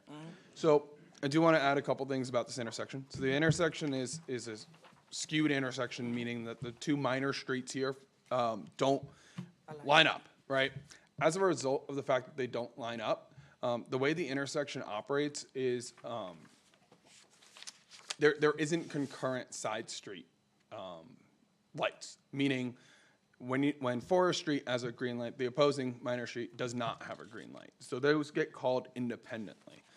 Additionally, as part of this intersection, all of the approaches have no turn on red. So when you're looking right to make the left, your conflicting traffic, again, you don't have to compete with right turns on red, which are traveling at slower speeds. But the sight distance, as long as there is adequate sight distance, which appears to be the case, looking right across through, you would see adequately the approaching vehicles to make that maneuver. Does that answer your question? So, I have a point to that. There's no right turn on red there. Just for that statement alone, I have a question. Yep.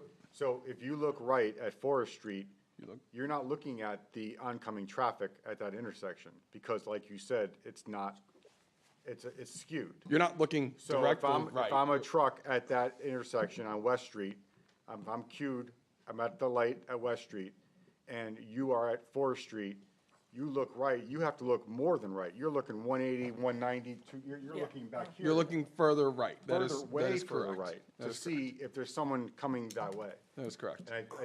And I think that this intersection can't be, the datum in this intersection can't be, I'm not trying to steal your time No, here, that's- but your statement by looking right, you're looking more than right. And now you're looking through vegetation, like Commissioner Robbins brought up, and everything else. Can you see why we're struggling with this? Because it's not really a true four-way Yep. intersection. It Yeah, is a so- skewed intersection. I understand. So I think, one of the things that would be, the opportunity that the commission has with this would also be that adequate sight distance be provided so that again, if the commission were to want that driveway to be egress only, and adequate sight distance be evaluated. We didn't provide this comment due to the timing of the application until this evening. So the applicant did provide sight distance diagrams from the other egress driveway. We would similarly request sight distance from this driveway. I do want to just kind of walk through sight distance calculations to kind of provide some clarity, because I think there's often a little bit of a misconception with how sight distance is viewed. But the DOT, Highway Design Manual, provides guidance on how that's calculated. So in a case here, your stop bar is obviously going to be back past the, do we have a site plan? Yeah. I can't see what's behind this one. That's the whole question I have. Site plan. I mean, the other thing is you have to look at drivers who would be 18 years old, 20 years old, there'll be 80 years old, 90 years old drivers as well. Yeah, And so- that is mobility so- to the person. So when you're looking at not just 90, but you are asking them to look at 120, 140, I mean, right there, they will never get out of that. Yep. So again, I want to just high-level sight distance calculations. My job here is to provide some factual information to help the commission render the decision. So the sight distance calculations are measured based off of either the travel lane, if there's a defined shoulder, or the edge of travel way. They are not related to the stop bar position. So it is the understanding of the DOT and traffic engineering methodology that if you, legally, you will stop at the stop bar, but then once you perceive that it is safe to do so, you would inch out into the pedestrian way if there was a crosswalk there. And then it is measured 10 feet back from the edge of the travel way is accepted, or 15 feet from the edge of the shoulder. The greater of the two is typically what is accepted. So if you have a 2-foot shoulder, you're using the 15-foot from the shoulder line as your distance back where you're measuring where that person is looking. In addition to the guidance, you brought up the question with regards to ability. I guess we'll phrase it. So intersection sight distance is measured based off gap acceptance, gap times. So basically, the way they calculate intersection sight distance is based on the speed limit or the 85th percentile speed of the road, but then an accepted gap. So that's basically how much gap in traffic do I need so that I can see, accelerate, get into the lane, and not have, right? So it's not just, can I see the car? It's, can I see the car with enough foresight that I can see the car and make the movement? So the average accepted gap is 7.5 seconds. That's typically, there's people that take much riskier decisions. There's risk takers in life that may cut that shorter. There's people that may take longer. But the national average for that is accepted is 7.5. They do have guidance in the AASHTO Green Book, which is kind of at the national level now, rather than the state level, where you would increase that gap acceptance in areas where there is an elderly population. That wouldn't apply based on those requirements in this scenario. So the accepted methodology to look at that would use that gap. So long-winded answer on how it's calculated, but try to give you some guidance on how ability does actually play into that calculation. As far as the sight distance, similarly to what we requested on the other egress drive, we would request that they provide a demonstration of adequate sight distance from the egress driveway on Forest Street, which the commission could require. And again, I think it's all these calculations work like cookie cutter if you had a typical intersection. Right, but you can still, Because you would what measure still the distance along the travel way and create You always add your sight distance triangle. when you have situations like this. So there's always factor of safety and addition and all that happens because of crisscrossing and, Well, again, so the sight distance gets measured based on so the sight distance is, again, for the vehicle exiting the driveway. The other option to look at, or another avenue to also explore, is stopping sight distance, which is the vehicle on the roads having adequate sight. That's typically a much shorter distance. That's measured just along the travel way of that traveling vehicle. When you do the sight distance from the driveway, what they would be required to demonstrate was that distance through the intersection, so that takes into the skew. Does that, you wouldn't measure here and just continue straight into an abyss. You would continue straight through the intersection here. So you would take, that's how your skewed intersection would get accounted for in a sight distance demonstration. And then when you connect the dots of that point, right, 10 feet back from or 15 feet back from a shoulder line or 10 feet from a travel way, with that distance calculated based on the speeds, and connect those dots, that gives you your triangle of where you need sight distance to be clear. I hope that helps explain. Yeah, no, it's so I think that okay, yeah, you can come. Okay. Thank you, Mr. Chairman. Really simply, we concur with Mr. Baldino. We're happy to substantiate that there's going to be adequate site distance. We control the planting at that corner now by virtue of the fact that the gas station site and the current retail building is proposed to be one. So we control that corner in terms of what can be planted there. Typically, you keep things at 42 inches or below to achieve an adequate sight line. We're happy to comply with that if that's a condition of an approval, if the board goes in that direction. Thank you. Thank you. All right, I think, Nancy yeah. did point, Nancy just came up to me, and I don't see it in mine for some reason. She pointed out that there was another correspondence. I don't have it in my packet, so. what is that? What was, I just didn't know if it had to be read in. Okay. I have it here now. She just gave me her copy. Thank you. It wasn't in my packet, so. so this is just a comment, I mean, I didn't know if it had to be read in. yeah, so I think. Yep. Yeah, if Okay. it's, yep. So, I think you can read. Okay, I will do that. And I will do that. I also want to point out the time. Yeah. Because we do have to adjourn by Yep. 11:59. So, and I apologize for this. Ed Muslin from 65 Tollgate Road, Rocky Hill.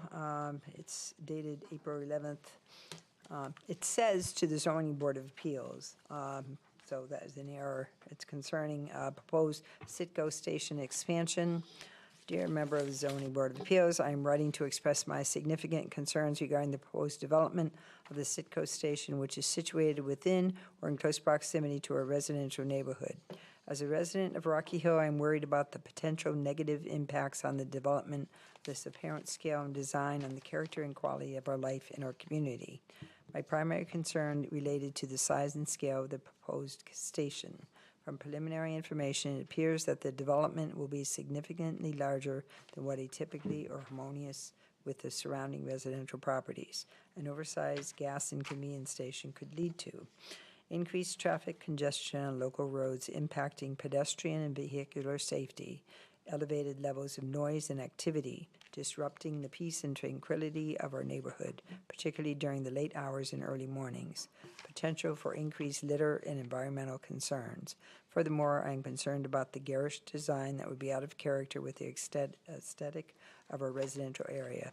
Overly bright lighting, excessive and prominent signage, and a design that does not integrate with the existing architectural styles that would negatively impact the visual appeal and overall ambiance of our neighborhood. Rocky Hill has a certain charm and established aesthetic, and it is important to ensure that new developments are sensitive to and respectful of this. I urge the Zoning Board of Appeals to carefully consider these concerns during your review process. Specifically, I request that you scrutinize the proposed size and scale of the development to ensure it's appropriate for its location near a residential neighborhood and complies with all applicable zoning regulations, including bulk regulations and any relevant special permit conditions set by Planning and Zoning Commission. Pay close attention to the architectural design, signage, and lighting plans to assure they are in keeping with the character of the surrounding residential area and minimize visual intrusion. The recommendations of the Architectural Review Advisory Board shall be given significant weight in this regard. Consider the potential cumulative impact of the development of this size and design on the traffic, noise, and overall quality of life for residents.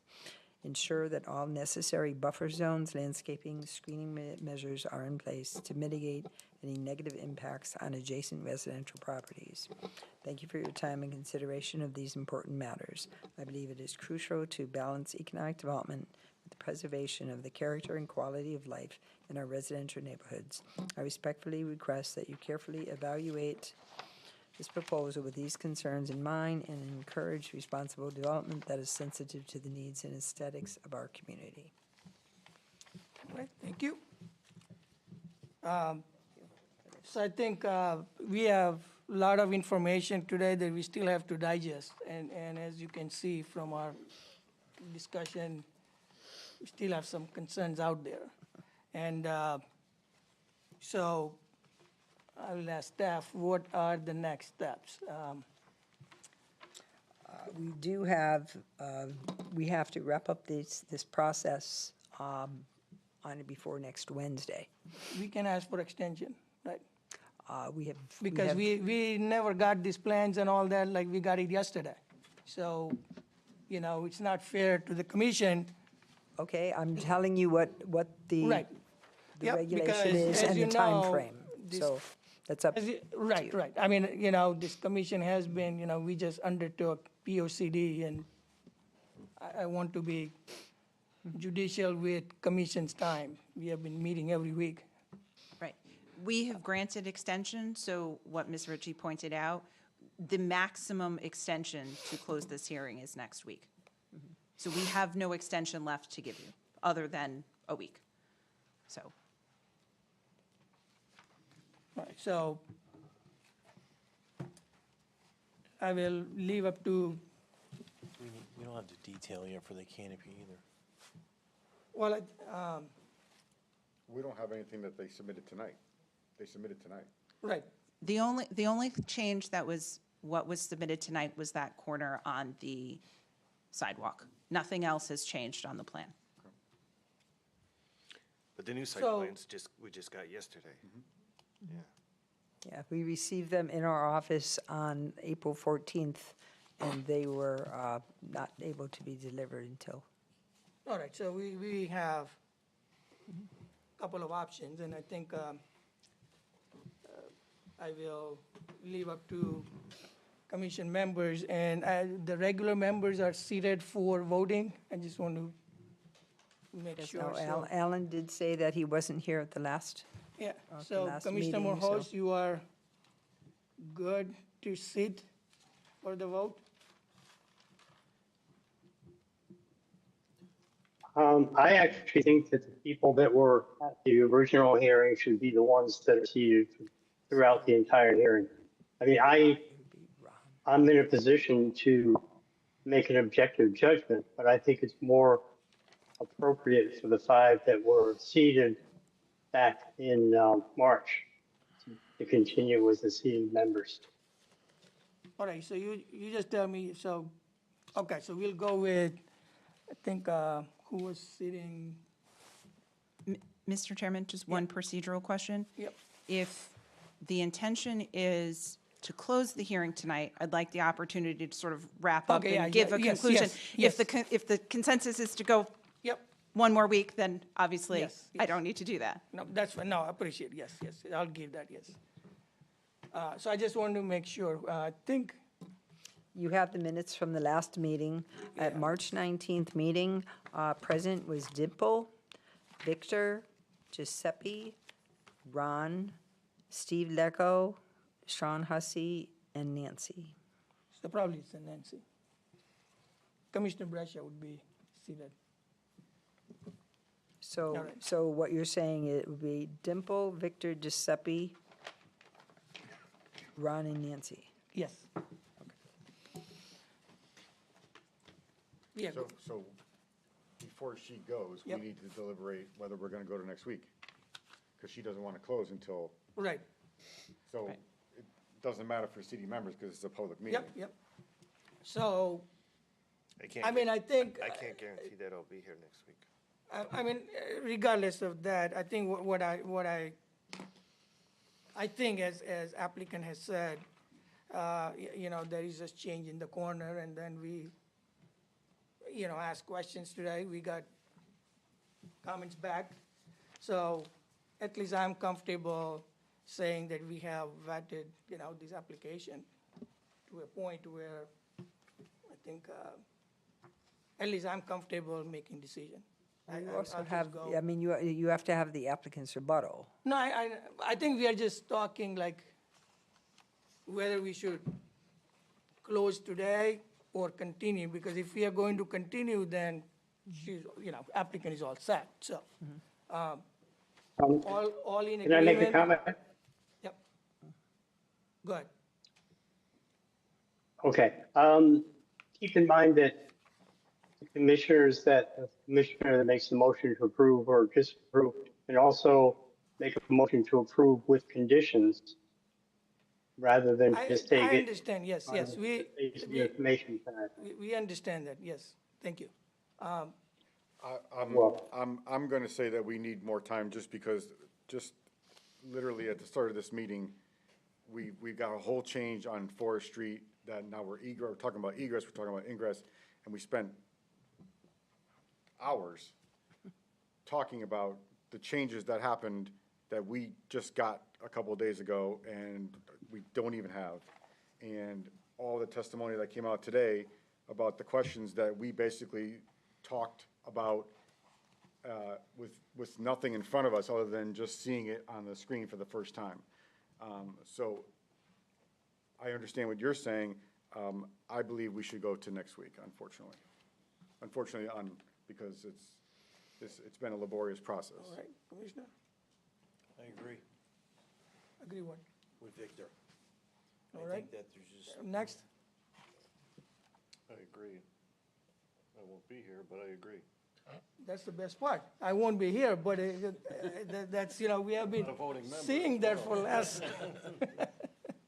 We got Lecco. We got, Oh, Yeah, I mean, I'm in agreement too. I don't I don't really like approving something that has some changes here and there. I like to see the plan, essentially, in essence, approving the plan that was right in front of us. I feel more comfortable, or deny, whatever we choose to do, whatever's in front of us officially, and we don't really have that. all right. I'm fine either way, but just like I said before, I'm just not quite sure that I'll be able to make it next week. So that's just, you might lose some consistency there, but you have Mr. Lecco, so he's been here for all the meetings. And Nancy's Commissioner Brescia? been here. I like sausage on my pizza. Yes, I think we should. Yeah, so, all right, so I think the majority is that we would, you know, meet next week. Whoever is here is here. What Me, time would here, you like to down. meet next week? What is that? What time would you like to meet next week? Same time? It will be a special meeting. can we put parameters and guardrails on this Yes. meeting so it doesn't go for ad nauseum again? Yep. Can we literally Yes. put guardrails on it? I think it's just reviewing this latest information that we have received, that's it.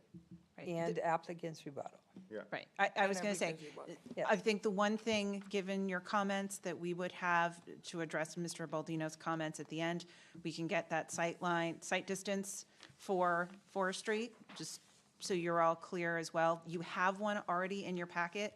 You've had it all along for Main Street, so we can do one for Forest Street if that's going to be an egress. And we can update that. What we had talked about this afternoon was that would require some striping changes, so we can obviously depict that on a plan. I'm not sure if there is anything else that you're looking for from us, but we- obviously, if we have the time, we're happy to provide it. Are we looking at the convenience store issue and all that? That's stuff, that's a stuff. No, but I'm saying, do we want them to look at it so we have that information? Well, to the applicant's point, this is Yep. an application. Yep. So I think we have to go with the merits of the application, and ask staff about our questions for that. But it shouldn't stop the application because, like she said, she's here to either correct the wrongs or Yes. whatever it is. Yep, So yep.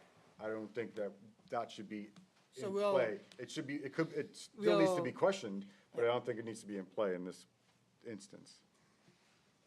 So I think that's the question we'll have to have, like what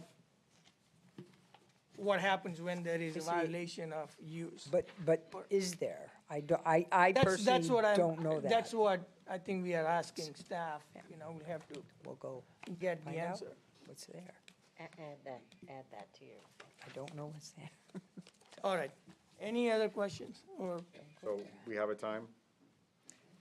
6:30, is that what? Want to do Yeah. 6:30? Is that more convenient for folks? I think I'm going to look at others because I might be, you know, whatever. So if you guys are good, whoever voted yes, you'll have to be here.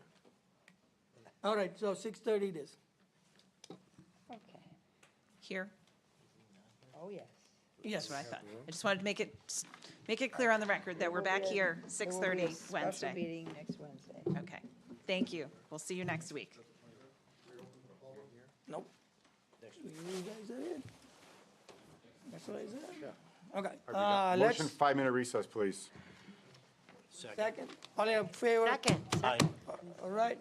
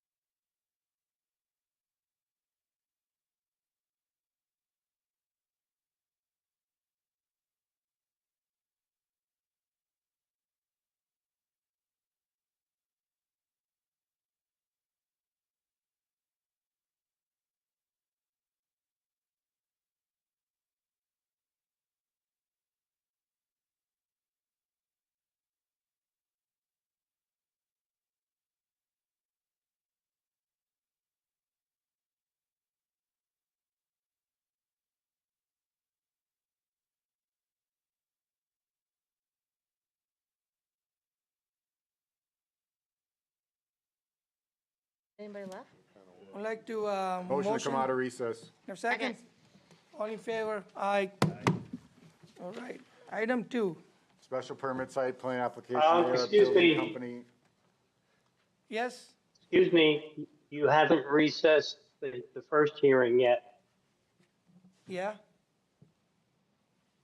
You should recess the hearing that you just, Oh, yes. Did you do that? Yeah. We did the, we didn't I'd make like the to make a motion. motion to Motion to recess recess. the public hearing for site plan, special permit site plan application AMG Pub 2 LLC. To, Made it? yeah. You could have made a Yeah. motion. I second it. All Oh, in you favor? need to pick it, you Aye. need this next Wednesday. Aye. Motion passes. All right. Okay, now on to B, special permit site plan application, AR Building Company Incorporated, care of Emily Mitchell, proposing 153 multifamily units in 3 buildings plus amenities under section 4B19 of the Rocky Hill zoning regulations in an office park zoning district on the corner of Capitol Boulevard and Enterprise Drive, ID 16-269. Hi, good evening. My name is John Schmitz. I'm a civil engineer, project manager with BL Companies, 355 Research Parkway, Meriden, Connecticut. And I think we're just going to flip back one slide here, just representing the applicant. So we were here, last month with our application, presented to you what we propose to do. Again, just to reiterate, approximately 20 acres of property, developing around 7.5 acres of it with a multifamily residential project. Three 51-unit buildings, and another smaller community building with pool. Access for the project is off of Enterprise Drive. We are on the northwest corner of the intersection of Enterprise Drive and Capitol Boulevard. What you see in front of you here is just a artist's rendition, a perspective drawing showing what the development would look like, how the buildings would be sited on the property, and the access off of Enterprise Drive. So again, this would be looking towards the northwest. We flip to the next slide as the site plan. I'll just walk you through some of the items that have been changed since we were last here. There were some items that the commission asked us to look into and make some additions, and we took advantage of the time to do that. We did submit revised plans last week. And the plans we did revise addressed the town engineer's comments, staff comments we had previously received from March 18th. So the plans included various details, bike racks, that sort of thing, added some notes to the plans that were required. But I'll point out a few of the items here. So one of the main items, I think, oops, go back one slide. So here we go. So the main entrance to the right here, we added a boulevard-style main entrance. We're trying to enhance the receiving area as you enter the development. So what we've done is to provide a median island, create a boulevard, a two-way driveway there with a median island where we would put a monument sign in that island. We've also enhanced the landscaping on both sides of the driveway with additional plantings, trees, shrubs, that sort of thing. In addition to that, what we've done is to provide, somewhat shown on this plan, but on the landscape plans it's in larger detail, our foundation plantings. We had mentioned how we intended to add foundation plantings, and in the revised plans, we provided details showing all those plantings around the foundations to all the buildings. In addition to that, the parking area here on the left, we provided a hedgerow all along that parking. I'll show you that in a little bit more detail as we move forward. So that was added to the plan. There was also a small maintenance shed that we proposed on the right-hand side that was added to the plan. There was an elevation for that included in the plan set. And then adjacent to the dumpster enclosure, we provided a small dog park there. There are sidewalks throughout the development around the perimeter of the parking as well as down to the street. And we were asked to include benches for folks who are walking around, have a place to sit. So just pointing out where some of those are. We added a bench here, 6 benches in total, but one bench in the northwest corner here, another bench down by the dog park, third bench at this location adjacent to the drive, and then another bench over here at the crosswalk in front of this building. And then we took advantage of a small area here in front of the community building, which is roughly about 20 feet by 35 feet. Created a very small pocket park, a couple of benches, some plantings, and little pervious pavers in that area as well. And then behind the pool, there's a level area that it was graded out before. It wasn't being used. So we took advantage of that and added 4 picnic tables. And just the way that lays out now, it's an area roughly 25 feet by 50 feet wide. And because it's up on top of the hill, you can actually look out to the north over the undeveloped portion of the property. And we'd also, in addition to the boulevard entrance here where we have a sign, we also proposed another sign on Capitol Boulevard. So folks approaching the site from the north, coming from the highway, for instance, coming down Capitol Boulevard, would see our sign at that intersection and understand to turn right onto Enterprise Drive. I think we go to the next slide.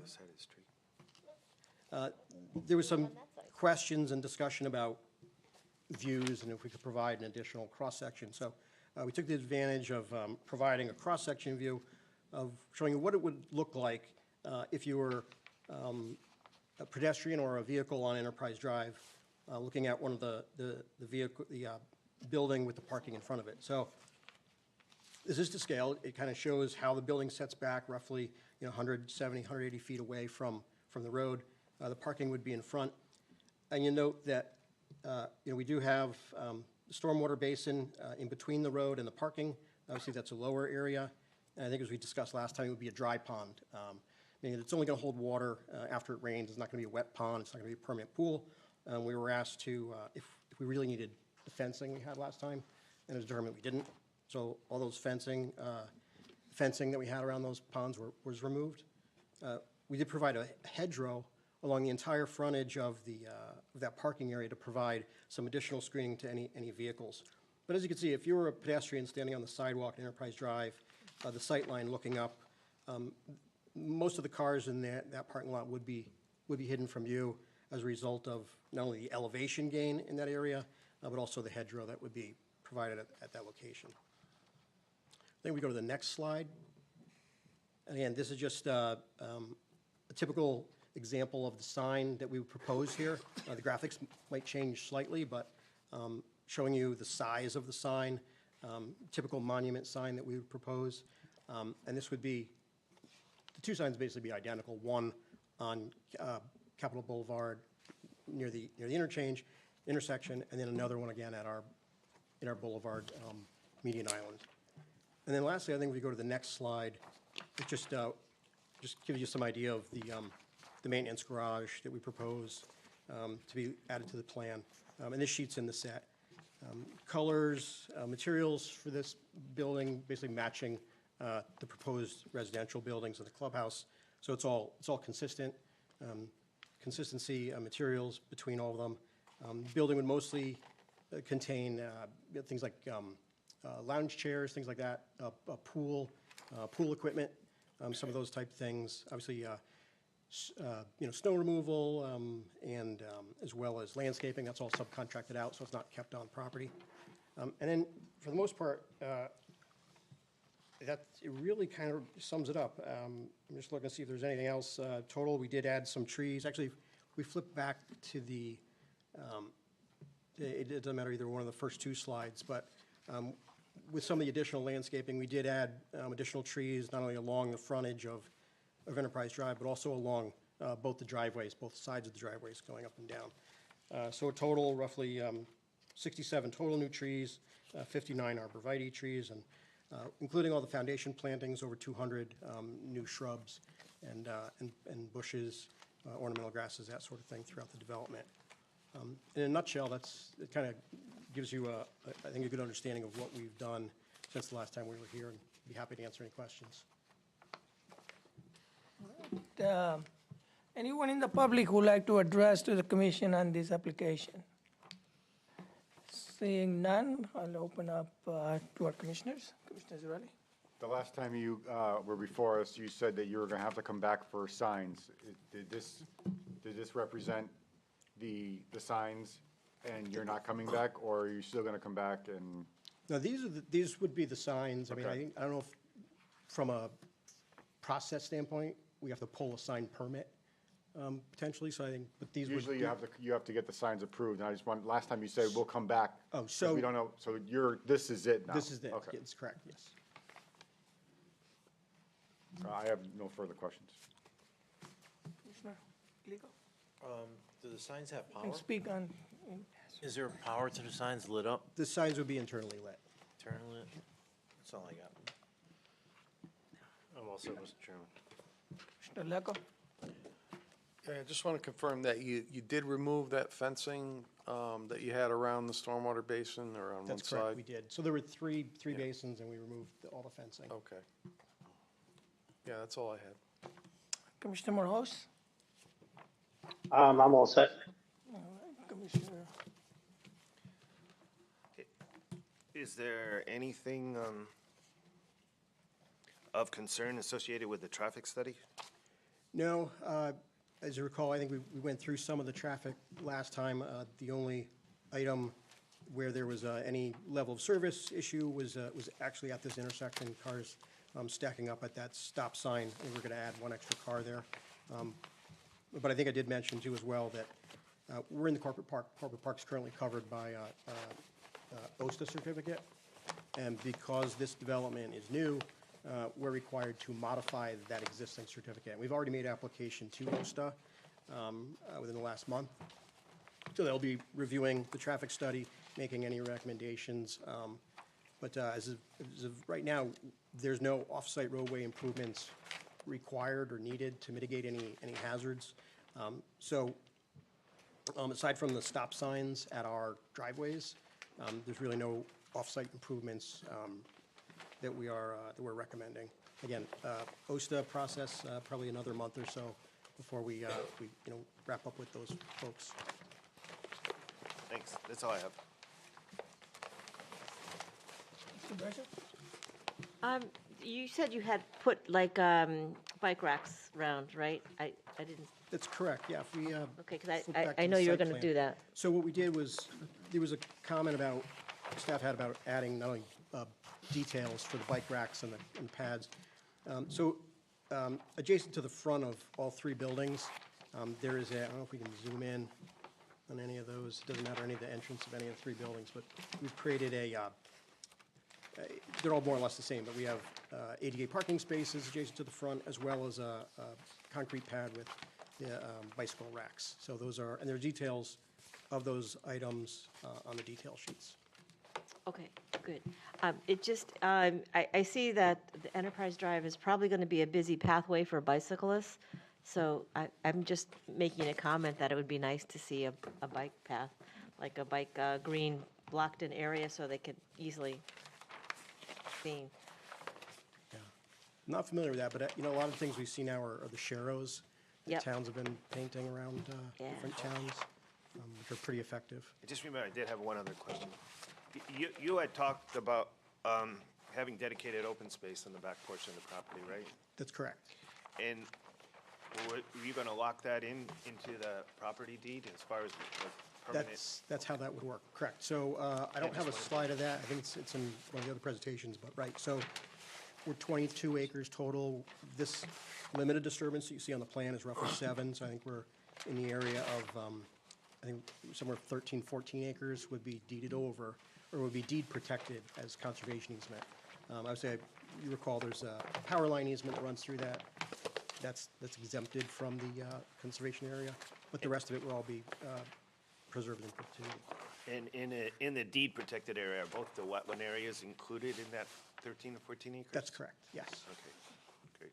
Yeah, and that's kind of where some of that started. When we were at Conservation Commission, they had originally requested that we provide that. great. And that was, I think, we agreed to do that at that time.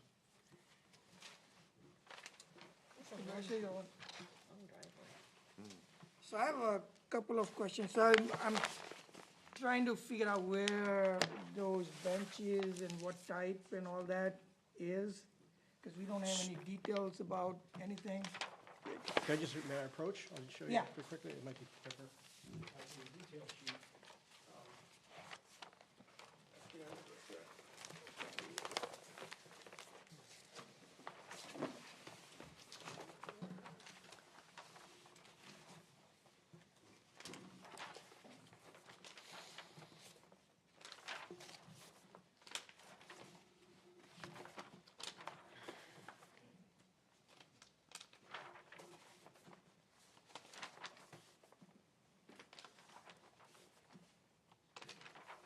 just put all the detail sheets together, and I kind of separated them.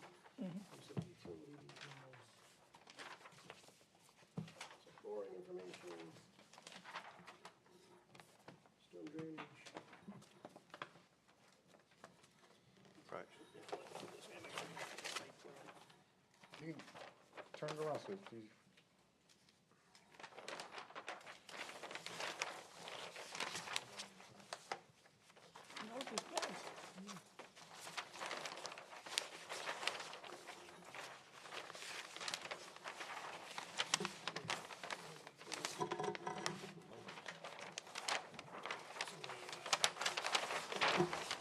There's only 2 sheets left. So, yeah, here's it.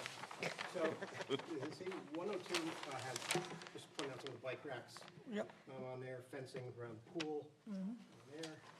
And then, oh, here, last sheet. So 103, show details for typical bench, typical picnic table.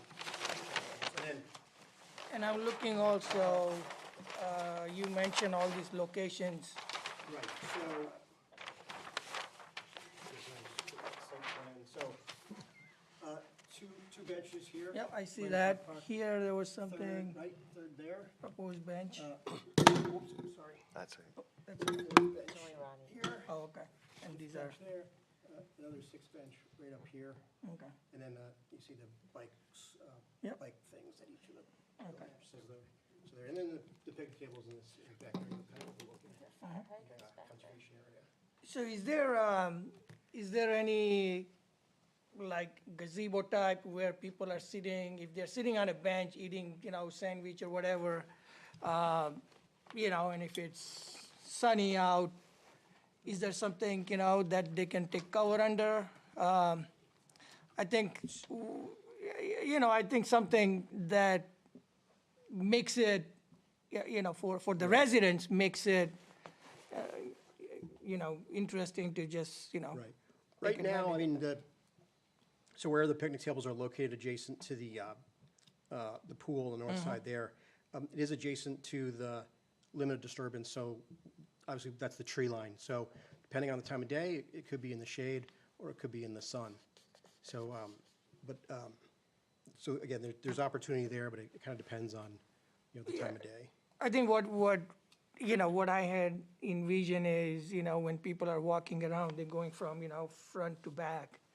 And if they're sitting in a, sun, having some, gazebo type or some cover, it's good for the residents and it's a good amenity. Right. Uh, And I say, there are some covered porch areas with the clubhouse in general itself as well. I mean, I think I would like to see something, at least myself, something inviting, so the residents can take advantage of.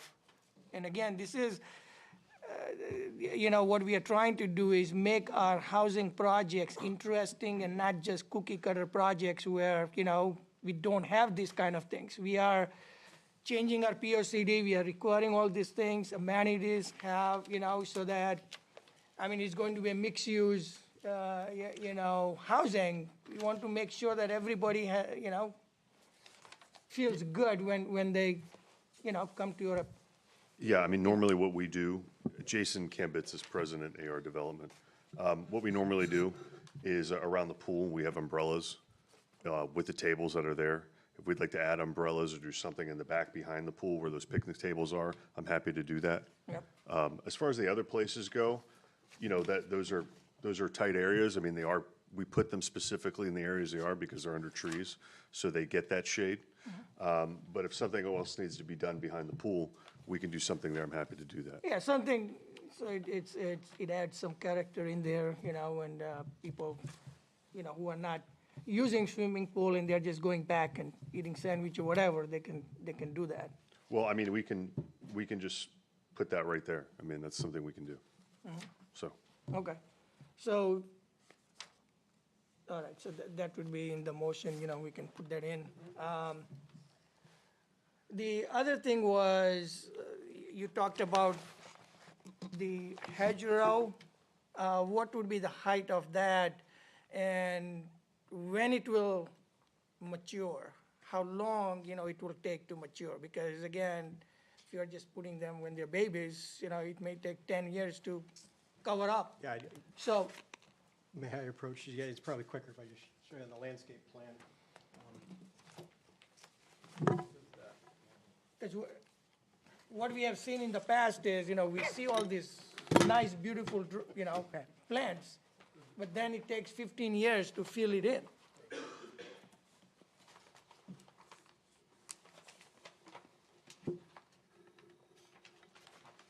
So, sheet 5.0 is the landscape plan, it Yep. shows the quantity and the spacing. So the shrubs would be planted initially.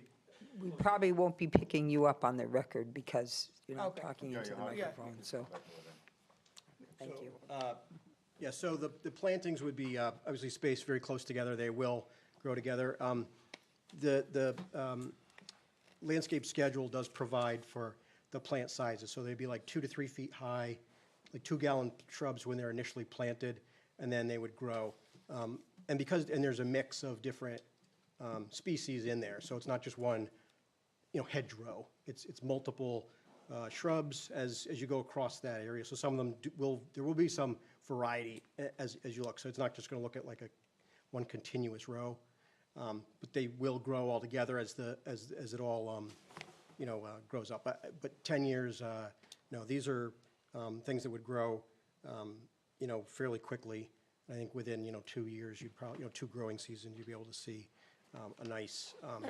And making sure that these are evergreen types so that, during winter time, you don't Exactly, see right. gaps and, Right. Yep. So again, my intention is to make sure that this really works as a hedge and, try to filter out the Yes, traffic, the we have the cars. same concern as the landscape architect selected those species because we talked about the concern you had last time about what we were trying to accomplish there. And that's how we came up with that. Okay. All right, thank you. Anyone else? Any further questions? All right, can I have a motion, please? Oh, can I ask a question? Yeah. Can I just ask, do you have anything near the pool area in terms of like an emergency box, a blue light or something for emergencies? I don't, I've just been walking around college campuses too much. We provide an AED, but as far as a blue light, No, I'm just kind of curious if there's like some sort of emergency, No. just safety feature, no, that's all. we have the AEDs there, but no, we don't have, Oh, you have an AED and it's located in the pool area, It's, huh? I mean, it'd be in the clubhouse. That's yeah, awesome. Yeah, That's great. yep. Thank you. All right, any further questions? Seeing none, all right. Do they have to finish? They have to close? Do you have a closing No, argument or just, closing? No, I think we're all set. Thank you. All right. Motion to close the public hearing. Second. All in favor? Aye. Motion passes. All right, moving on to item 2. Any comments from public Could I? on the could I- items not on the oh. agenda? We also have a, well, they're the only ones left now, so never mind. Yeah, so we have, Okay. yep, Can- so it'll be quick. It'll be Okay. quick. Seeing none, can I have a motion for adopting consent agenda? Motion to adopt the consent agenda. Can I have a second? Second. All in favor? Aye. Motion passes. Agenda item 5A. So we, All done. It's all done. it's all done. Yeah. That's all done.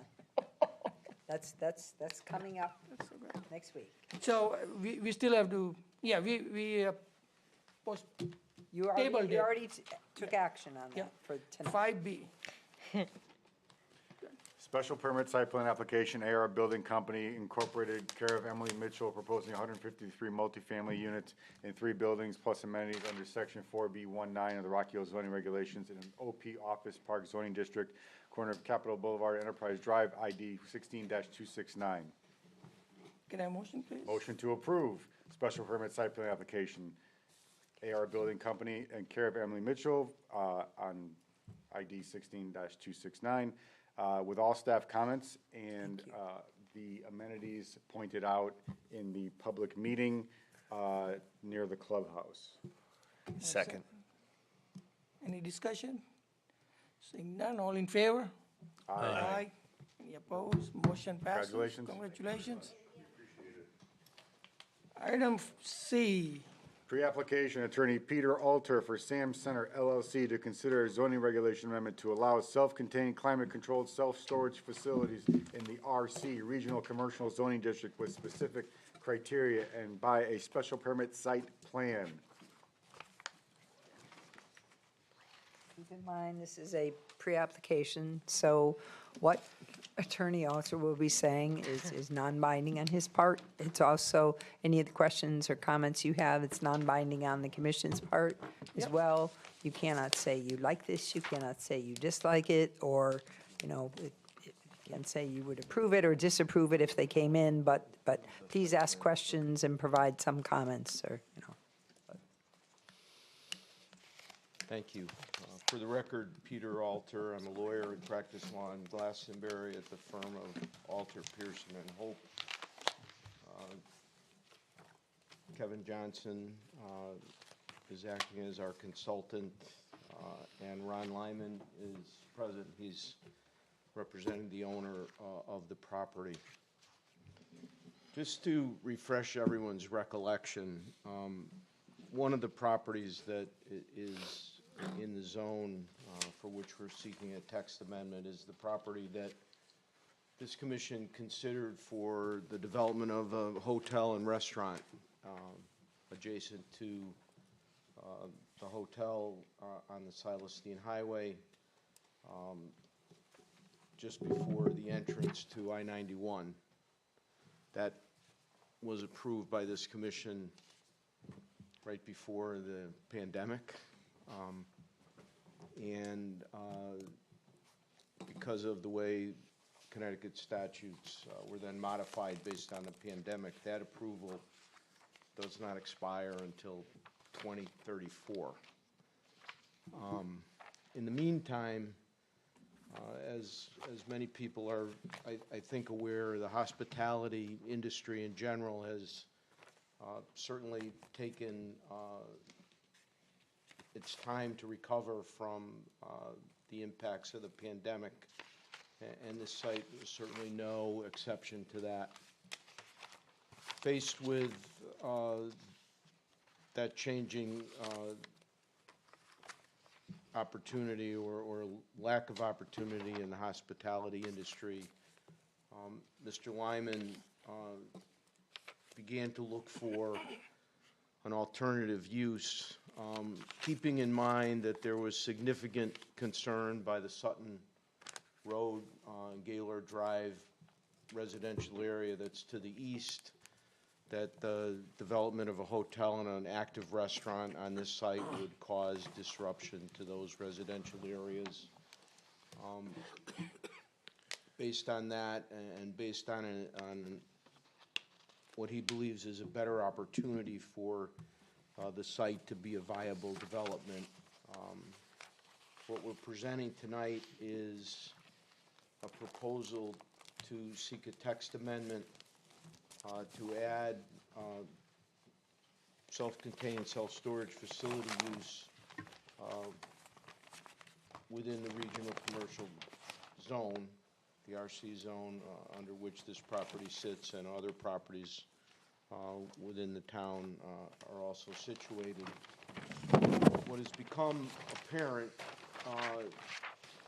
and interestingly, your regulation has no provision for any self-storage facility in town at the present time.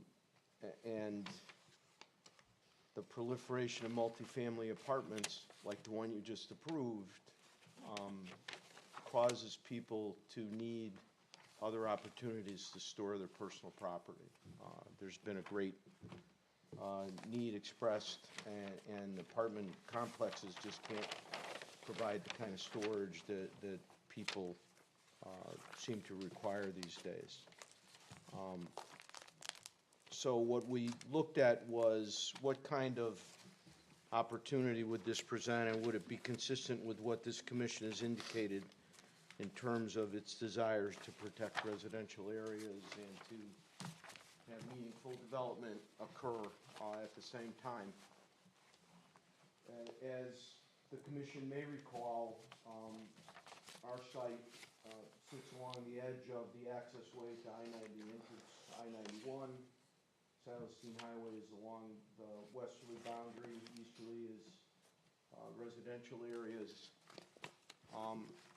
And we had proposed and would continue to propose that the rear portions of the property would be encumbered by private conservation easements and would not be developed. Commission may remember that this site and many others are encumbered by transmission lines for Connecticut Light and Power. So there are limitations to the development opportunities.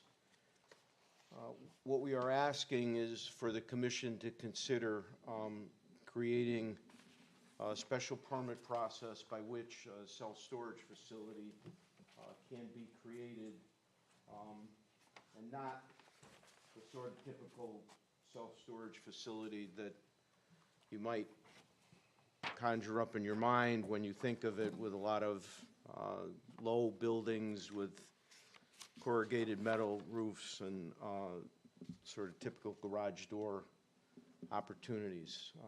Our concept, because of where it sits in the RC zone, is to create a building that looks more like an office building than it does like a self-storage facility.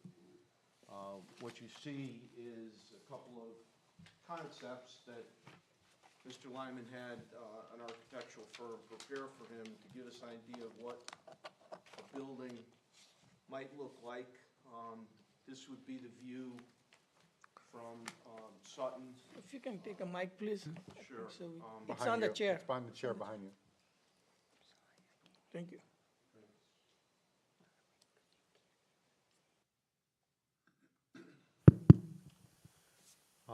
The upper one would be a view that you would see from Sutton, and then this is the view that you would see driving north on the Celestine Highway. Our concept was to be mindful of what the neighbors to the rear of this property had been concerned about, which is a great number of hotel or residents or visitors having opportunities to view their residences from their hotel rooms. While we have windows interspersed along the building, obviously they're not offering opportunities for people to linger. And we think the same of the kind of architecture that can be presented. These are just samples of the kind of concept that Mr. Lyman has presented. As part of the idea behind what is really a different kind of self-storage facility, we are suggesting that it would be a multi-story building. It has an internal elevator for people moving materials up to their storage facilities on different floors. We are suggesting that there would be, it would be totally self-contained. It would have highly regulated hours so that during hours from, say, 10 p.m. till 6 a.m. in the morning, the lights would not be on. I don't know if you have ever driven along 91 North coming out of New Haven. There's a couple of buildings that they renovated into self-storage facilities, and the hallways are all brightly lit all day and all night, and that's not the concept that we're proposing. And one of the items that would be a condition that would have to be met is lighting controls within the building. The property would have to be of a size and configuration to allow a single multi-story building, height not to exceed 45 feet. And it would have to have frontage on an arterial road or a state highway to avoid any intrusion into residential properties. We also are suggesting a distance limitation between facilities so that you're not going to get a proliferation of facilities all in one place. Limitations on the size of the floor plate, limitations on the amount of parking that's required. We did quite a bit of research, and typically a facility like this has 2 employees on duty at the most at any one time, and then the need for parking is very limited, so we propose that we would only need 1 space for every 10,000 square feet of the storage facility. Prohibition against any exterior storage so that you don't have, in some self-storage facilities, you see where they have people, areas where they can put RV vehicles or boats covered with plastic wrap and things like that for the winter. All of that would be prohibited for this particular use. And then I added an additional provision which prohibits somebody coming in for a variance to get relief from any of the conditions that would be imposed as part of the special permit approval.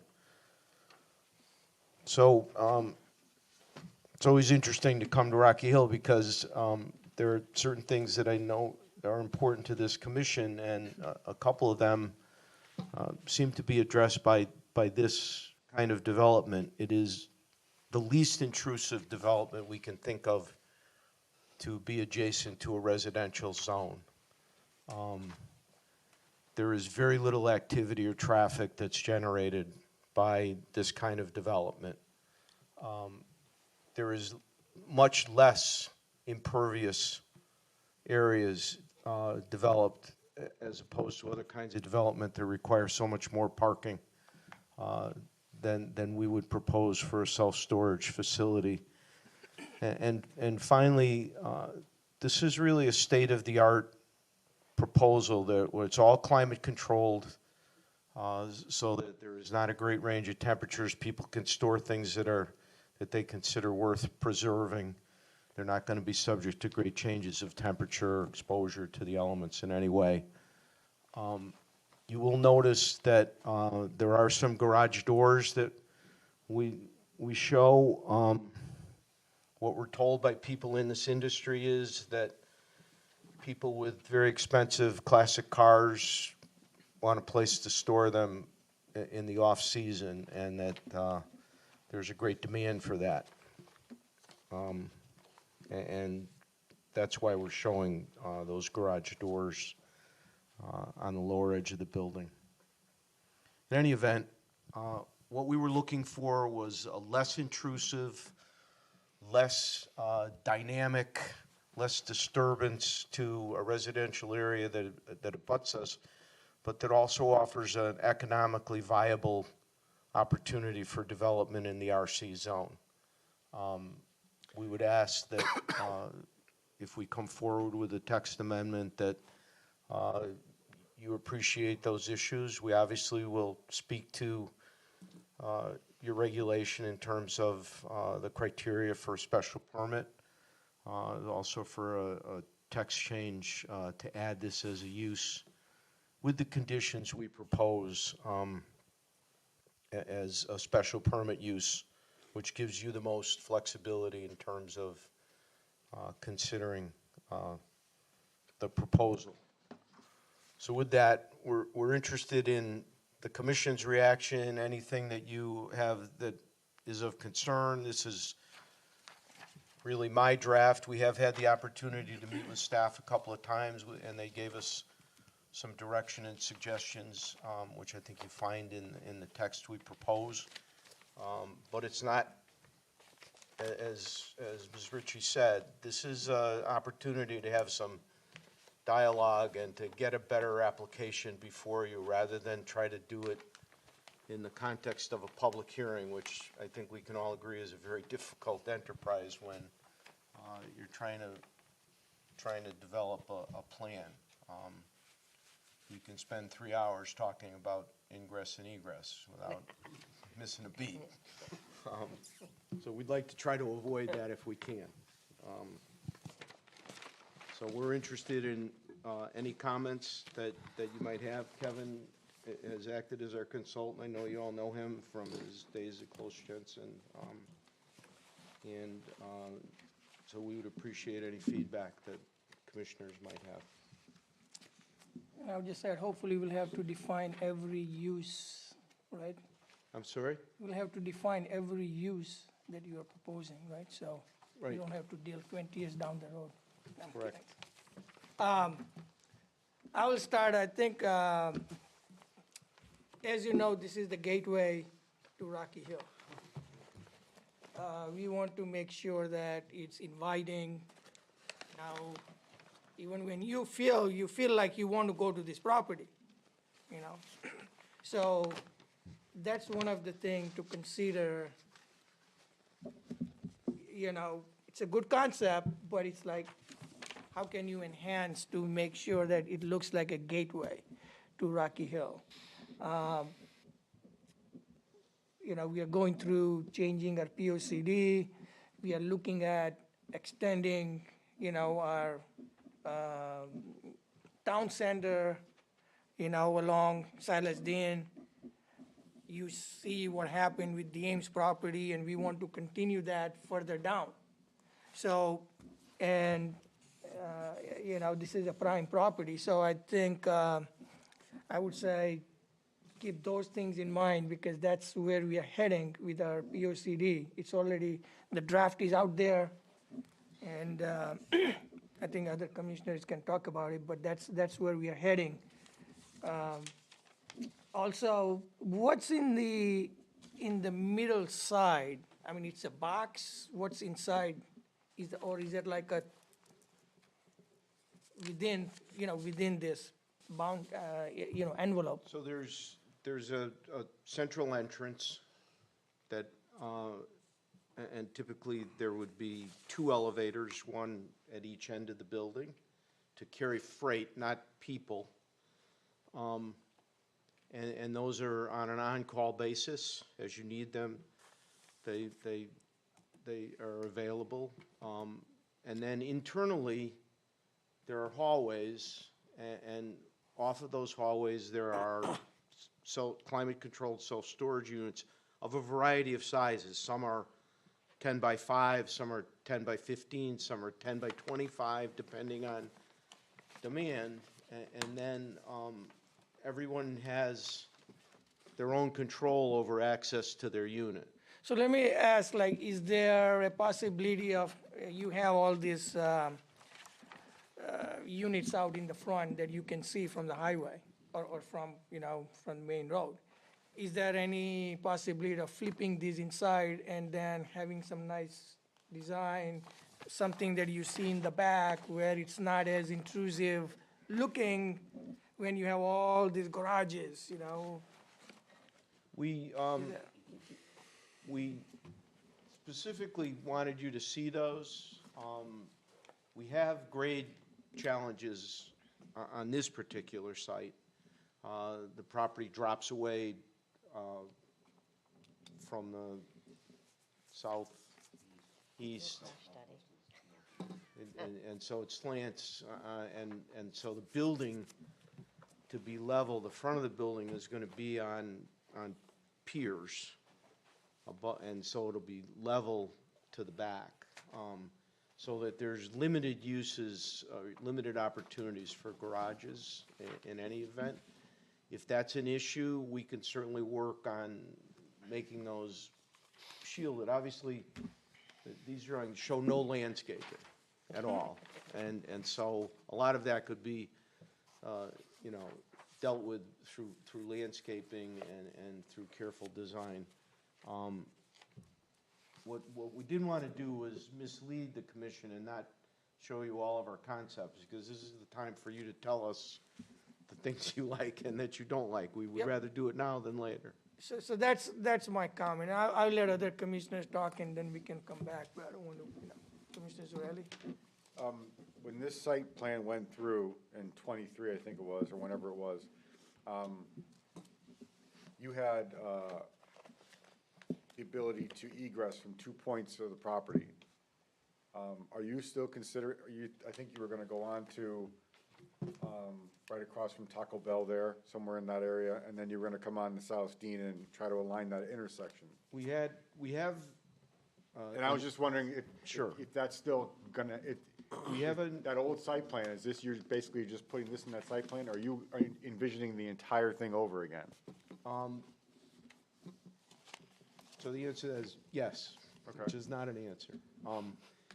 We have easement rights over Mr. Patel's property from Marshall Road. And we view that, because of the very little traffic that this development, this kind of development brings, we would expect to use that drive. And not the Silas Dean? And not the Silas Dean Highway. So there would be no breakage on the Silas Dean across from Water Chase. That's the four-way intersection.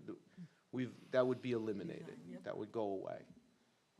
And then we would, the first thing the town engineering staff asked was, we were still gonna provide the town with the access to use the end of Sutton as they have, and we will. That'll still be available to the town. But the only access for the public, for the customers, would be from Marshall Road, so they would go out to that signalized intersection. So a couple other things were mentioned, how the building would look since it is a gateway. We have some things in our POCD to talk about designs and that kind of thing. Obviously, we'll look at landscaping. Now that you're not coming on the Silas Dean, we would look at any type of light spillage into the adjoining, and then renderings on how it would look from Sutton Road and Marshall to the residents.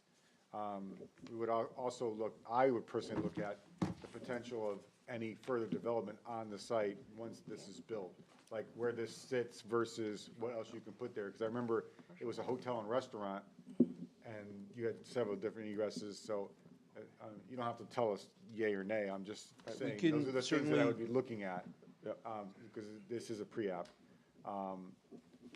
And then any type of noise mitigation being climate controlled, any of those units that produce the noise go on the 91 side and not the residential side, that type of thing. That's all I really, more worried about, like the typical things for a residential neighborhood: cutoff lighting, noise, and renderings on how it would look. I remember when the hotel went through, we were worried about heights and people looking into windows and everything else. You addressed that in the beginning. Now, how does this look from there? And there's a fence line there, or there was one proposed, and is that gonna change, or as the arborvitaes are gonna change? All the stuff that you guys were talking about last time to mitigate that whole screening, how it affects the neighborhood and how you're gonna screen from the neighborhood ultimately. That's all the comments I have. Mr. Glico? On this rendering of Sutton Road, I'm assuming that's Sutton Road there, the rear, going to the top one. Yes. You show a sign on the rear of the building. Is that just a rendering, or is you actually planning on putting a sign on the? On the left up, Because that would be the east side of the building, correct? yeah.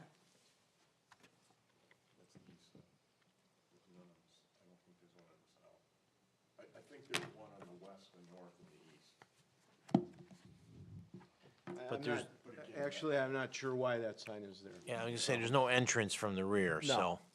I guess I'm concerned about, like, what the residents are gonna say from Sutton, because that was a big concern. This end of Sutton here, there's no fence anymore, it's gonna stay, because I think there's isn't that the entrance for Eversource's easement? There's, one of the neighbors has a fence that's actually on this property. Oh, okay. And there is a fence we had, Kevin is, I think there's a fence on the north and the south side. We had proposed as part of the original site plan that got approved. Could you speak into the microphone, please? Sorry. Sorry.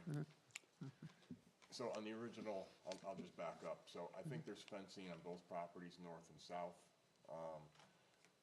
On the plan that got approved previously, we had a row of arborvitaes from north to south along that whole property line. That was within the Eversource right-of-way. And again, as Attorney Alter mentioned, the fencing on the south side, the property of that house, is actually on our property. So Okay. it forces the arborvitaes farther in. So is this still gonna be the access for Eversource? yes. Okay. Yeah, we can't keep them out. Yeah, I just wasn't sure if there was gonna be another access point. That's fine. For, you mean for For- the use of this facility or for Eversource? For Eversource's, because it goes through your property, the Eversource easement. Correct. I wasn't sure if there was gonna be an additional way for them to enter, or if this is still gonna be their access point. I would, Well, I mean, Eversource has multiple. They can come in from the Silas Dean. They have an easement across the rear of the Howard Johnson property. They can come in from Gaylord. Gaylord, they can access it. Yeah, Okay. they have multiple points, not just Sutton. I think that's the most convenient because it's the one that's cleared the most completely. Because the town's use of it. And MDC comes in Sutton Road as well. But again, they can also access from Old Main Street, Silas Dean. Yep. That's all I got. Commissioner Hassett? So I know it's only a draft, but obviously facades will be important, depicting different materials, roof lines, if you're going to incorporate parapets, anything that's going to visually be kind of enhanced, like the chairman had mentioned prior. Colors, obviously. This is kind of a side note, I guess, and maybe this will kind of encapsulate, but Attorney Alter, in your letter, you mentioned that it was a state-of-the-art self-storage facility. Now, is that because of the looks, or do we have like artificial intelligent robots that are bringing stuff in there? Can you kind of describe what you're referring to as state-of-the-art? As it's described to me by the people who are in this business, it means that every unit is climate-controlled. Every unit has interior accessibility, so you don't have exposure to the weather. In the typical sort of old-style, not state-of-the-art self-storage, you have a row of garage doors and everybody pulls their car up and opens the door and puts their stuff in. This is a really different way of providing this kind of opportunity because everything is interior. You don't access your unit from the exterior of the building. And so it allows for better climate control, air conditioning and heating, so that there's a much more stable environment for people's personal property. That's what I mean by that. Got it, thank you. All set. Mr. Leco? Yeah, on that note, so it sounds like it's gonna be a high-energy demand building. So, I mean, one thing you may want to consider is solar, rooftop solar. I think that's something that this commission would look favorably upon. One other thing is, I know the DOT is studying this particular interchange, exit 24, so if you haven't already, you should talk to the DOT to see what improvements or changes they're gonna be making and if that affects whatever you're proposing here. Right. Because I think that particular slip ramp is one that's being looked at as being changed. We have been, I think I could say safely, painfully aware of what the DOT is doing out there. As Mr. Lyman tried to move through this and get some definitive guidance on exactly what they expected, I would say that their requirements, not demands, that's not a nice word. Their requirements changed 2 or 3 times as to how they wanted that water chase, what would have become a 4-way intersection, how that was gonna relate, and then what they were doing with the lighting sequence up and down the Silestein Highway. We had Jim Buberis as our traffic consultant and that, and I would say he worked 2 or 3 years with DOT to try to get to a bottom line. And finally, as we began to talk about this concept, we've sort of stepped away from that because just, you're doing a massive study there. You have, that's, and with, I think, really significant changes that are gonna be made, and we just couldn't keep up with it. Okay, that's all I have. I think what you'll have is you can have a direct access to your second floor from the highway. That would be quite a I just got flyover. one more question. The entrance, is it gonna be gated? Like, is it a key card to get in and anybody on the property? Correct. You get a code that admits you, and then you have your own control of the door to your unit separately. But yeah, so it's not open to the public at all. It's only by key access. All right, Commissioner Morehouse? You know, I was not supposed to express an opinion, but I think it's a pretty good idea. And obviously, there are a lot of details to be worked out, a lot of excruciating details, I should say. But overall, I really have, until I see the final draft of your proposal, it's not what we can really ask beyond what's already been asked. So I'm all set. All right, thank you. Commissioner Robbins? Just from my own experience, I know that there's some of the self-storage units or locations, most notably, well, from personal experience in Newington and New Britain or whatever, the people run their own little businesses, especially when you got a garage door type scenario. I mean, from repairing vehicles, transmission replacements, you name it. And I'm not sure that's something that would be too appealing if there wasn't some type of control in place, that people were not trying to run a business or an operation out of one of the garage spaces in these. So, and I don't know if that's something we could put into a text amendment change as far as the use is storage, the use is not to You run a business. absolutely It's can- not a business. You absolutely can put that in. Yeah. And then, you show it this for, the maximum height of 45 feet. Why'd you pick that number? We had a long discussion with town staff about how your regulation measures the height of a building. And because of the grade that we have on this particular site, and many sites, very seldom you find a flat surface.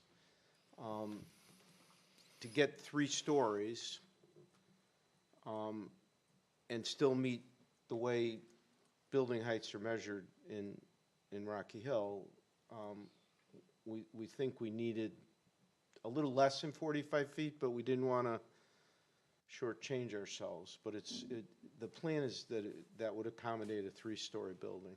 Okay, yeah, that's where I was getting to. So you added in an extra 10 feet or so to cover for putting it up on pillars, or?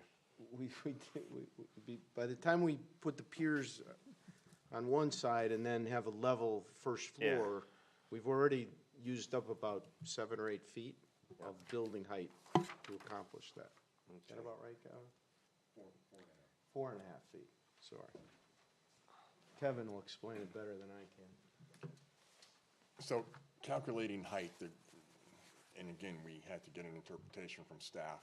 It's the type of the roof. We have 3 different type of roofs. We have a parapet roof, we have a gable end, we have a flat roof. So we're taking the average of the 3 of those, to get the actual height of the building. But then building height is also measured from the average grade line, and we have about an 8-foot drop from one end to the other end, so there's 4 feet right there. So you add 4 to the, I think it was 37.5, give or take, so we come up with about 41.5 or 41.6 feet out of what we're proposing to be the 45-foot allowable. Okay, all right.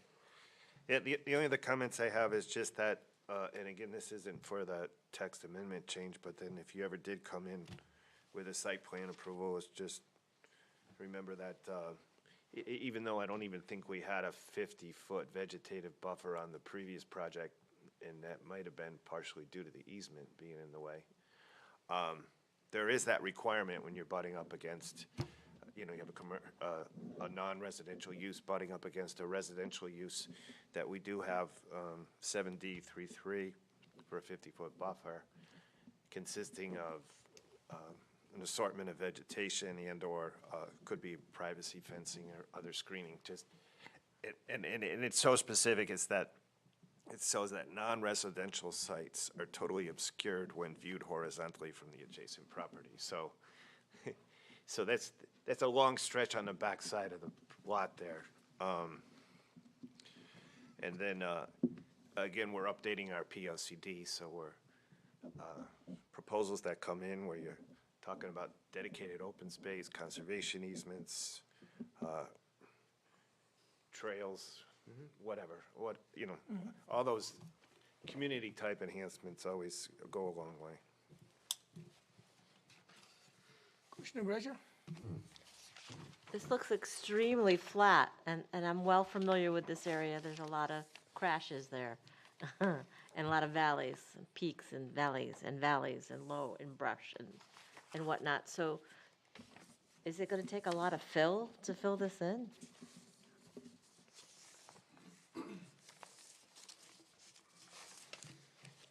So again, I think what Attorney Alter was trying to communicate previously was that, so on the south side of the building where you see the garage doors, I believe there's 12 of them,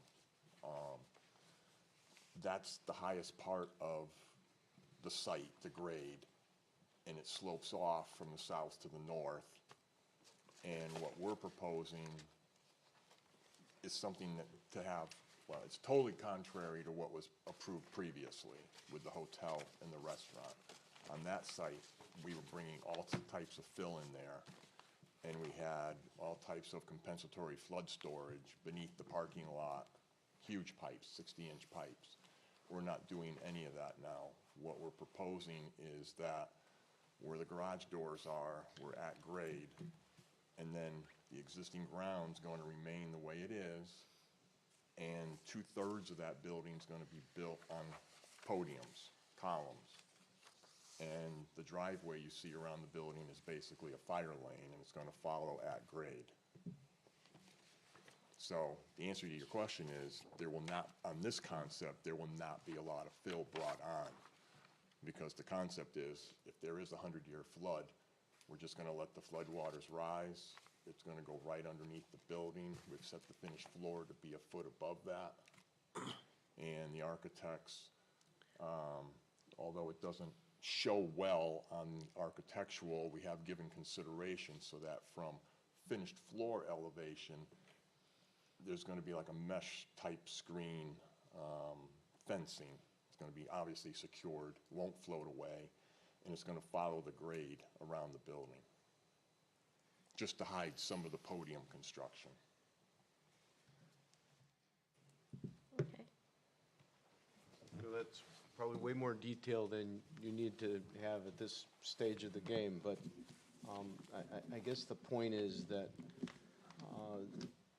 the effort is to create a building that is in the gateway, that has a nice appearance when you're up on the highway on 91 or when you're heading north on the Silas Dean. That's our goal, and to create a building that Mr. Lyman can be proud of. He's owned this property for 27 years. How old are you, Max? He's owned this property longer than his son Max has been alive, and searched for a viable use for a property that has a lot of change in grade, and has the Eversource easement in addition to it, and yet it is a gateway.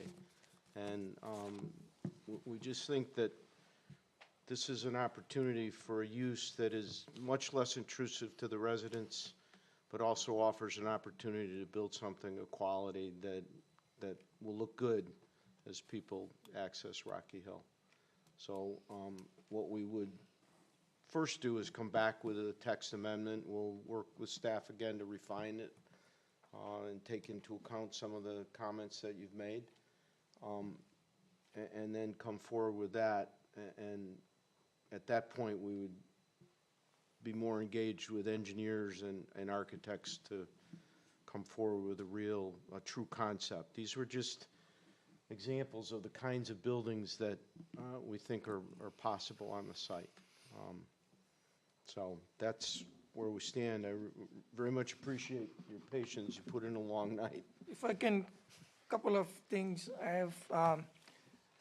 I know we talked about economics changing things, and now you're coming to this. So what is the plan? What is the time frame? Is this going to sit 15 years before it gets built? No. Again, and the reason is, if town is making good faith effort to change and allow different uses, we want to make sure that something is built, because we can keep going back and forth, changing, the use and all that forever. So, that's one point. The other is, I know we like solar and stuff, but, I want to make sure that aesthetically it doesn't look, So if you are planning for those, we want to see that they are covered and all that, so you don't see from highway and, things like that. I don't know about any rooftop equipment or anything like that that would be proposed. We would we obviously haven't gone to that detail here, Right. but look, I've been here enough to know what not to bring, and if there's anything on the roof, it'll be screened, so that it doesn't look like somebody put a railroad car on the rooftop. I understand. No, all so, again, I think I'm bringing all that up, even like, the facade and the coloring and all that. I mean, when you see too many colors in there, now it looks gaudy and something building that, stands out. Hey, have you been to that, town where that building is? We don't want that to become our gateway where, it becomes a monument, when people talk. So things like that, I think, good architecture, good material, latest, I mean, you already talked about, like, it's going to be a greatest, I don't know what the word you use, but it's, so we are looking at all that, sustainability and, whatever ways. And even like, what the issues were, concerns were last time from the public, from the residents. We want to make sure that they are addressed so we don't rehash those again. No one wants that more than me, believe me. So I don't know if you can even show some comparison what was, when it was approved. I mean, I don't know how, is this 3.5, 4-story in the back? I don't know, versus what was approved, last time. We can show some comparisons so that you can see the two profiles. Right, so, it's not like crazy, totally different, and now we have to address it all over again, so. Okay. All right. I really appreciate your time. Thank you very much. All right, thank you. Thank you all. Thank you. All right, going on to item D, POCD. So, I want to thank, especially, I want to thank the commission, but I want to wholeheartedly thank Victor for all his extreme efforts in getting this out and really crunching it out. And I think the town has has to thank you, and I'm not necessarily speaking, Oh, you want the Taxes for. So, The check is coming. Yeah, it's already came. No, I think, We'll just I one big think I I attaboy. can't say enough, you know? that's, yeah, that's has to be recognized, Victor's, effort in putting this together. And I also want to recognize, the public who attended, their comments,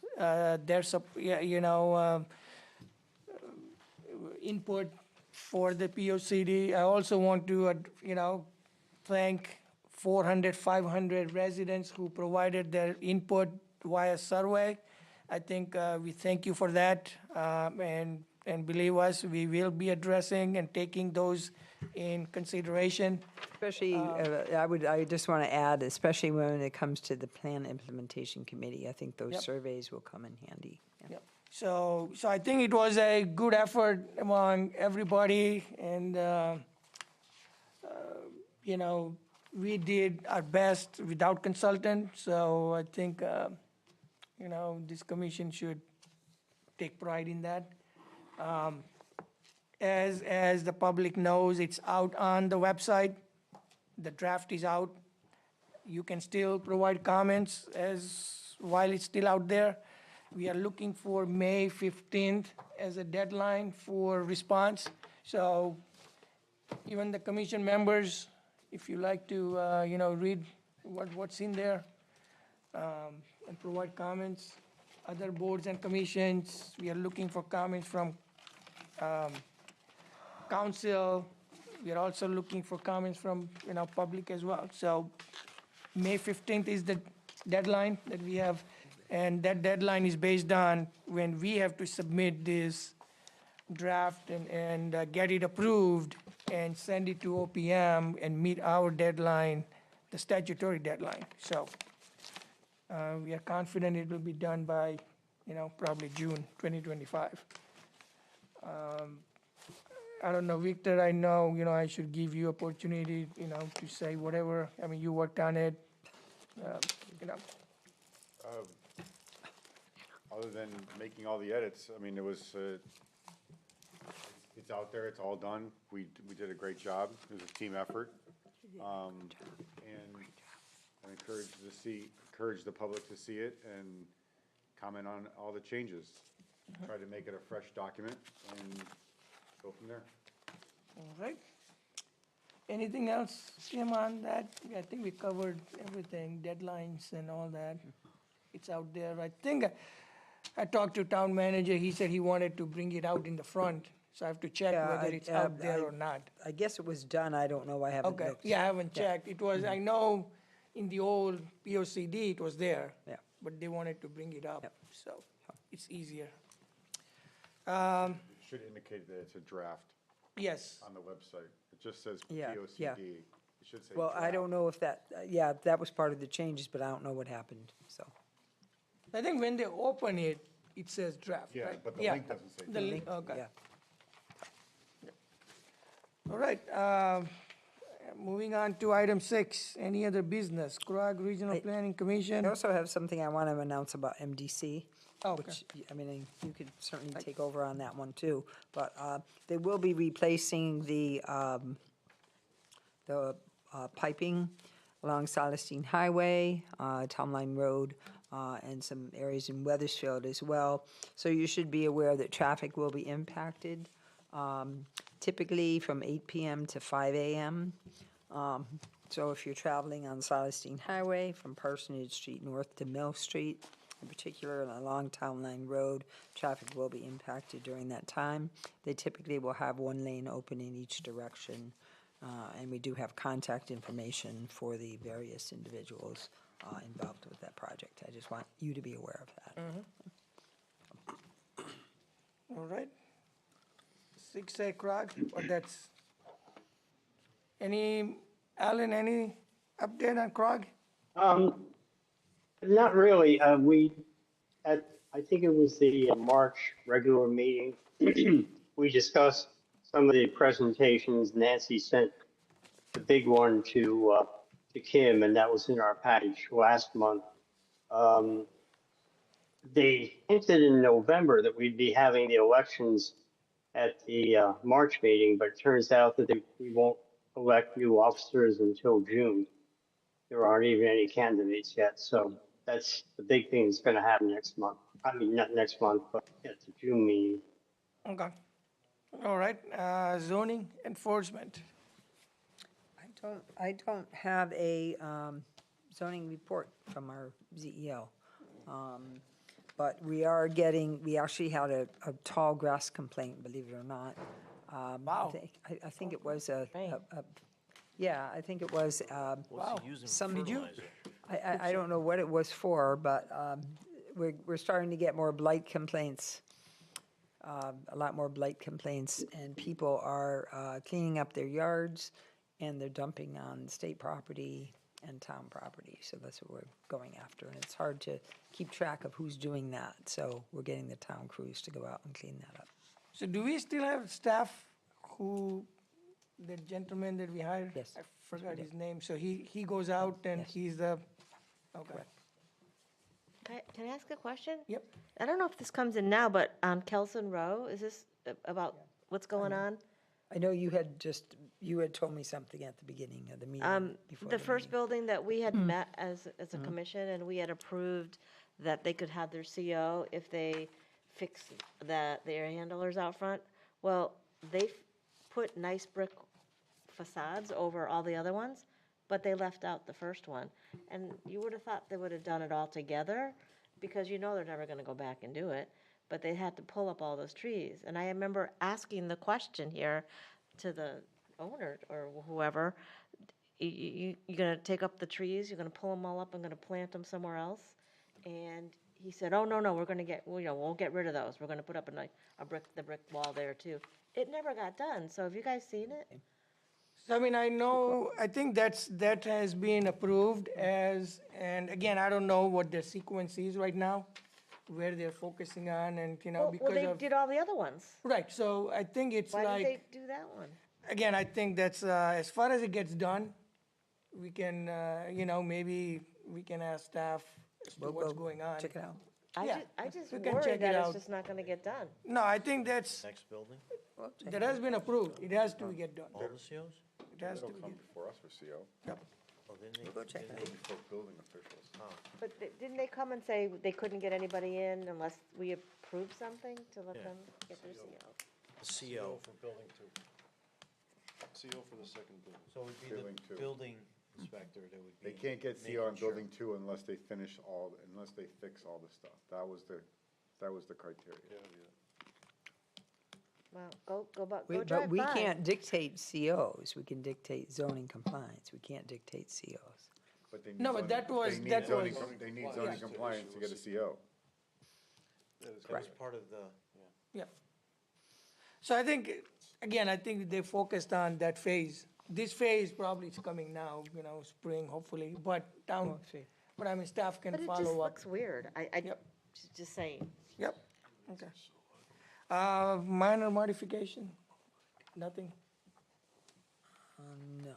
Nothing, okay. Affordable Housing Committee? Nothing? For April 30th, there's a housing forum in this room. Yeah, I saw, At yeah. 6:30. We have a housing forum. Oh. We have the Rocky Hill Housing Authority explaining what their process is and who would be eligible to reside in their units, and the process for getting on the waiting list. We have the Human Services Department talking about renters rebate and that program. We have CHFA coming, as they did to the town council, talking about some of their home ownership programs.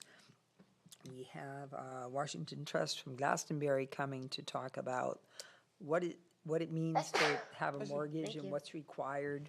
A lot of times, people don't even know what's required in getting a mortgage and the type of paperwork and things you need to have. And then we also have Liberty Bank, who's a representative of the Rocky Hill financial industry, talking about similar issues with respect to mortgages and programs. Do we have a website, on our website, Housing Authority link? Maybe in there, they should put all these update as a link so people can go there and have access, maybe we can suggest that. Well, probably after the Yeah. forum, we'll get materials from these. And then these- put that up so put that people up, have so, it. Yeah. when they- yeah, Okay. Legislation, it's a legislative session going on, so we haven't seen, I don't know Yeah, I don't, if you're getting any, okay. not. So, communications, anything? I already went through the MDC. We went to MDC, no bills. Can I have a motion? Motion to adjourn. Second. Second, all in favor? Aye. It passes, thank you all. Another